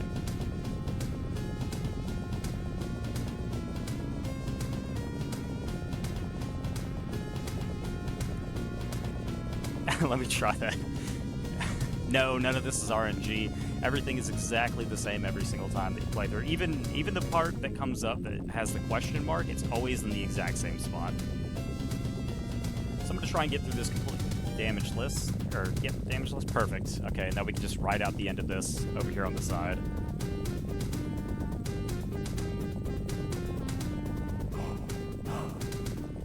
Alright, and now we're going to go on to the worst level in the game. This level is terrible. These rocks just fall the entire time. They basically follow you. Like, where you are at that instant is where it's going to fall. So we have to keep moving. Let's see here. Oh, terrible. Usually I can jump right over those without having to stop or climb up them. So now the rock falling is going to be a little bit off, but that's fine. So I'm going to try and make it through this wall here. Doing a terrible job of that. No! Oh my goodness. Okay, alright. I guess we're just going to go the long way around. I haven't done this in a long time, so hopefully I can make it. Especially with 1 HP.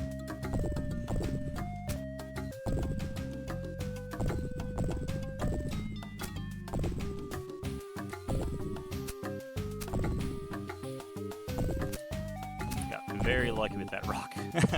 Alright, go ahead and grab this because I'm going to need that anyway. I'll try and get through here without dying too. Alright, I'm going to try and go through the floor here. Perfect, first try. Of course I can get the harder one the first try, but I could not get the easier one on the first try.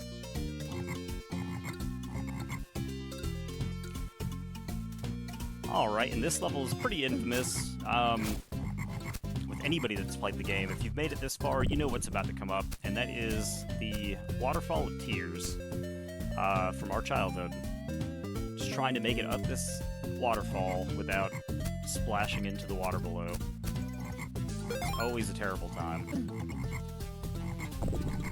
Oh no, and I went the wrong way down. This is a great showcase of this game, at least. I'll try and make it all the way up, I guess, without doing fast waterfall.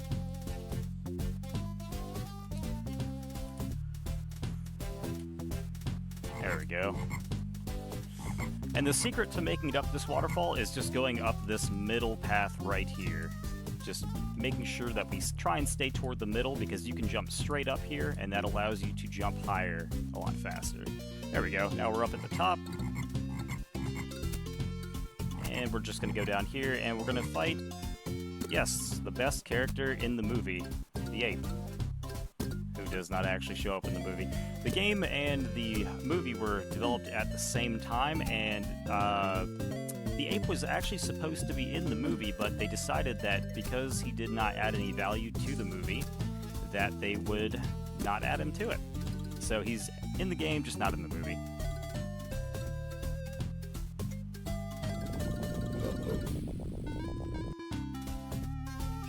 I swear I saw that guy. Alright, on to Simba's Destiny. We're now adult Simba, and we have a few more attacks. We have a swiping attack, which you've seen me do. he can also do a mauling attack, and you can jump onto enemies and attack them, which is really nice later on. So you see me swiping a lot, and that is because when he's jumping, you're able to gain a little bit of extra height when you jump and swipe. So the idea behind that is that you're able to get over these walls here without having to climb like I did right there. And that saves a ton of time in the long run. So like right here, we're just swiping so that way we can get past all of those ledges without having to climb.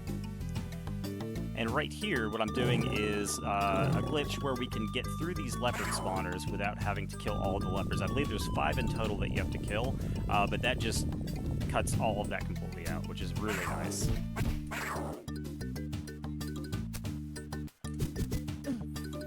Alright, and right here we're going to try and do some more swipe jumps. Missed the first one, but I should be able to get the rest of them.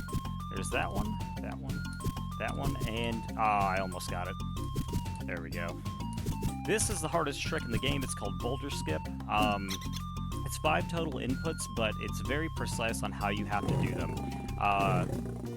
If you can't get that, then you have to run over to the right, grab a boulder, wait until it hits the area below that spot, and you're able to continue from there.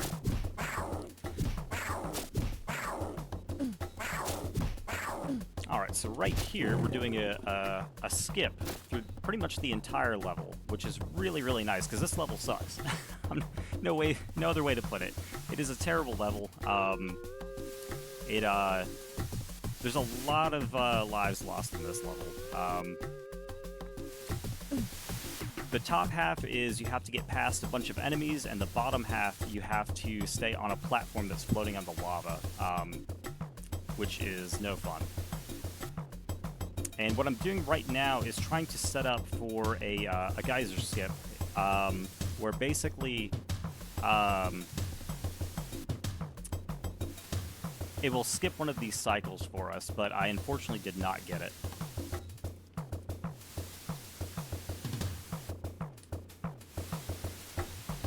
That was the first try boulder skip, yep. Hey Tech, how you doing?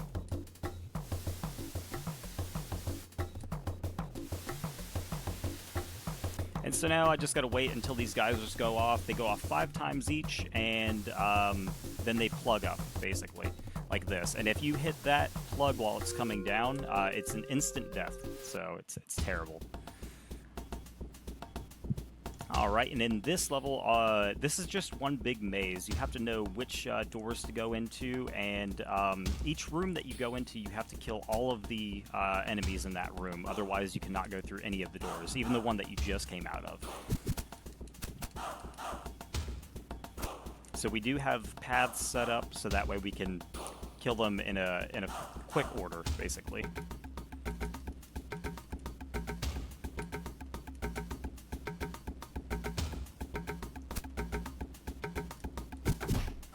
Alright, good.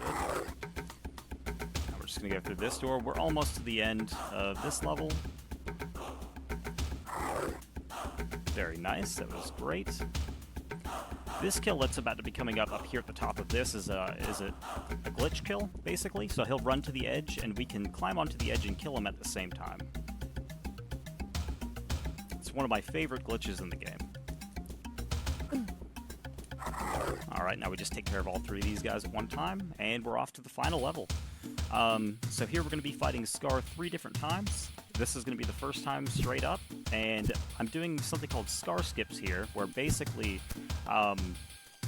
if you kill him the normal way, you have to wait until Scar exits the camera, but the way that we just did it, which is a glitch kill, it makes it so we can move the camera and get Scar out of the camera before he's supposed to be out of the camera, and it unlocks the camera and allows us to continue on our path.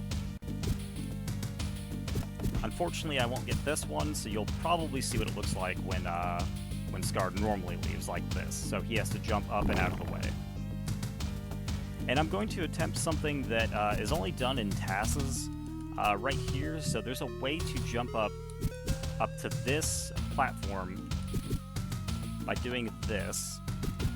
I'm going to try one more time. Let's see if I can get it.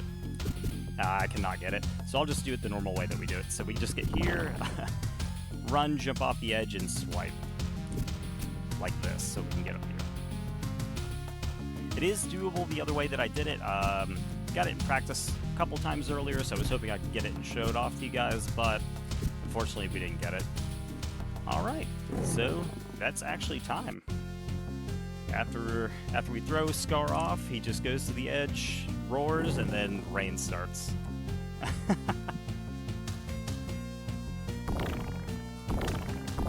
But yeah, that's it's a really short run. It's a really fun run. For anyone that hasn't completed the game, or anyone that has and would love to just beat the game again, or for the first time, I would recommend trying. It's a really fun time overall. But thank you guys for having me on, and I hope to see you guys in the future. So thank you all for the GGs, by the way.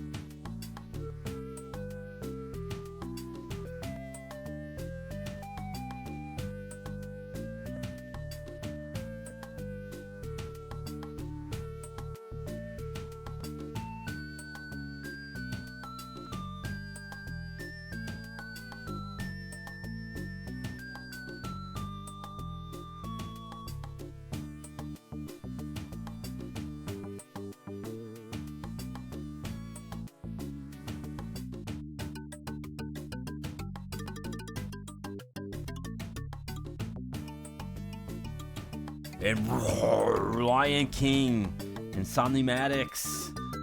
Lena, very tough game. I love how Esta says baby game because, yeah, it was supposed to be made for babies, and it is still, to this day, a tough game. But we got more lists coming up. We had one cool thing about the Lion King is that we threw a game into all these sequels because we got more sequels coming up. More and more sequels. And we got Sonic Man 2005 coming up with more sequels. That's right, game number 3 from 1994, Fatal Fury 2.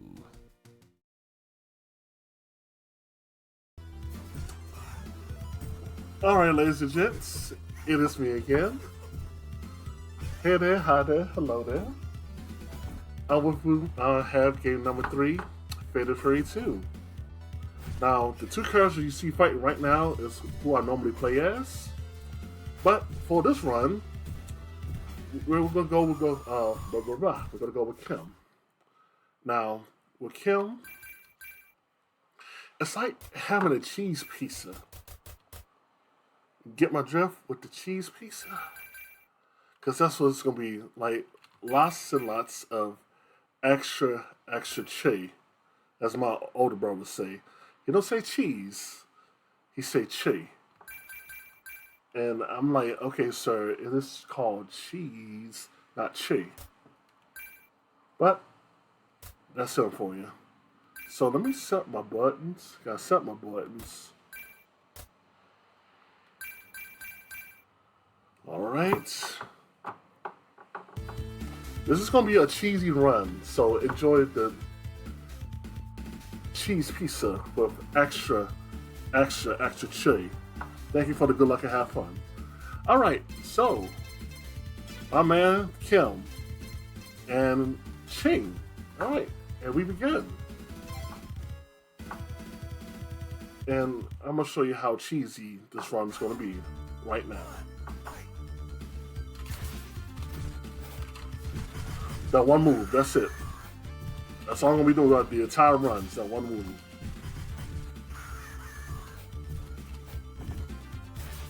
What the occasional throws?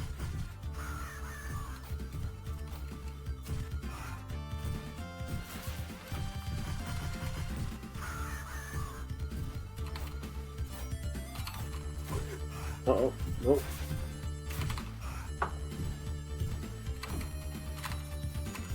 Oh, you taunting. You don't do that.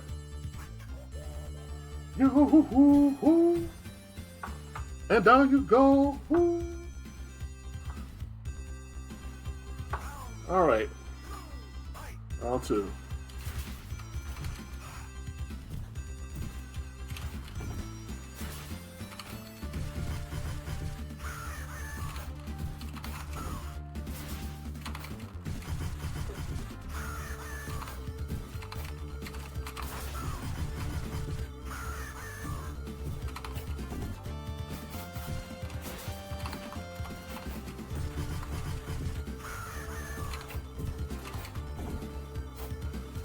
Well, you don't.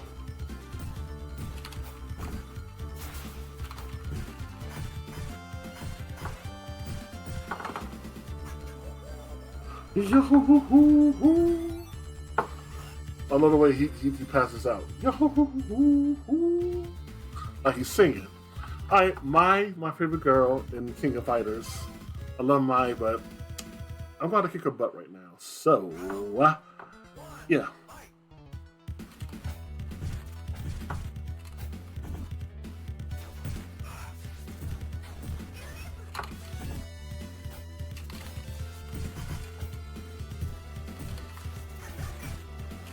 No, my Tyson.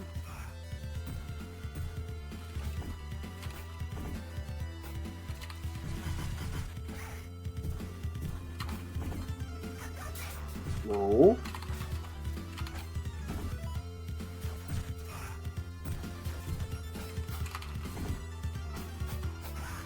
Nope.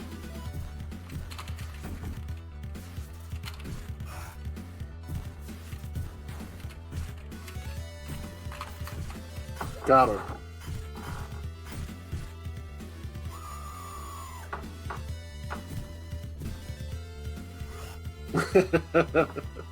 Lara, the Three Stooges thing. I like that. Don't taunt. Like, you didn't win the match. What are you taunting for?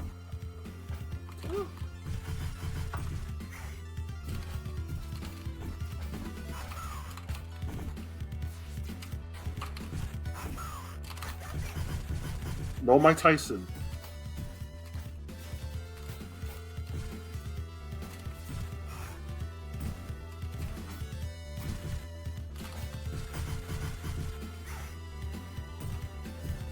And away with you.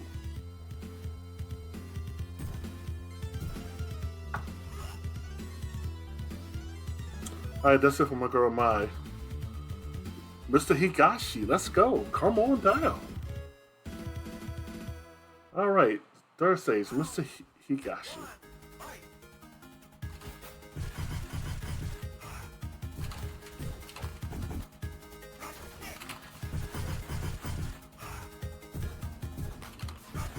No, don't do none of that.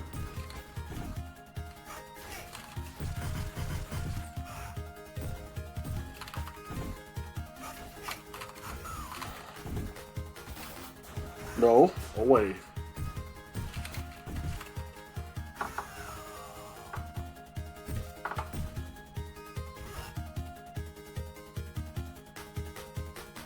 Hit him with the profit. Hit him with the profit.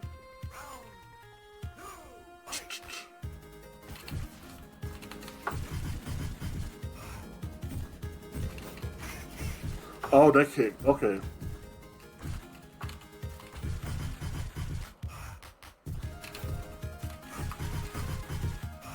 Oh.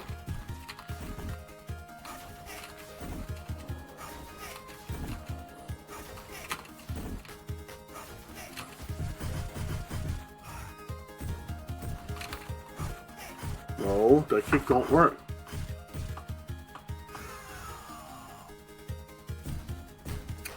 What's up, Diggity? Yeah, Fatal Fury 2, man.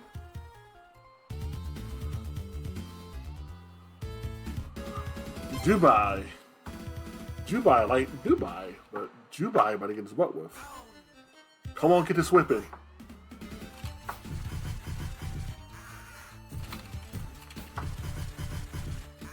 Come on, get this whipping. There it is. Oh, you took your Zangief wannabe.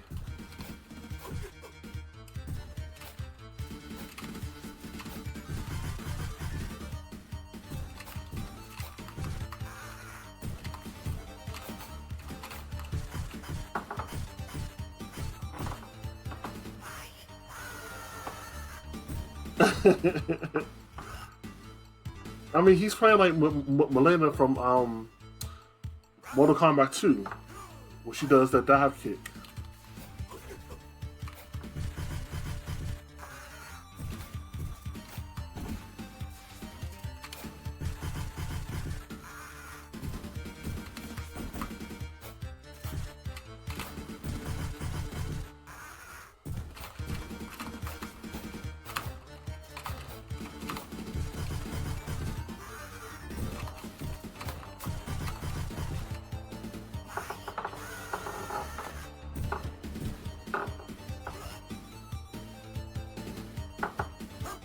Him with the profit. Now we fight Mr. Terry. Now Terry's music on this game is so cool. Like I like this music right here.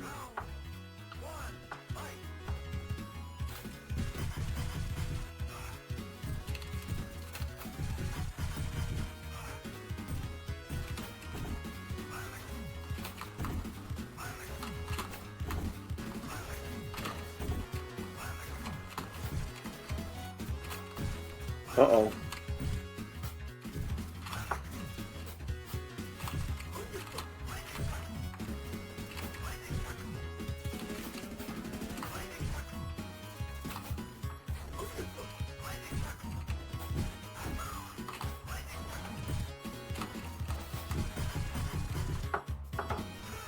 You can't out-cheese me, Terry.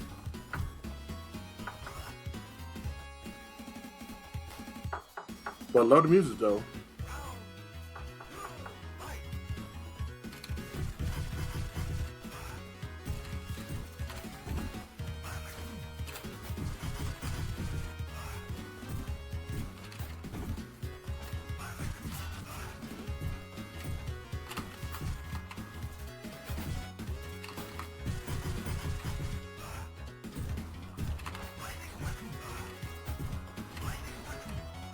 Throw.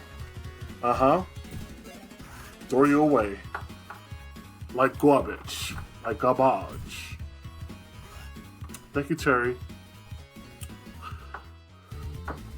Alright, we move on to Big Bear. Alright, you fight Big Bear, just I'm sorry.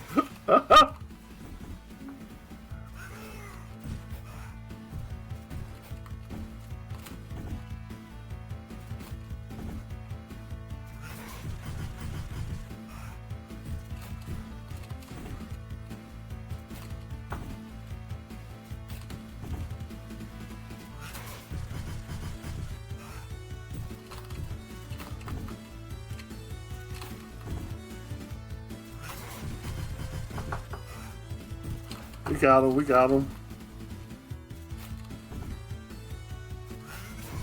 Oh, he caught with that one.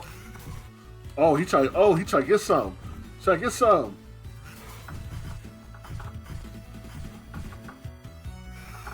He can't get none. None of that.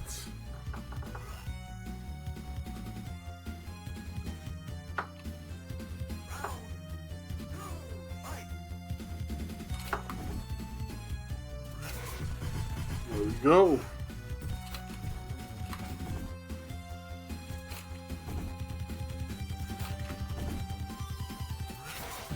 No, you don't.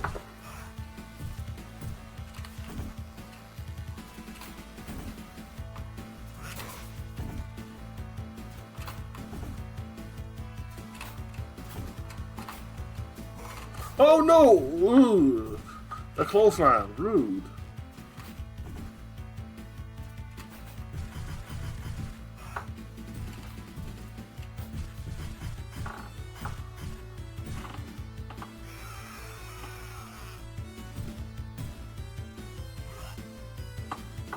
Alright, let's see for Big Bear.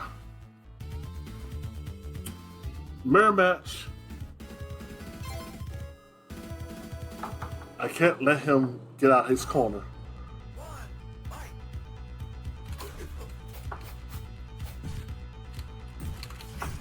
No, you don't. It's important to not let him get out because if he gets out, he'll try to out cheese me.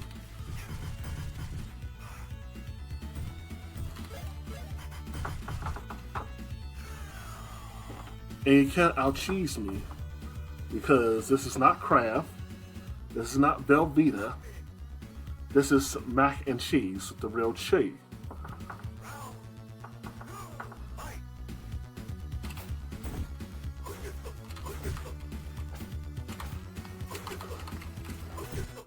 What? How's that?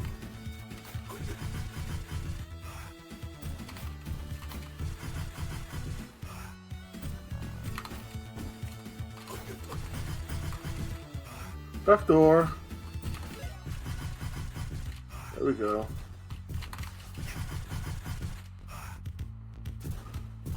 And I'll toss you like trash.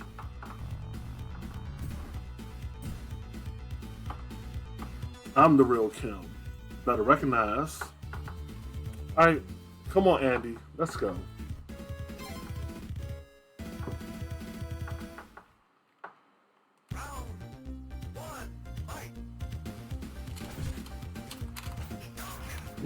No, he's choking.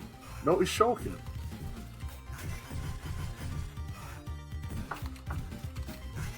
No, Nike. None of that.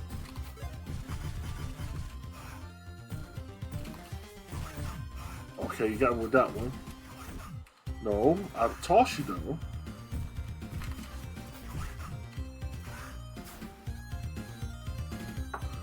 It's like cooking some pizza. When you toss the dough, that's how I was doing Andy. Just tossing him like he was some dough. No, don't taunt. You're not winning. Away.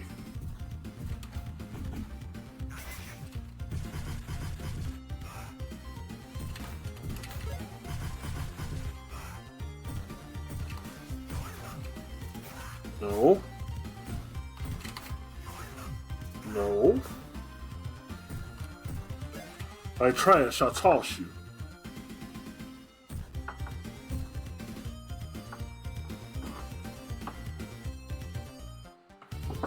Alright, it's time to fight Billy. Billy is Barog.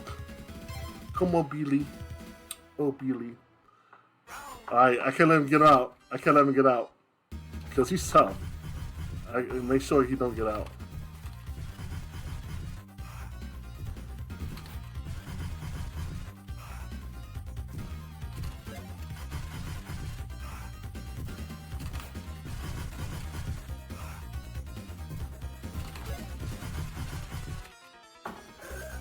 Alright, that's one.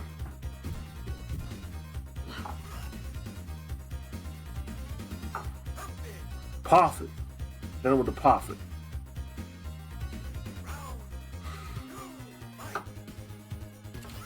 No.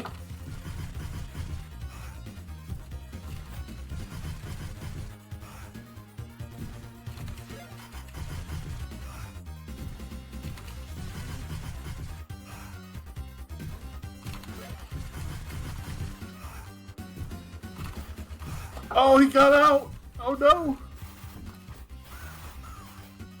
Oh, got him, though.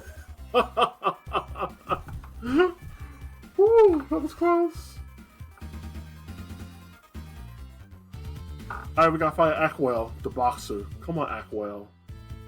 Come on, Ackwell.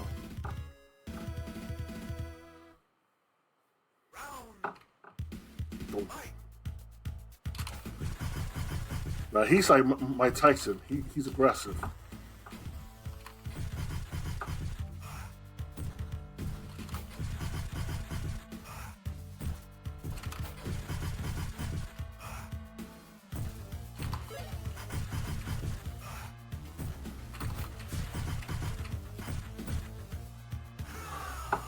Right, that's one.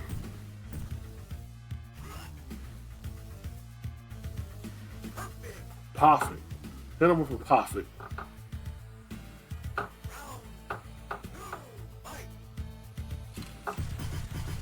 Alright, there we go.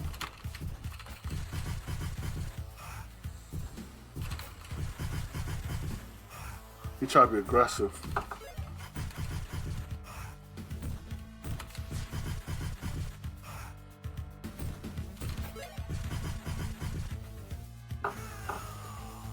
Alright, that's it for Ackwell. That's it for Ackwell. Perfect. 2 perfects. Alright, we fight Mr. Lawrence Blood. In Spain, like Vega. Yeah, let's go.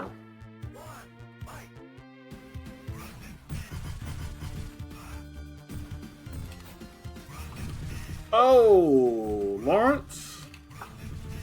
Uh-oh, he's trying to out-cheese me. And he may be able to.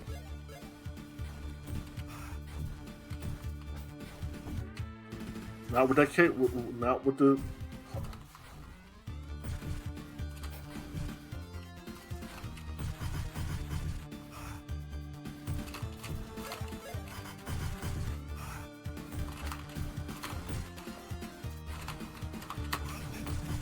No, you don't. I got that. I got that. I know, right? If you had a Psycho Crusher.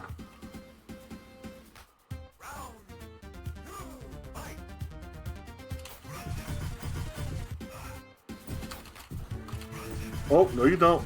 Oh. Got him.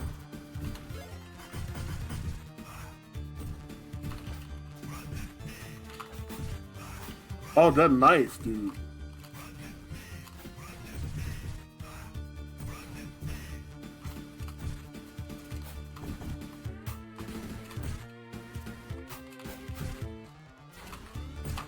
Uh-oh. Dude, that uppercut.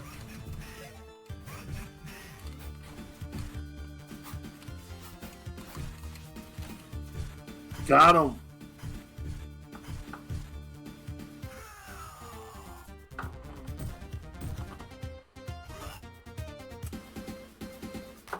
Now we move on to Bison. Well, it's Wolfgang Krauser as the final boss. Listen to when he says, "I'll chisel your gravestone. Sleep well." And I love the music too. Here we go.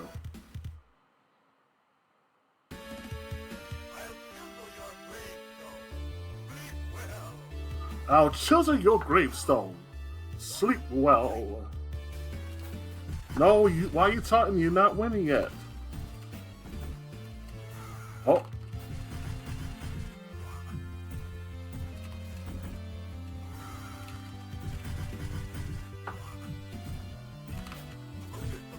Oh.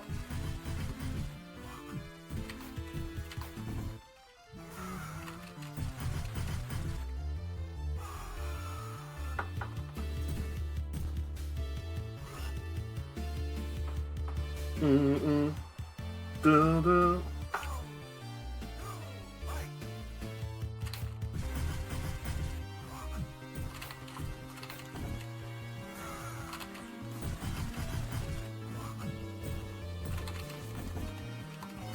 Oh!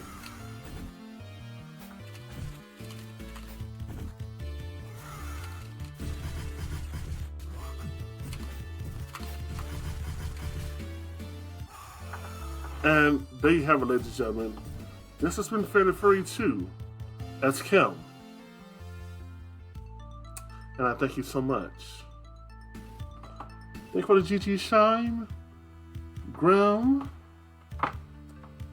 Team Kills, No Diggity, Bacon Omelette, Smax, Peter Q, Booster, Lyra. Thank you all for the GGs. I love it. Thank you.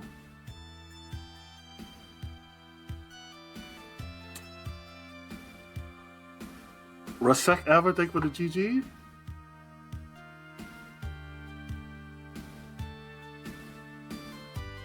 And mind you, this was a 1cc run. No continues used.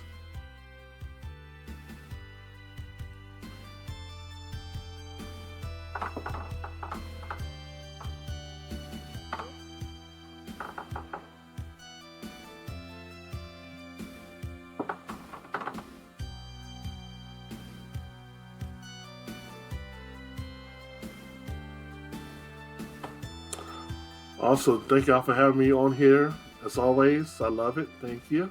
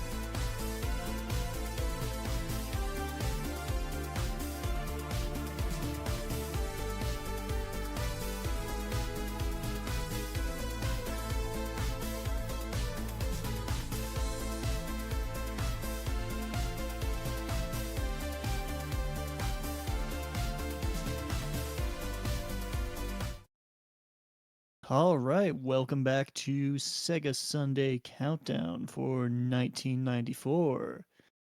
We are at number 2 right now, and as you have probably guessed by now, the game is Earthworm Jim. Now, when Booster Shane asked me to run this game, I was honored to be like the 7th person that he asked. I don't actually speedrun this game. I've never speedrun this game. In fact, I don't really know any of the tech except one thing I learned like 5 minutes ago. So this is going to be a good time. So strap in and let's get going. New Junk City, pretty cool level. I should probably turn the music on for me. Because it's pretty good. There is an interesting bug in this game when you play it on a Model 1 Genesis. There's a slight stutter or hiccup in the music that, if you're listening carefully, you might hear it in the percussion. That was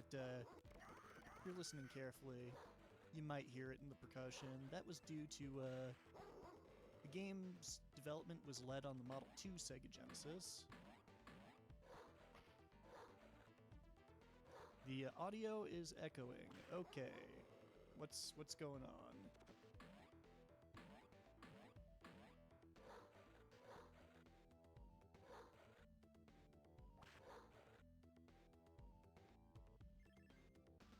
Are we doing something like capturing both Discords and my microphone? Is there one that needs to be muted?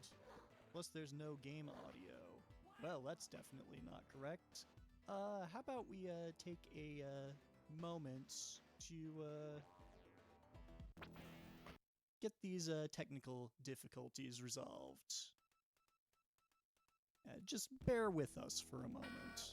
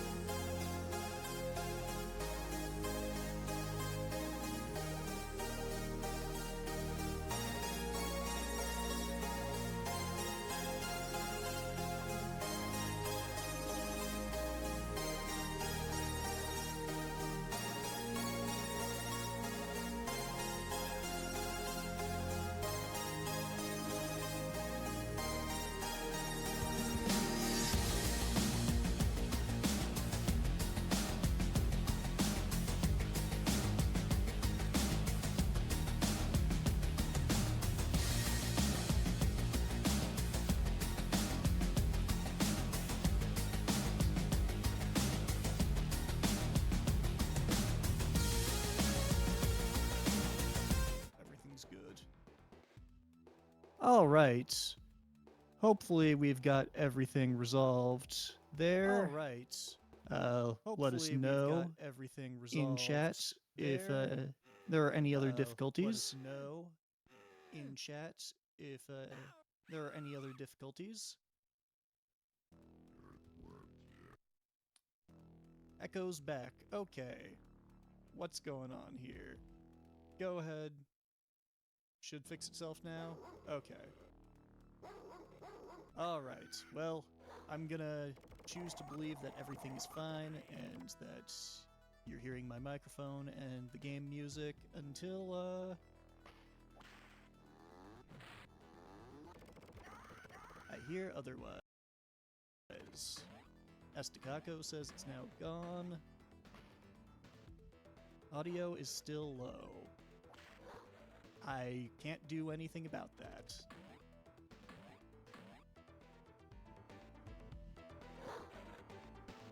Not on my end, anyway.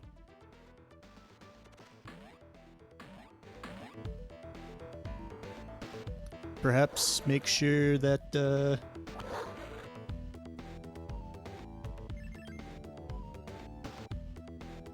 the volume's termed up in MPlayer or whatever window you're capturing from.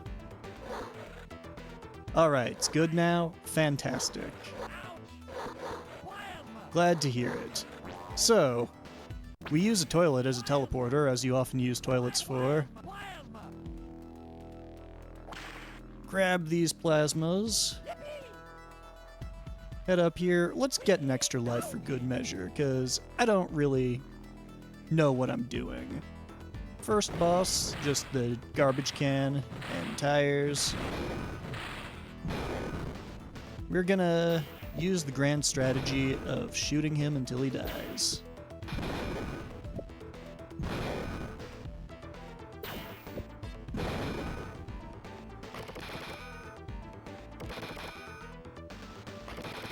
Now, this was a pretty innovative game for a number of reasons.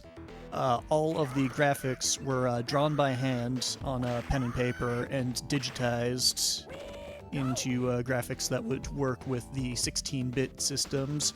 Although, really, let's be real, the Genesis version's the real version of this game. We've got our first boss here, the appropriately named Chuck. So named because he upchucks fish at you. Nothing too terrible about the boss, you just gotta whip crate onto the springboard.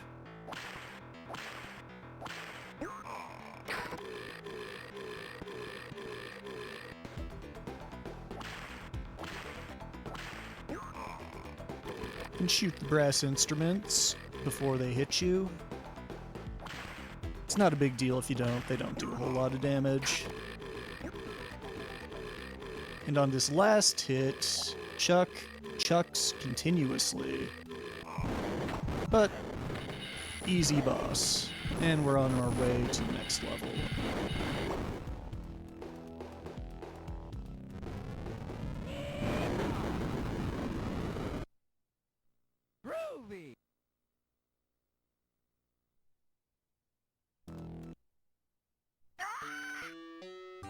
I always liked the music on Indie Asteroids, just this very nice kind of rolling banjo tune.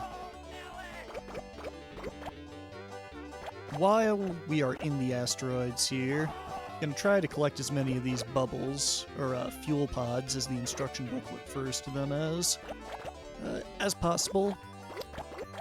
If we collect at least 50, we get a continue, which is pretty useful, since this game is rather difficult. This was from the era when game rentals really cut into sales of cartridges, so they would try to make the games difficult enough that there wasn't any danger of you beating them in a single weekend.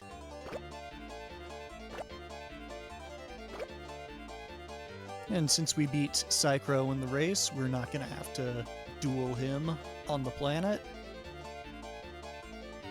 You essentially always want to be winning the races, because otherwise it wastes a lot of time.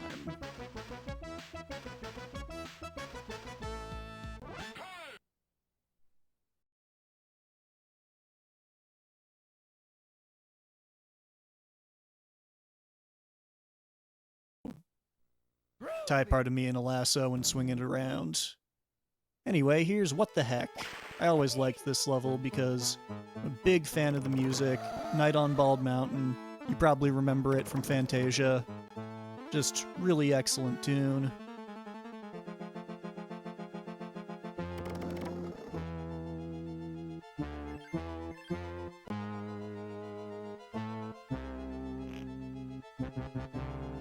Really good level aesthetic. Nice use of dither transparency at the bottom of the screen with the orange haze.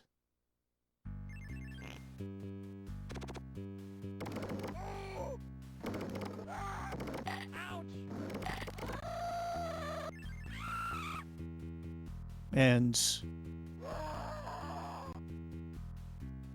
I was always impressed by how good this gem looks. Very realistic, very shiny.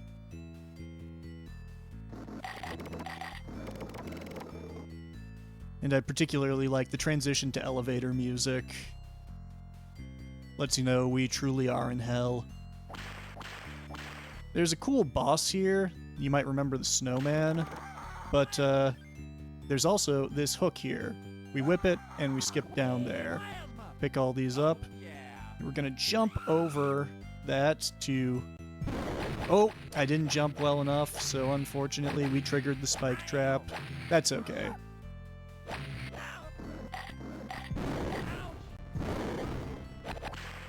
Spikes aren't that big a deal. I mean, 22% health. We're still good. That's plenty.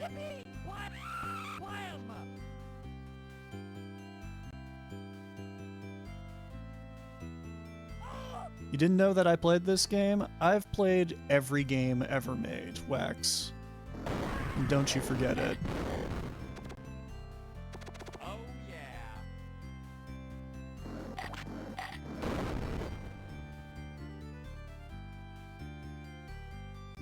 How come I didn't tell you? Well, I don't want to brag.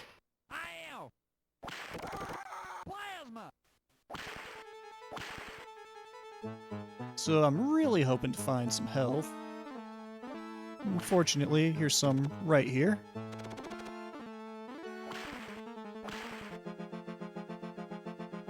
Second Samurai? I actually have played Second Samurai. I haven't gotten particularly far in it. Certainly no Second Samurai master. Like people whose names contain waxes and houses. But it's pretty good.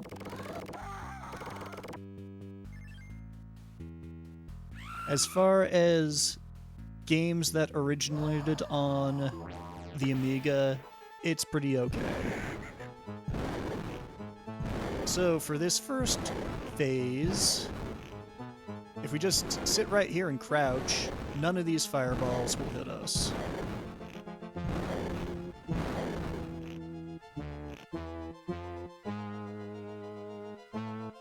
I like our super suit over there, giving us a visual indication of where we need to stick ourselves.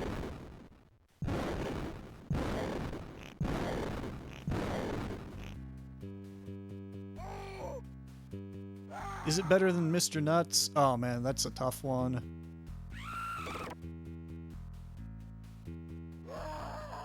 There's a lot going on in Mr. Nuts.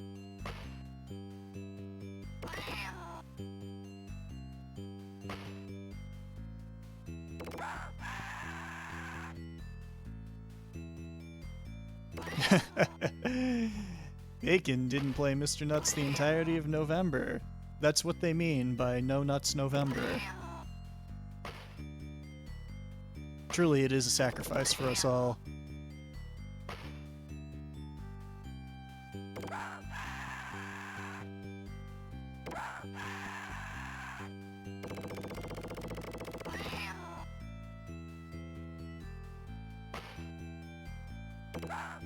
Wow. I need to watch my health a little bit, but we made it.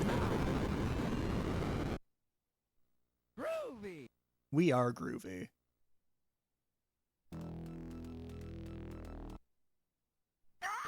And as per usual, go left at the start of the race to smack Psychro. Try to bully him wherever possible. Use these shields to protect ourselves from some of the asteroids.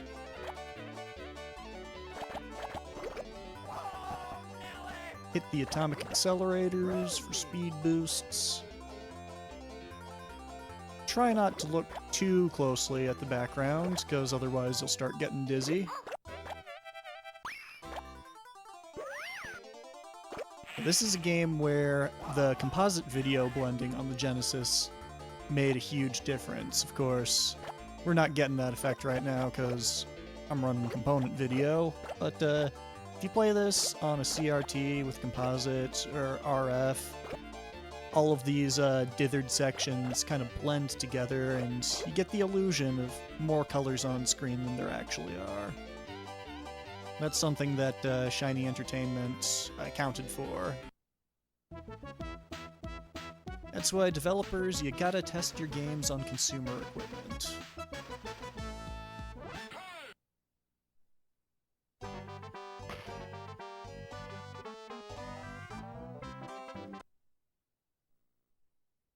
And we're on to Down the Tubes. It's a water level, so that means it's really good.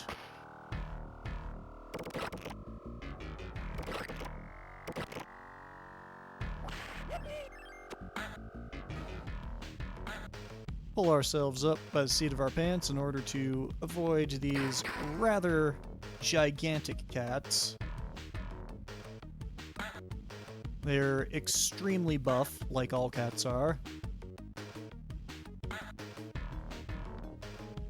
And this is one of the stages that demonstrates the superiority of the SEGA console in the 16-bit generation, because get a load of these background effects. The wave on the foreground, the ripple on the background. That's some blast processing right there. And before we ride the hamster, let's go ahead and whip up here, grab ourselves that 100% health.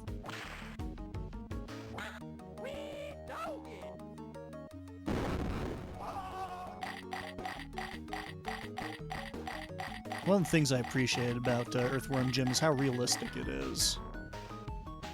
It's just very grounded. And here's the section that made children cry back in 1994. Controlling the submersible. That first part, not too bad. The next level, though, is the stuff of nightmares. And if I were playing the Sega CD version, I'd be able to skip it. But we are on cartridge here, so we're gonna get to enjoy the entire thing.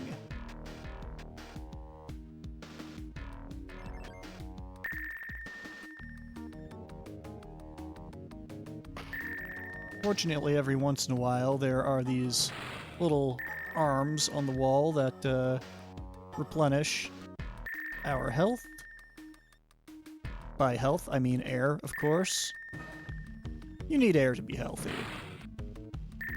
Most medical professionals agree.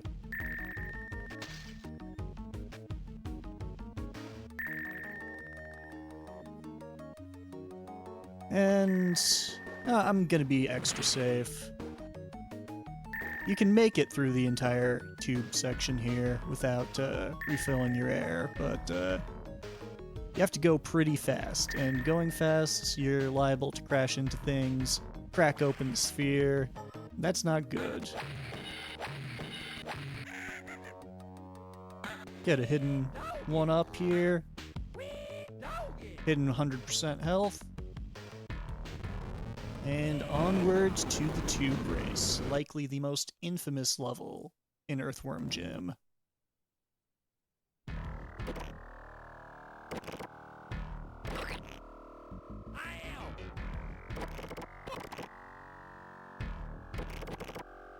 You can skip this part, but only in the Sega CD version. There is a hidden shortcut.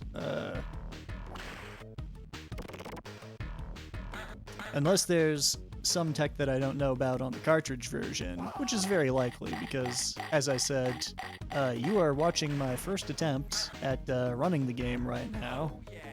Played a lot of this game as a kid, but never officially speed ran it.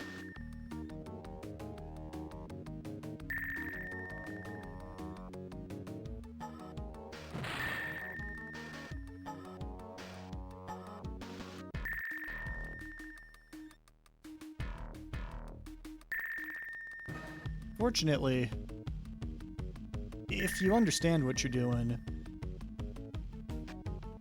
your submersible here controls pretty well.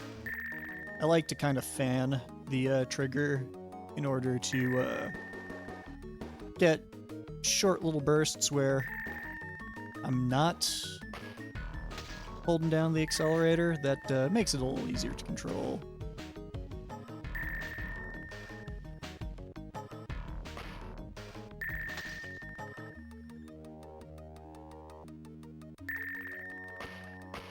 But you go too fast. When you start hitting one wall, everything starts going sideways real quick. Because you start ping-ponging around.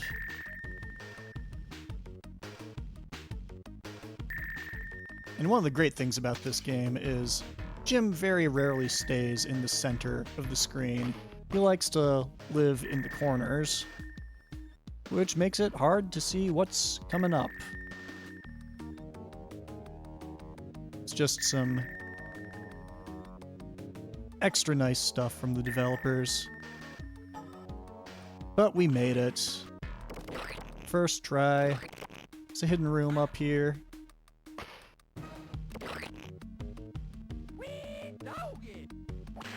Just get some health.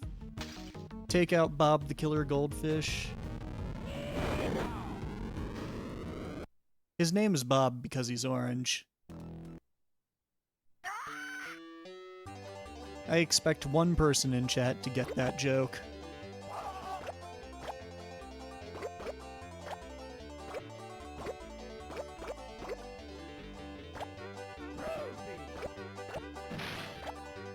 Nothing really to say about Andy Asteroids.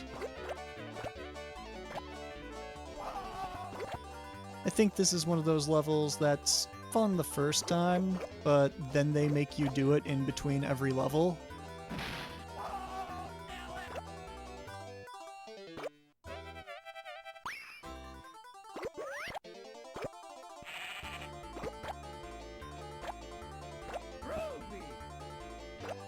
His name is Bob because he floats. Well, not anymore. His new name is Flops.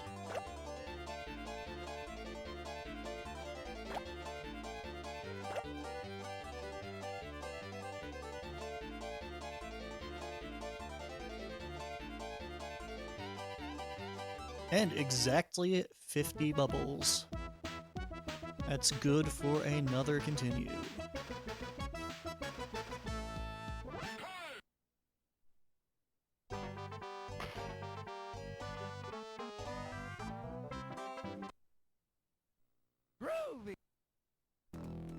Alright. It's not a problem. Everybody's favorite bungee jumping level. The idea is we want to bash Major Mucus against the walls here. It's not so great when he does his little spin attack. But just get him close against the wall, bash him till his rope falls apart. Starting with stage 2, we can bait him close to the walls.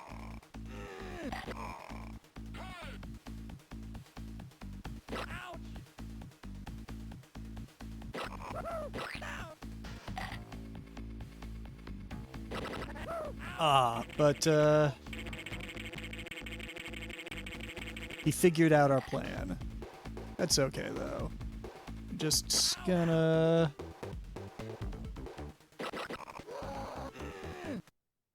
do that. Our rope does not heal between rounds, so we're hanging on by a thread here. This is probably going to be a death.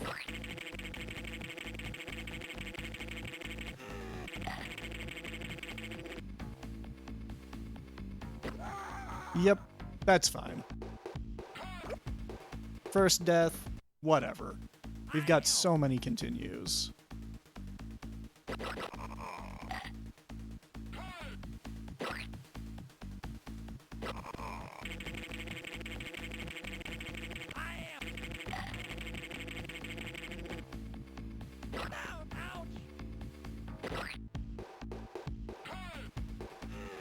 Where did Bob end up on the number 3 on the 1993 list? He was number 1 in our hearts.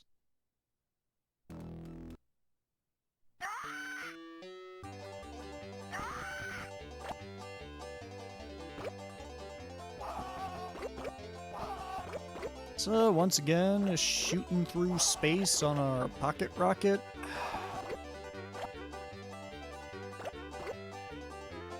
There's really not a lot to say about these stages.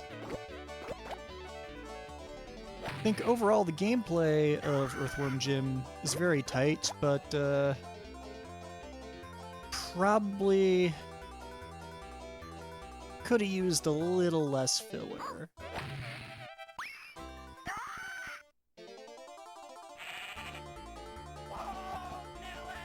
This game were an album title, it would be mostly killer, some filler.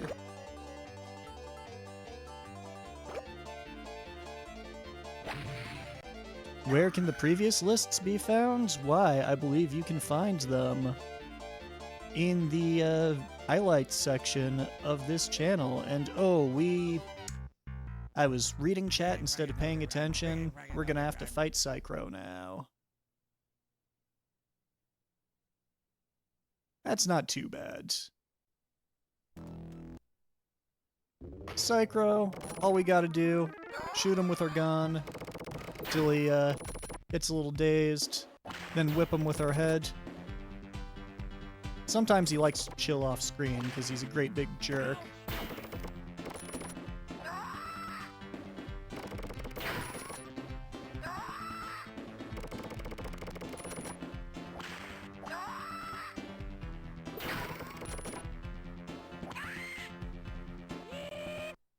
So, doesn't add that much time. Level 5. Pretty fun level.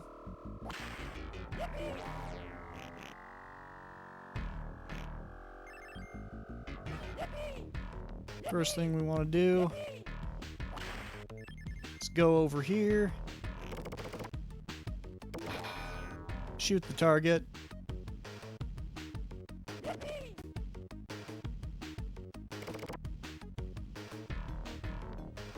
And that activates the escalator up here. All sorts of gross lab creations. I particularly like the brain with attached spinal cords just leaping around.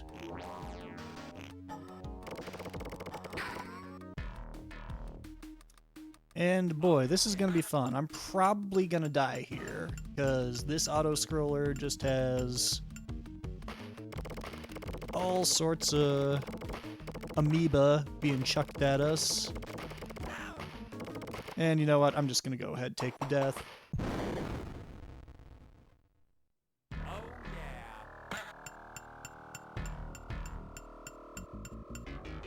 Unfortunately, that resets my reserve ammunition, and 1,000 rounds for this section is not really enough.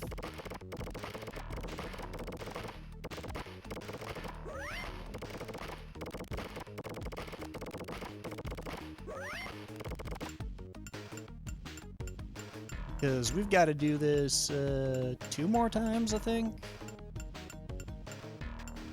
Gage here will be nice and take us through some ammo.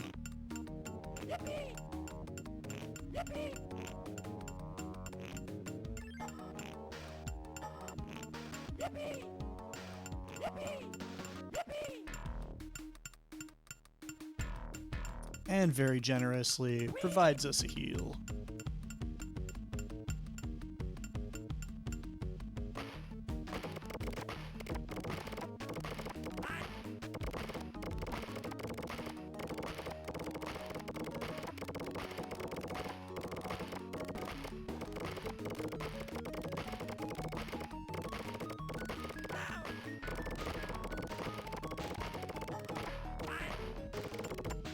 Alright. Almost through the section here. Just one more gentle screw you from the developers. Then we tag the continue and keep going through the rest of the stage. We spank the monkey, or Professor Monkey for a head in this case.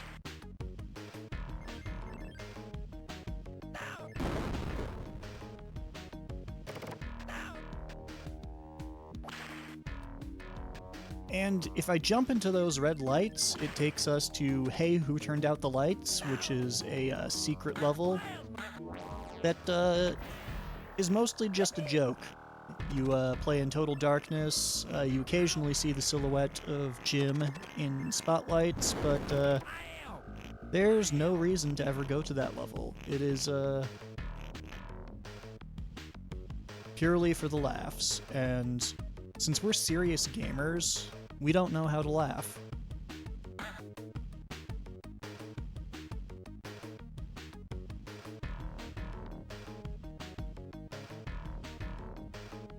Let's get back in the suit, back in the saddle.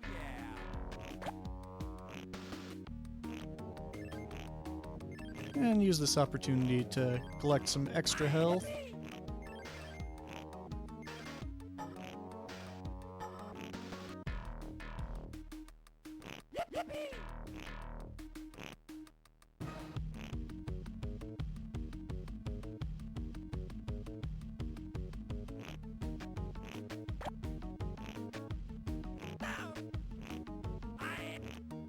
How am I supposed to get that? There we go.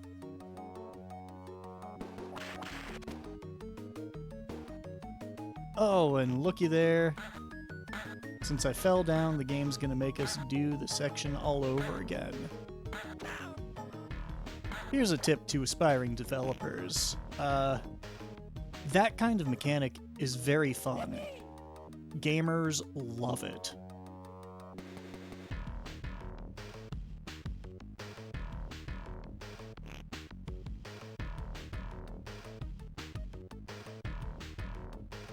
We'll enjoy Jim's suitless walk animation here for a few frames, few cycles. And let's keep moving.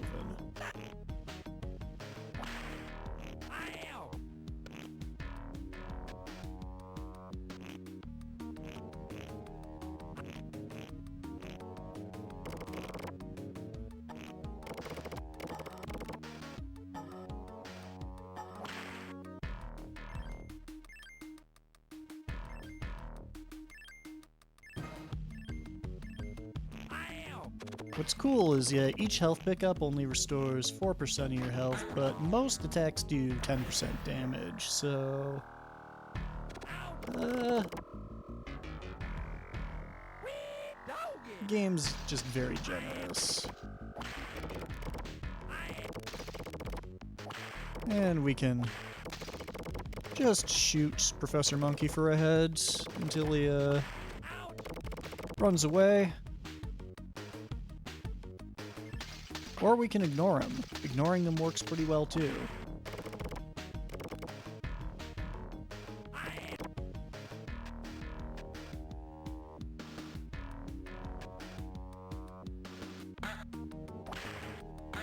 These little eyeball spitters, you just whip them once, they get destroyed. Because anyone who's played Castlevania knows that whips are the most powerful weapon in all of mankind's arsenal. The absolute deadliest.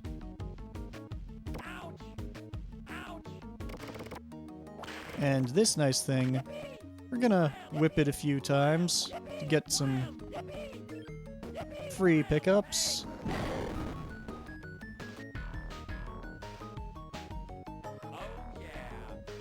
And here, we have to make sure that our feet don't get zapped by the electrodes.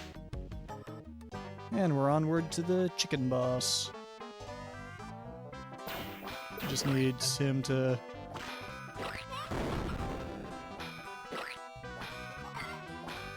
come under this amoeba dropper. And Now we're falling.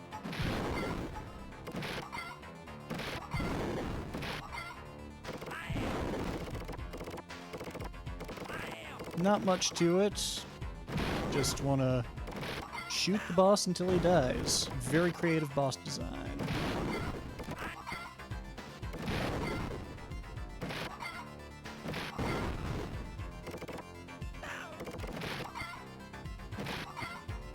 And I'll probably die here. I'm a regular Nosferatu. Wait. Nostradamus. Nosferatu was the vampire.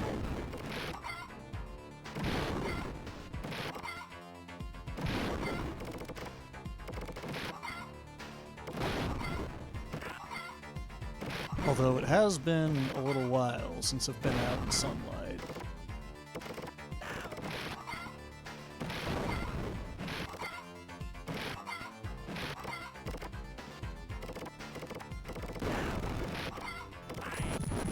There we go. Chicken down. Okay, this next stage, there's a really cool glitch to despawn Peter Puppy. I get exactly one shot at, but first we gotta go through another anti-asteroids. If I whip Peter at the start of the stage on a very specific frame and start running, I can deload the Peter Puppy actor, and that'll allow me to run to the end of the level. Since I do not want to play the level normally under any circumstances because it is very long and very slow, I have prepared a save state so I can get more than one try. We're gonna try to do it. First attempt, I think I figured out a pause buffer setup. But you never know.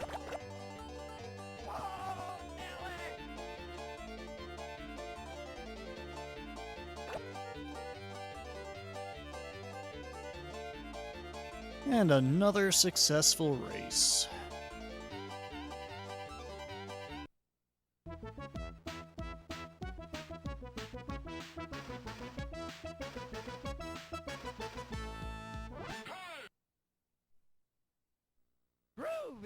Alright, so what I'm gonna do is try buffering a pause on this title screen.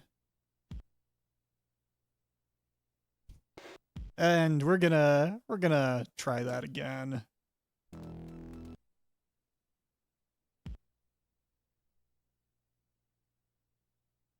Believe this might be the frame, so I'm gonna unpause while holding the whip button and start running. Jump over this.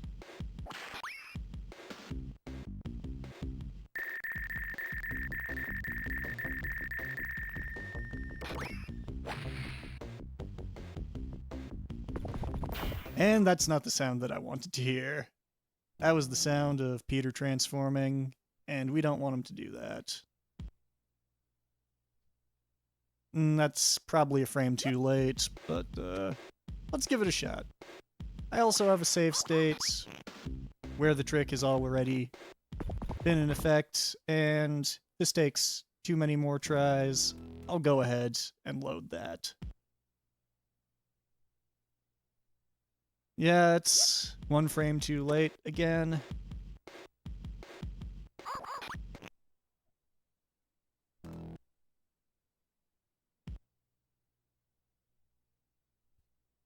I think that's the right frame.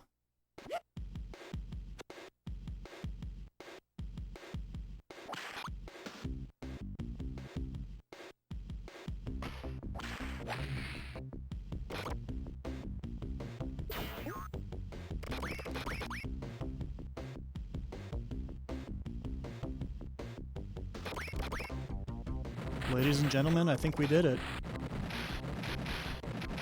So, this level's still very dangerous, even without Peter Puppy trying to tear your face off. Because we got these annoying little aliens and flying saucers. We've got the Unipus, which is like an octopus, but only one arm. And we've got these meteor showers, which do a lot of damage. Fortunately, we can cover ourselves fairly well with our plasma blaster. But the very important thing is just that I do not die. Because if I die, Peter reloads into the scene, and I don't have another opportunity to despawn him. This level, in fact, is why I don't speedrun this game, because the run largely comes down to hitting a frame-perfect trick that you have exactly one attempt per run of doing.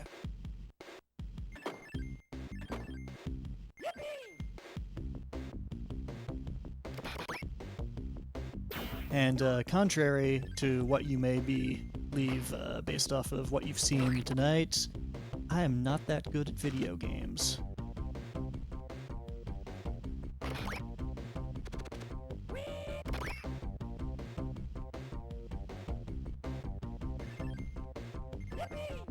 And we get another lovely meteor shower.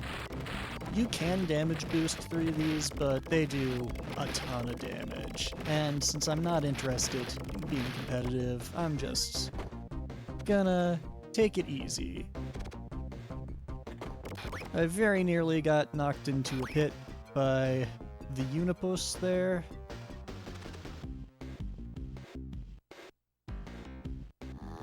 And since we don't have Peter to end the level by walking into his house there, shit! Okay. Hey, looky there. Everything's fine.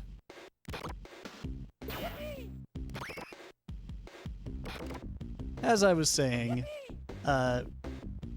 since Peter isn't around to end the stage by going into his doghouse, we've got to go all the way to the end of the level, the advanced route, which contains some trickier platforming.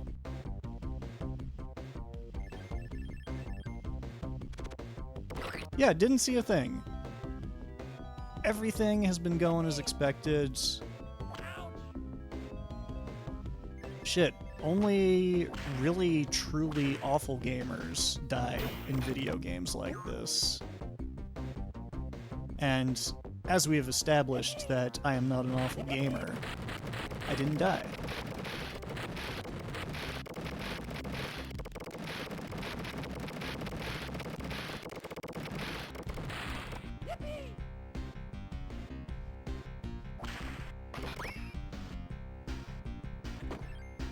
But this was one of those levels where I think the developers had a concept and they said to themselves, well, you know, philosophically speaking, if less is more, just imagine how much more will be.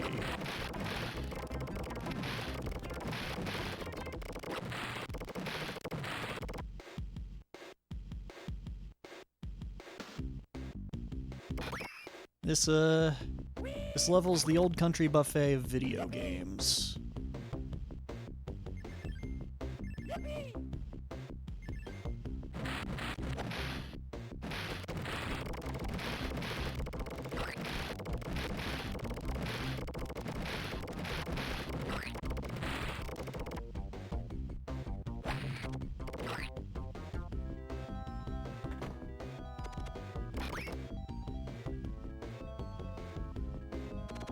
It's just like the pasta bowls at Olive Garden. It is never ending.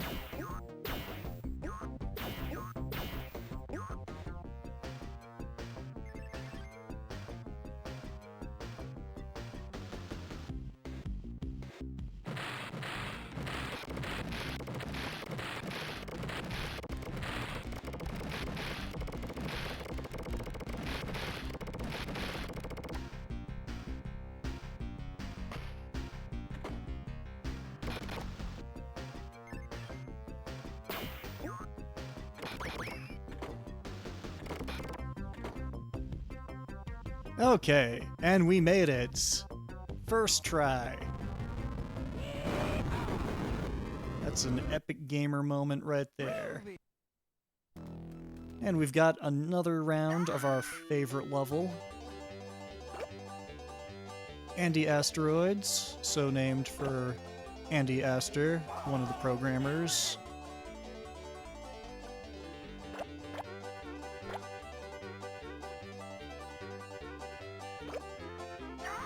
Well, the important thing is we preserved the image of Peter as this cute little harmless puppy, rather than this horrible, terrifying, hulking monstrosity which just chews you up and spits you out.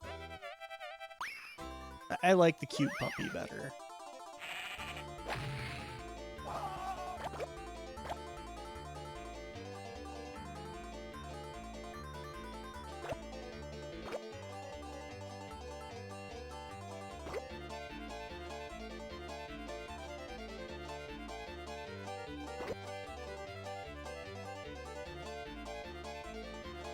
And now we move onward to a SEGA exclusive level. That's right, when this game released on the Genesis, it had an extra level that was completely absent on the Super Nintendo.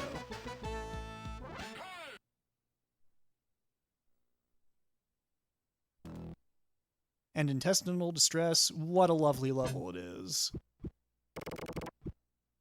Got some truly gorgeous artwork here. Looks very pleasant, doesn't it? Just imagine the smell.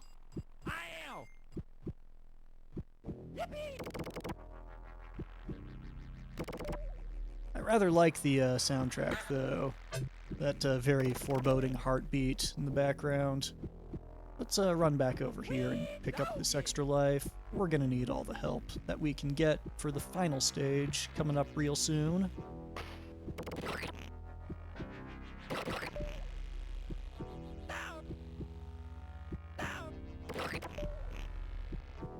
I believe that this level was added specifically because the developers implemented a form of file compression that worked on the Genesis but did not work on the SNES. So they had some extra space on their cartridge ROM left over, and they were like, hey, we can fit another level.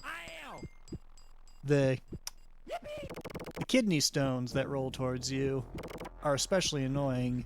They do more damage than normal, just like real life. 13% instead of 10% like most enemies do. I think that's why the game takes pity on you and gives you an infinite lives loop.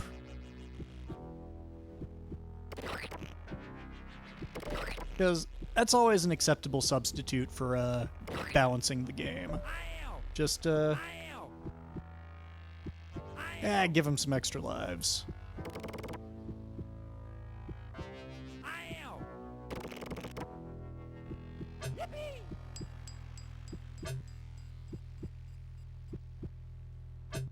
Now let's go over here. See about some whipping. See if we can whip it good. Oh.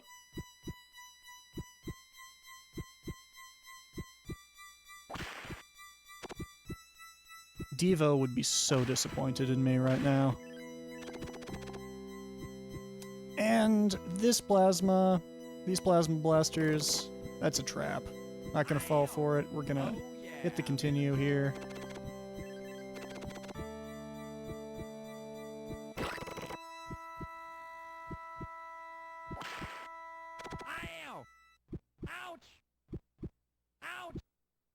And it's a good thing that we did. This level is very difficult. Oh yeah. Much like most of this game. Believe it or not, we're still only playing on the normal difficulty. The difficult difficulty is more difficult. Which, I don't know about you, but that strikes me as an odd choice. Ooh, that was not good. That was, what the kids these days call bad.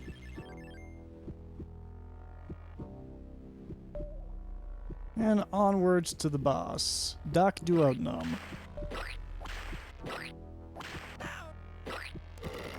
Who is thoroughly annoying. There is a faster kill, which, apparently I need to learn. Oh, yeah. What I appreciate about this game is its generosity, and how it,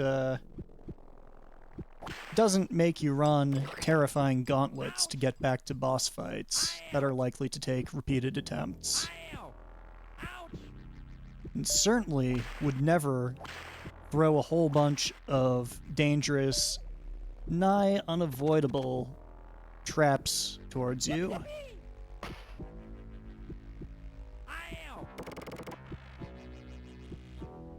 They're far too civilized for such base contrivances.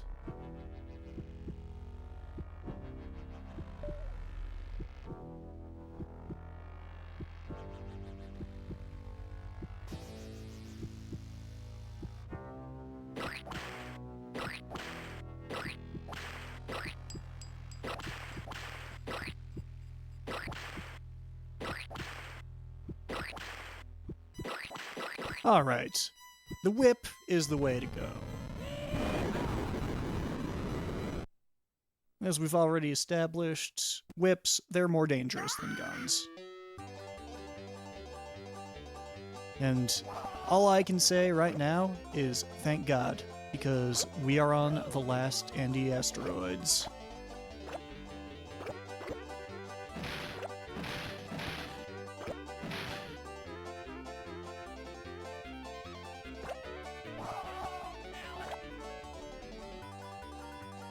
It has been a very strange, wacky, wild ride indeed, but we are nearing the end of Earthworm Jim, the number 2 game of 1994 on the Sega Genesis.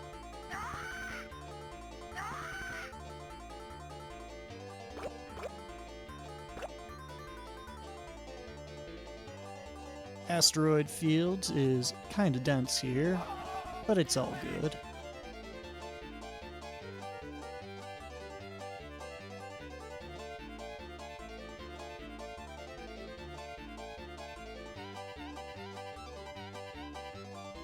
All right.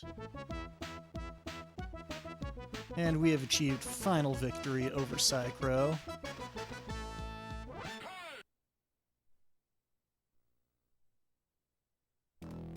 And on to Buttville, the final level. Starts off with this very cool propeller head section. You gotta sneak Jim through some very tricky spiked passages. But easy. Baby game.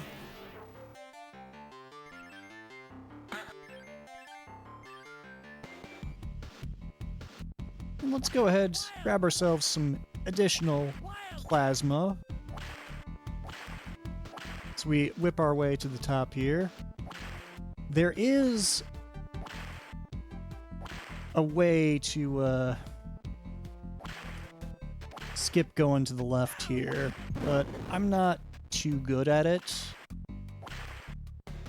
We're gonna mostly be doing the intended routing, because I, for one, would never go against a developer's intentions when playing a game.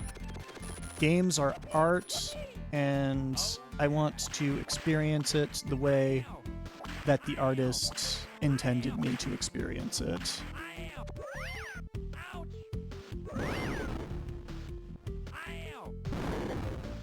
Alright, now that we've taken out that beehive, let's get to it. Oh! Hit this continue down here. Take a death. That's one way of bringing ourselves back to 100%.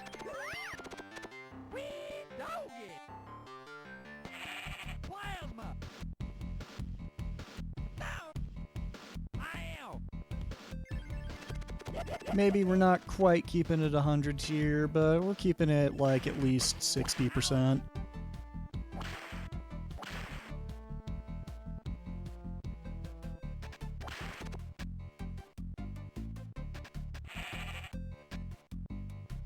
And drop down, whip it.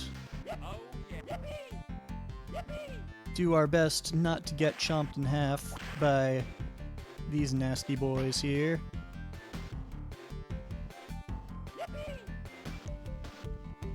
And kill the queen's butt with one plasma burst. And onwards to fighting the evil queen, pulsating bloated, festering, sweaty, pus-filled, malformed slug for a butt, with the aid of our friend Snot. And this is a really difficult boss. Gonna need to concentrate here.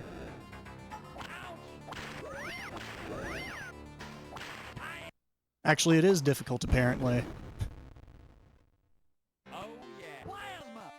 She's supposed to die in one head whip.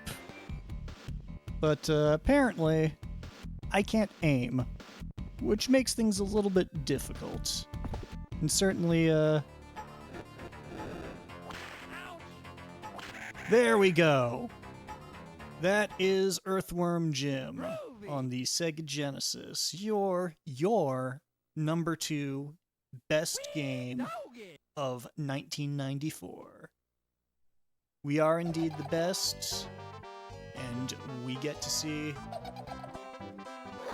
this hilarious cutscene. We saved Princess What's-Her-Name, and here's our big reward. Oh no. Oh, that's unfortunate.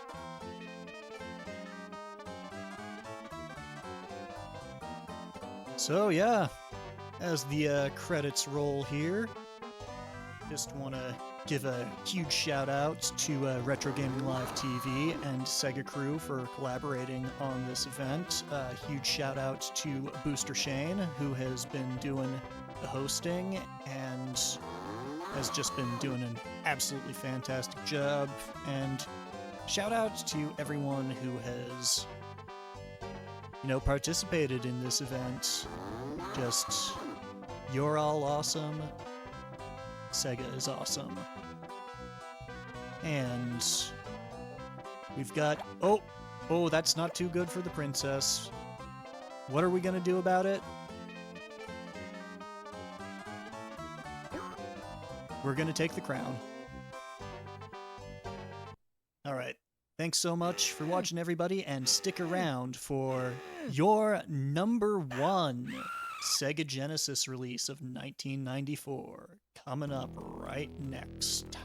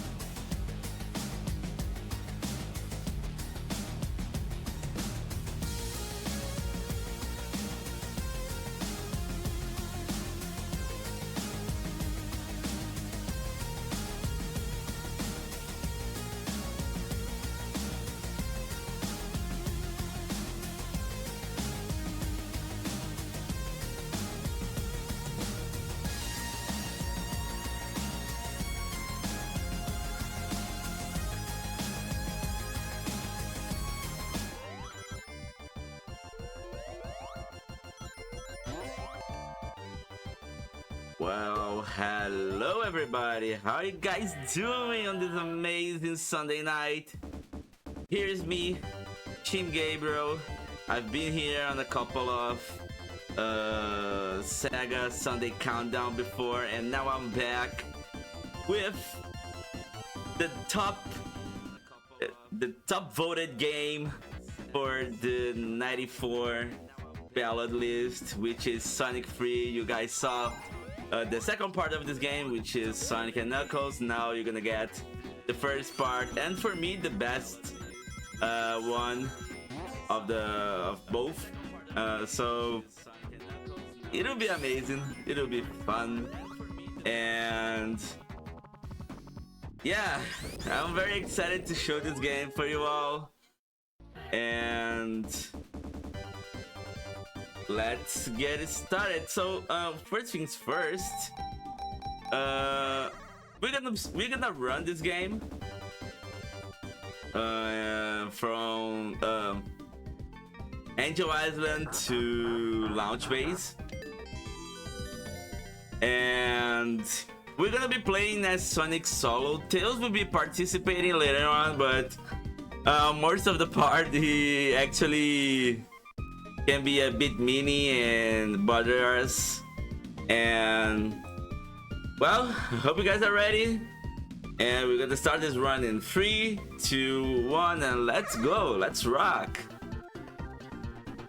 So classic opening here, where Sonic is getting through the ocean, being super Sonic like here, and there's our little beauty Knuckles. And as soon as he grabs all of the Chaos Emeralds, the game starts here. So gonna be a bit difficult because it's been a while since I last ran this game, so trying to run it while commentating would be a bit difficult, but we're gonna get through it. And as you can see, we already got the speed shoes and our first shield, which is a fire shield.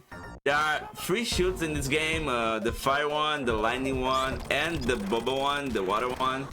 All of those has particularly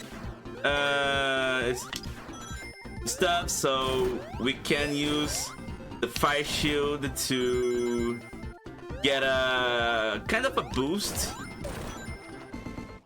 and get way ahead with it. Also, we can avoid fire damage, so there's the mid boss here where we can get below it and do the most of the damage we can without getting damage. And as soon as the sign falls down, it falls exactly where the bubble shield is, and the bubble shield is very important for the second here. All the 3 shields we're gonna get on Angel Island right now, so you're gonna see them being very used here.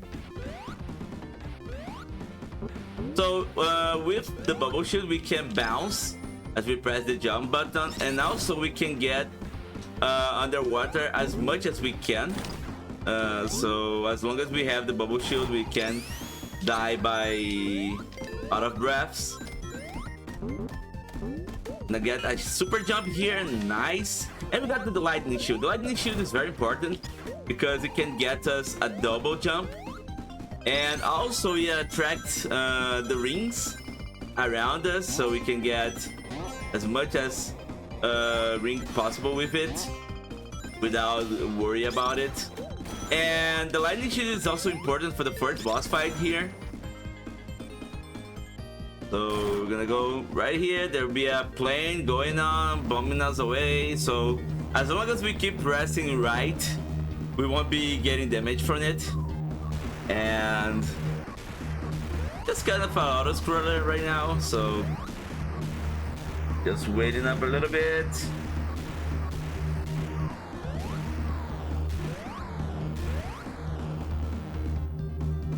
We'll go way over here, wait for Eggman to show up,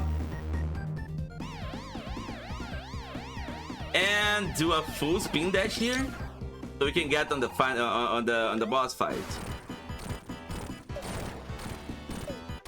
Oh, that was perfect.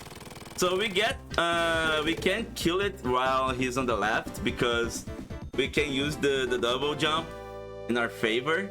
And as soon as the game scores up, we can reset and start Hydrosity, so we can skip all the cutscene regarding Knuckles opening the bridge and make us falling down to Hydrosity.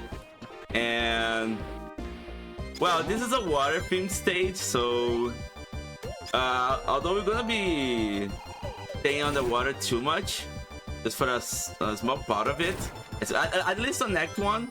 So going over here and here. Also, the invisibility helps us a lot here to get over the spikes. Gonna do a full spin dash. Ooh, oh my god. Okay. That's fine. We can get over the platform here and do the insta shield to jump up and like get a huge shortcut here. The boss fight here was started really bad because we wanted to get some hits while he was off screen, but okay, it's fine.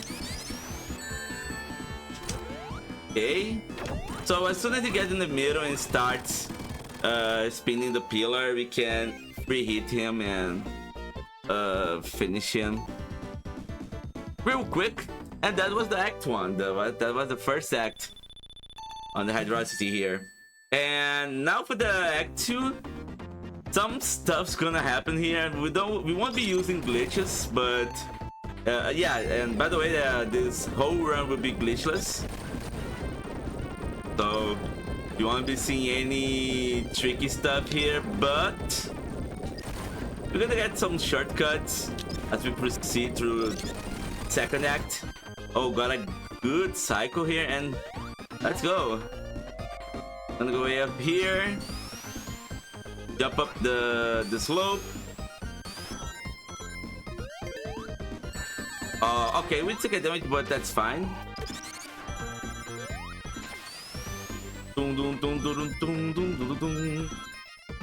Just vibing with the music. I just messed that up, the cycle, but okay. There's a slight chance that we can die if we get this the cycle right on the top and the game crushes us, but luckily that didn't happen. And there's the first shortcut we're gonna get on the game. We're gonna do full spin dash here and jump right at the top of the slope, so we can get right on top of the stage and skip the entire section there. And there's more. There's still more. Right now here we're gonna pause. Ooh, okay, didn't happen. Okay, gonna do it again. Ooh, bad. Gonna go once again. Oh, okay. Let's try from the beginning here. Okay, so we need to pause because I need to do a precise jump here. So if I mess up, we basically just go all the way back. Okay, and then just killed the backup strat here. Okay.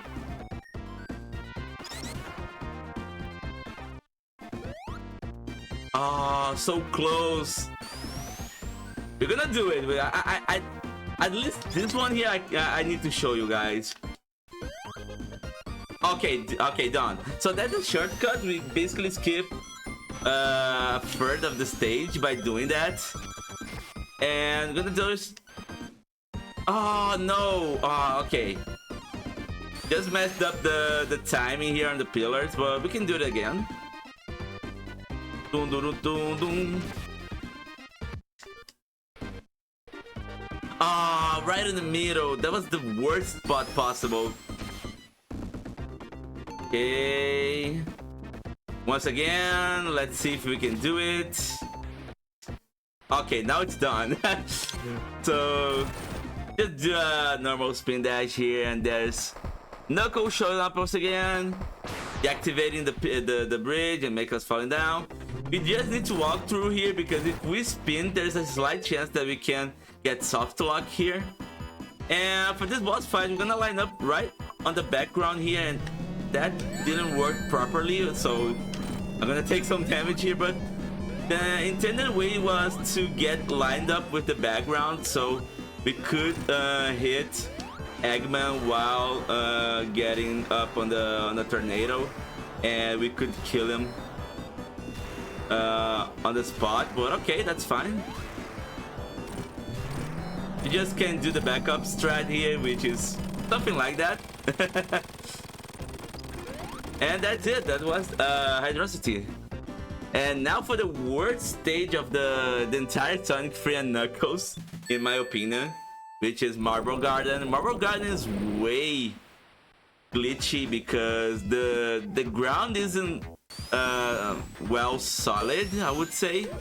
So there is a small chance of getting the ground zip here, and we could do both Marble Garden in one stage, but since we're gonna do this game glitchless, we won't be able to do that. We can't even do that, even because I don't know how to do the glitched route on this game. So let's go over here to here and do some double jumps. And one important thing is that we need to get the lightning shoot to the end of the stage, because it helps us a lot with both bosses and some routes on the glitchless way. Go over here, do a small jump, and that's perfect. Gonna go over here, grab the spinning platform.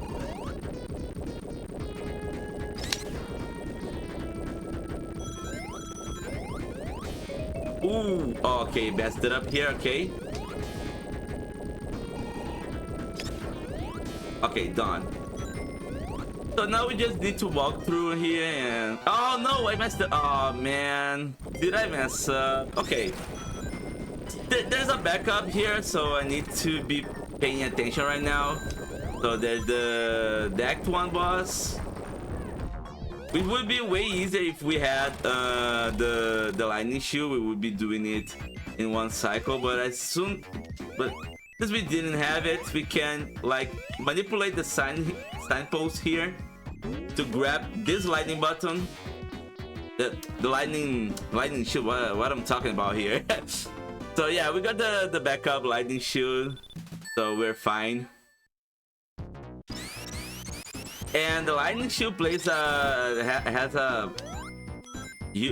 important part on the second act, because there'll be a shortcut we're gonna be using the lightning shield with.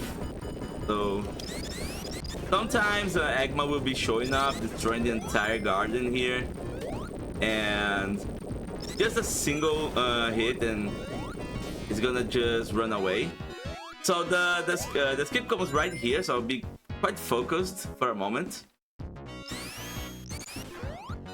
Ooh, close. Okay, I'm gonna go over again. Ooh, okay, made it. Ah, I messed up the second part, okay. As long as we don't kill the grasshoppers, we're fine.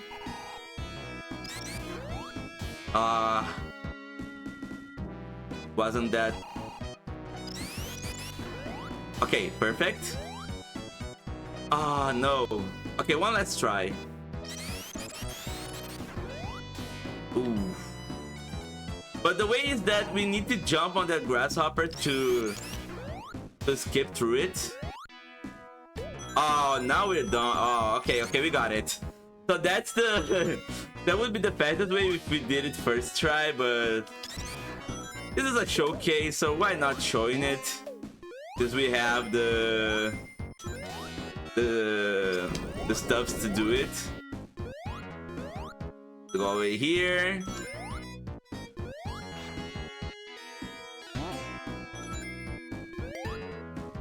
Gonna grab the spring here.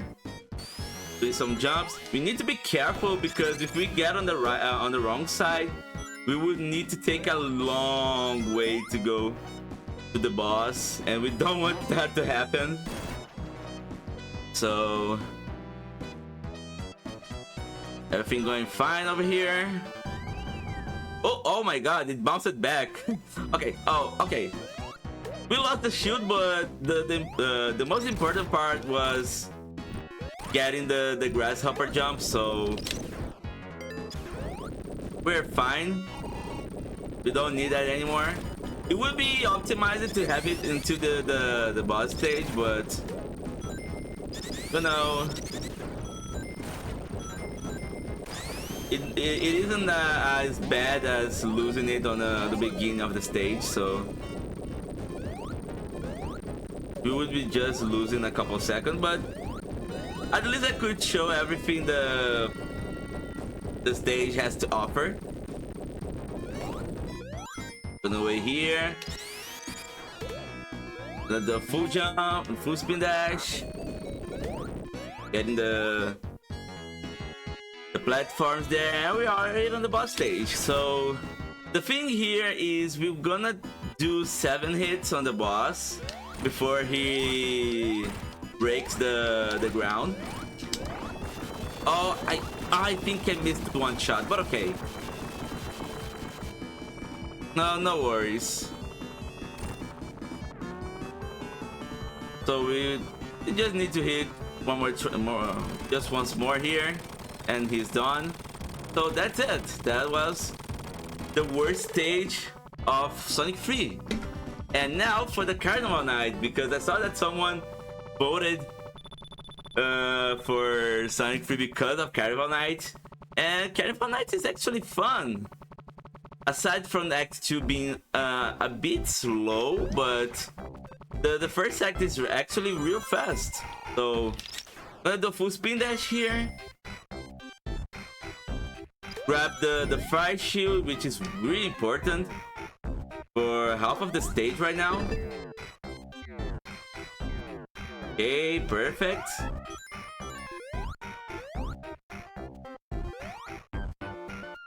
Another full spin dash here. Use the fire boost. Gonna go way up here.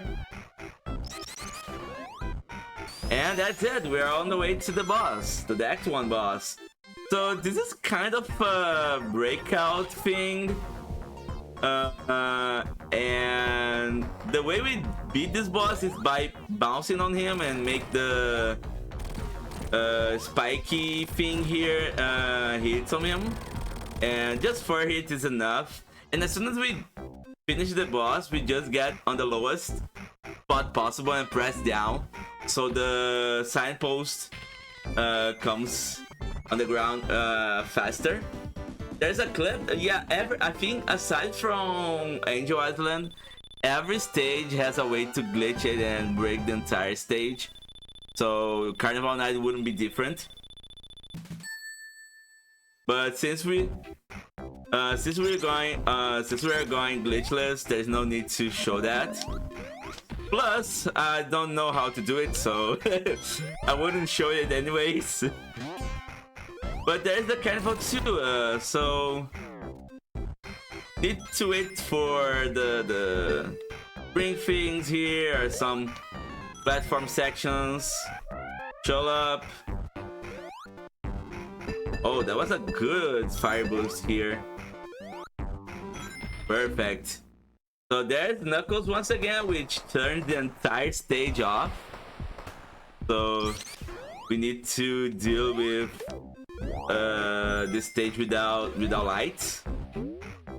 And we switch to the bubble shield here because it is very important to have it right now.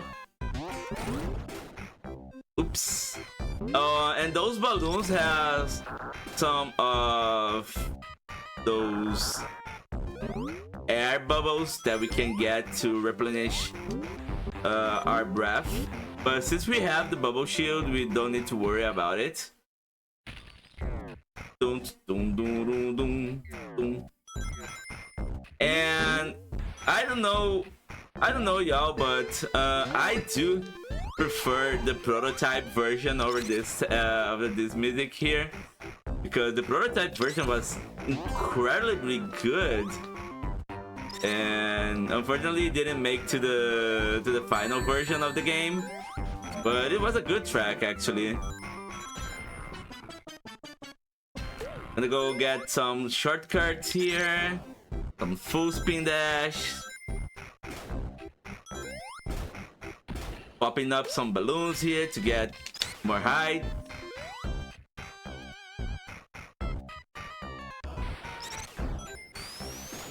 Okay, perfect.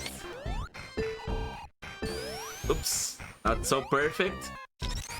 Okay, so the nightmare of every kid in the 90s. So this section here, we need to press down and up to make the platform swing around. Oh, I almost got crushed there, but we're through, thankfully.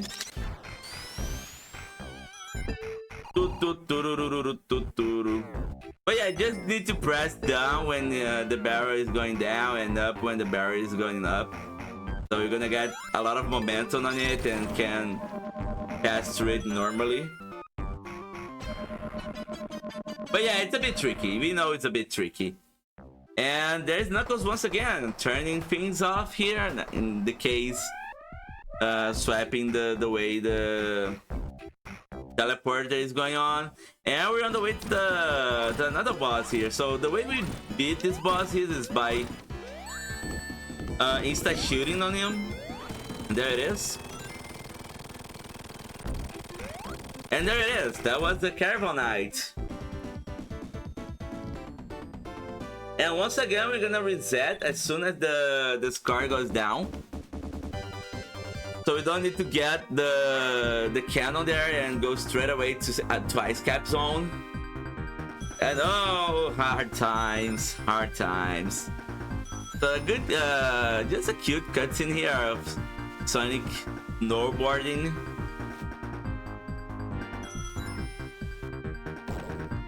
But it's a fun stage to speedrun into. A lot of stuff to do here.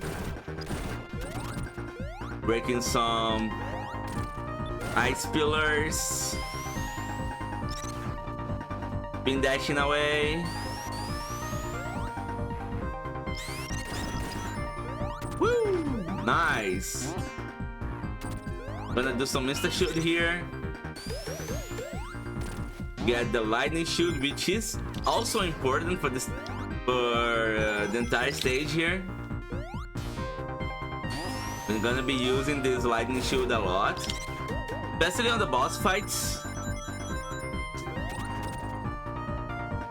Bow, bow, bow, bow.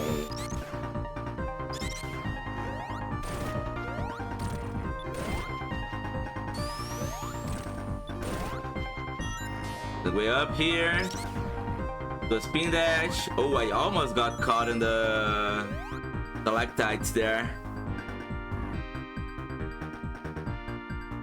But okay, we're through here. Just need to wait for the platform to come down.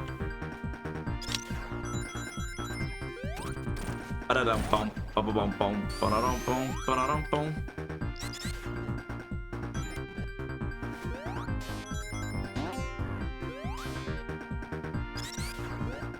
Oops, no. Oh, I messed up.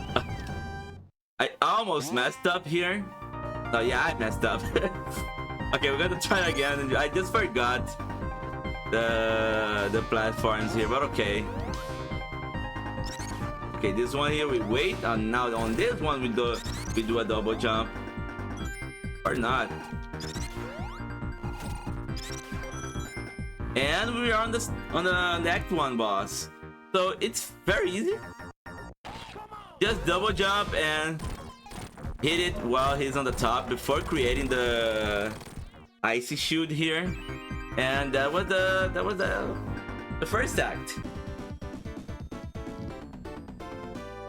And the second act is, well, kind of similar, I would say, but there are a lot of mechanics we're gonna do here.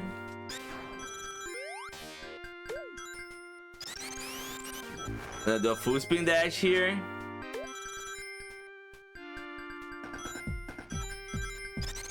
And here as well. Another full spin dash. Gonna get on the spring here.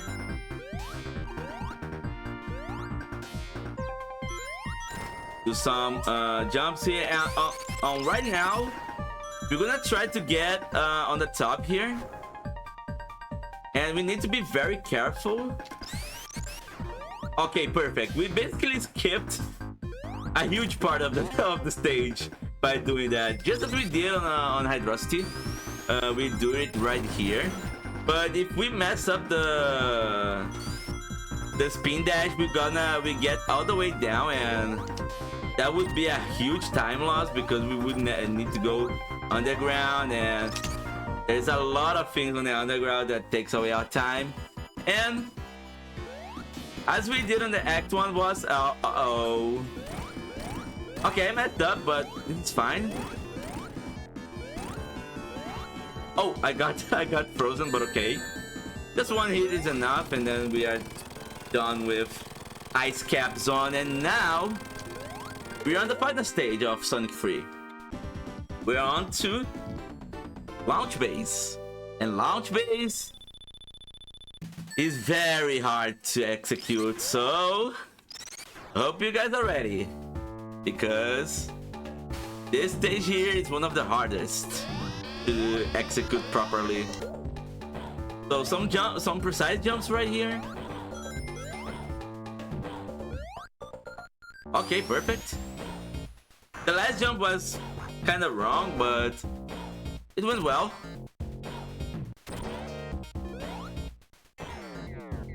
Yeah, that sound quality, yeah. Yeah, it was speculated for a long time that Michael Jackson was behind the Sonic 3 soundtrack, which I think it was actually true. I think so. I don't remember who confirmed it, but someone confirmed that Michael Jackson was behind the Sonic 3 music.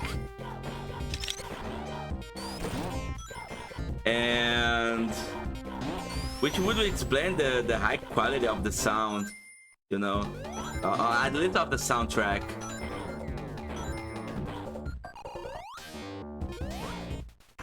Go all the way here.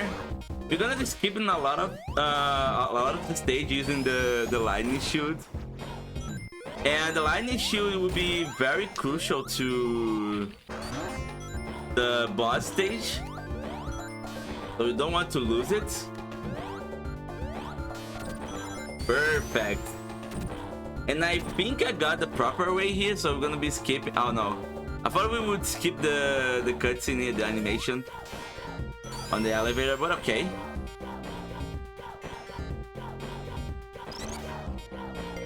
We're almost close to the penultimate boss.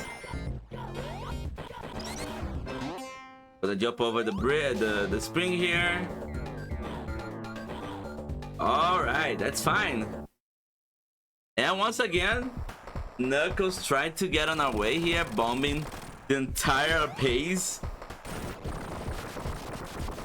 And unfortunately, on Sonic 3, we don't fight him, only on Sonic and Knuckles. He just show up to slow us up. And here is where the light. Oh no! Oh my God! Yeah, that would be where the lightning shield would be useful, because we would be taking damage and stay right on the platform there. But since I messed up, we're gonna do the normal way here. And right now we need to be careful right now, because there's something we need to do with the signpost. Oh no! Oh, I was so close. We would want to manipulate the signpost to get the bubble shield, which would be really helpful on the stage here. We would help us to get a huge shortcut, but unfortunately I messed up by some pixels, and now we need to go to do the last act without the bubble shoot, which would take a while, but it isn't as bad as I'm sounding right now. But yeah, you would understand why once I get to the point here. So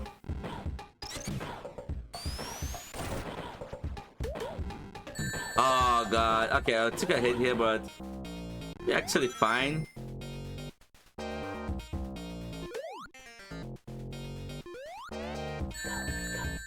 Taking damage once again.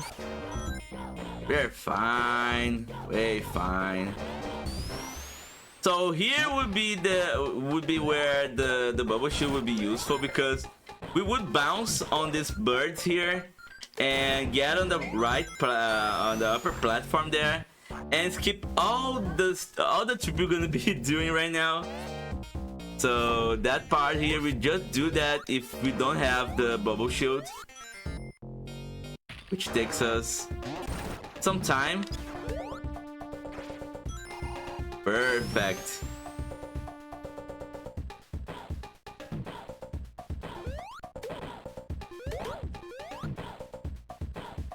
So it would take us right here if we got the bubble shield.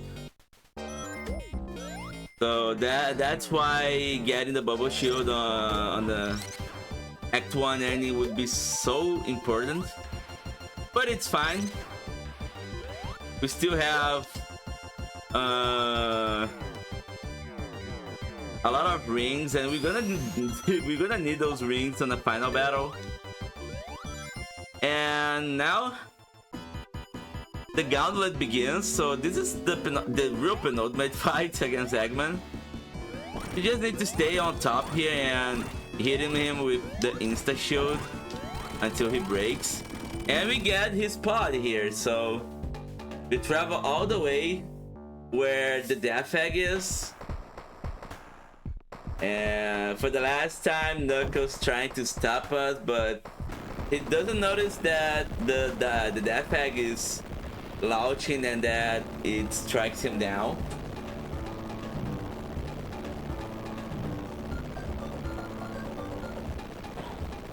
So we just need to wait for the fight begins.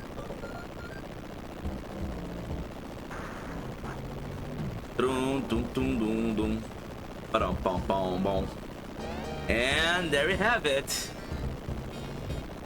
We're gonna stay right here and start spin dashing so we can hit as early as we can.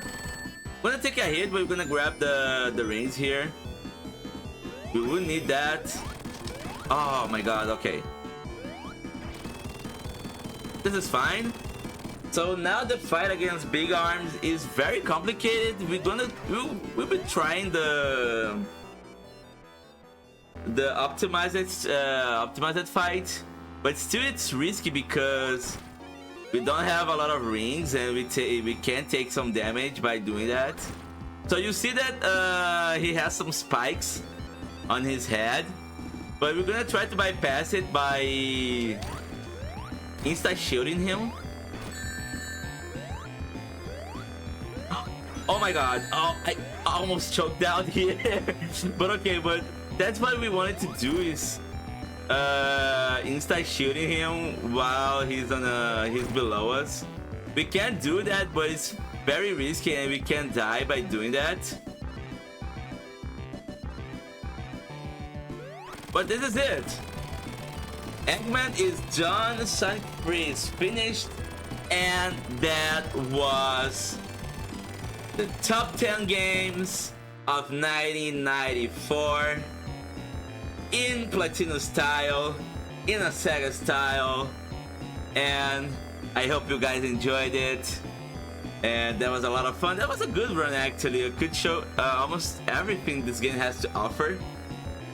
And as soon as the screen goes white, it's GG, everyone. So that's it. Hope you guys enjoyed it. It was a pleasure to be here. Shout outs to everybody at SEGA Crew, everybody at Retro Gaming Live. You guys are awesome. And Who knows? Maybe I'll be back on the 95 list. Who knows? There's a lot of games on that list that I know how to run. So, once again, guys, it was a pleasure. Hope you have a good end of Sunday and a good week so far. So, that was my show. See you next time. Let's go!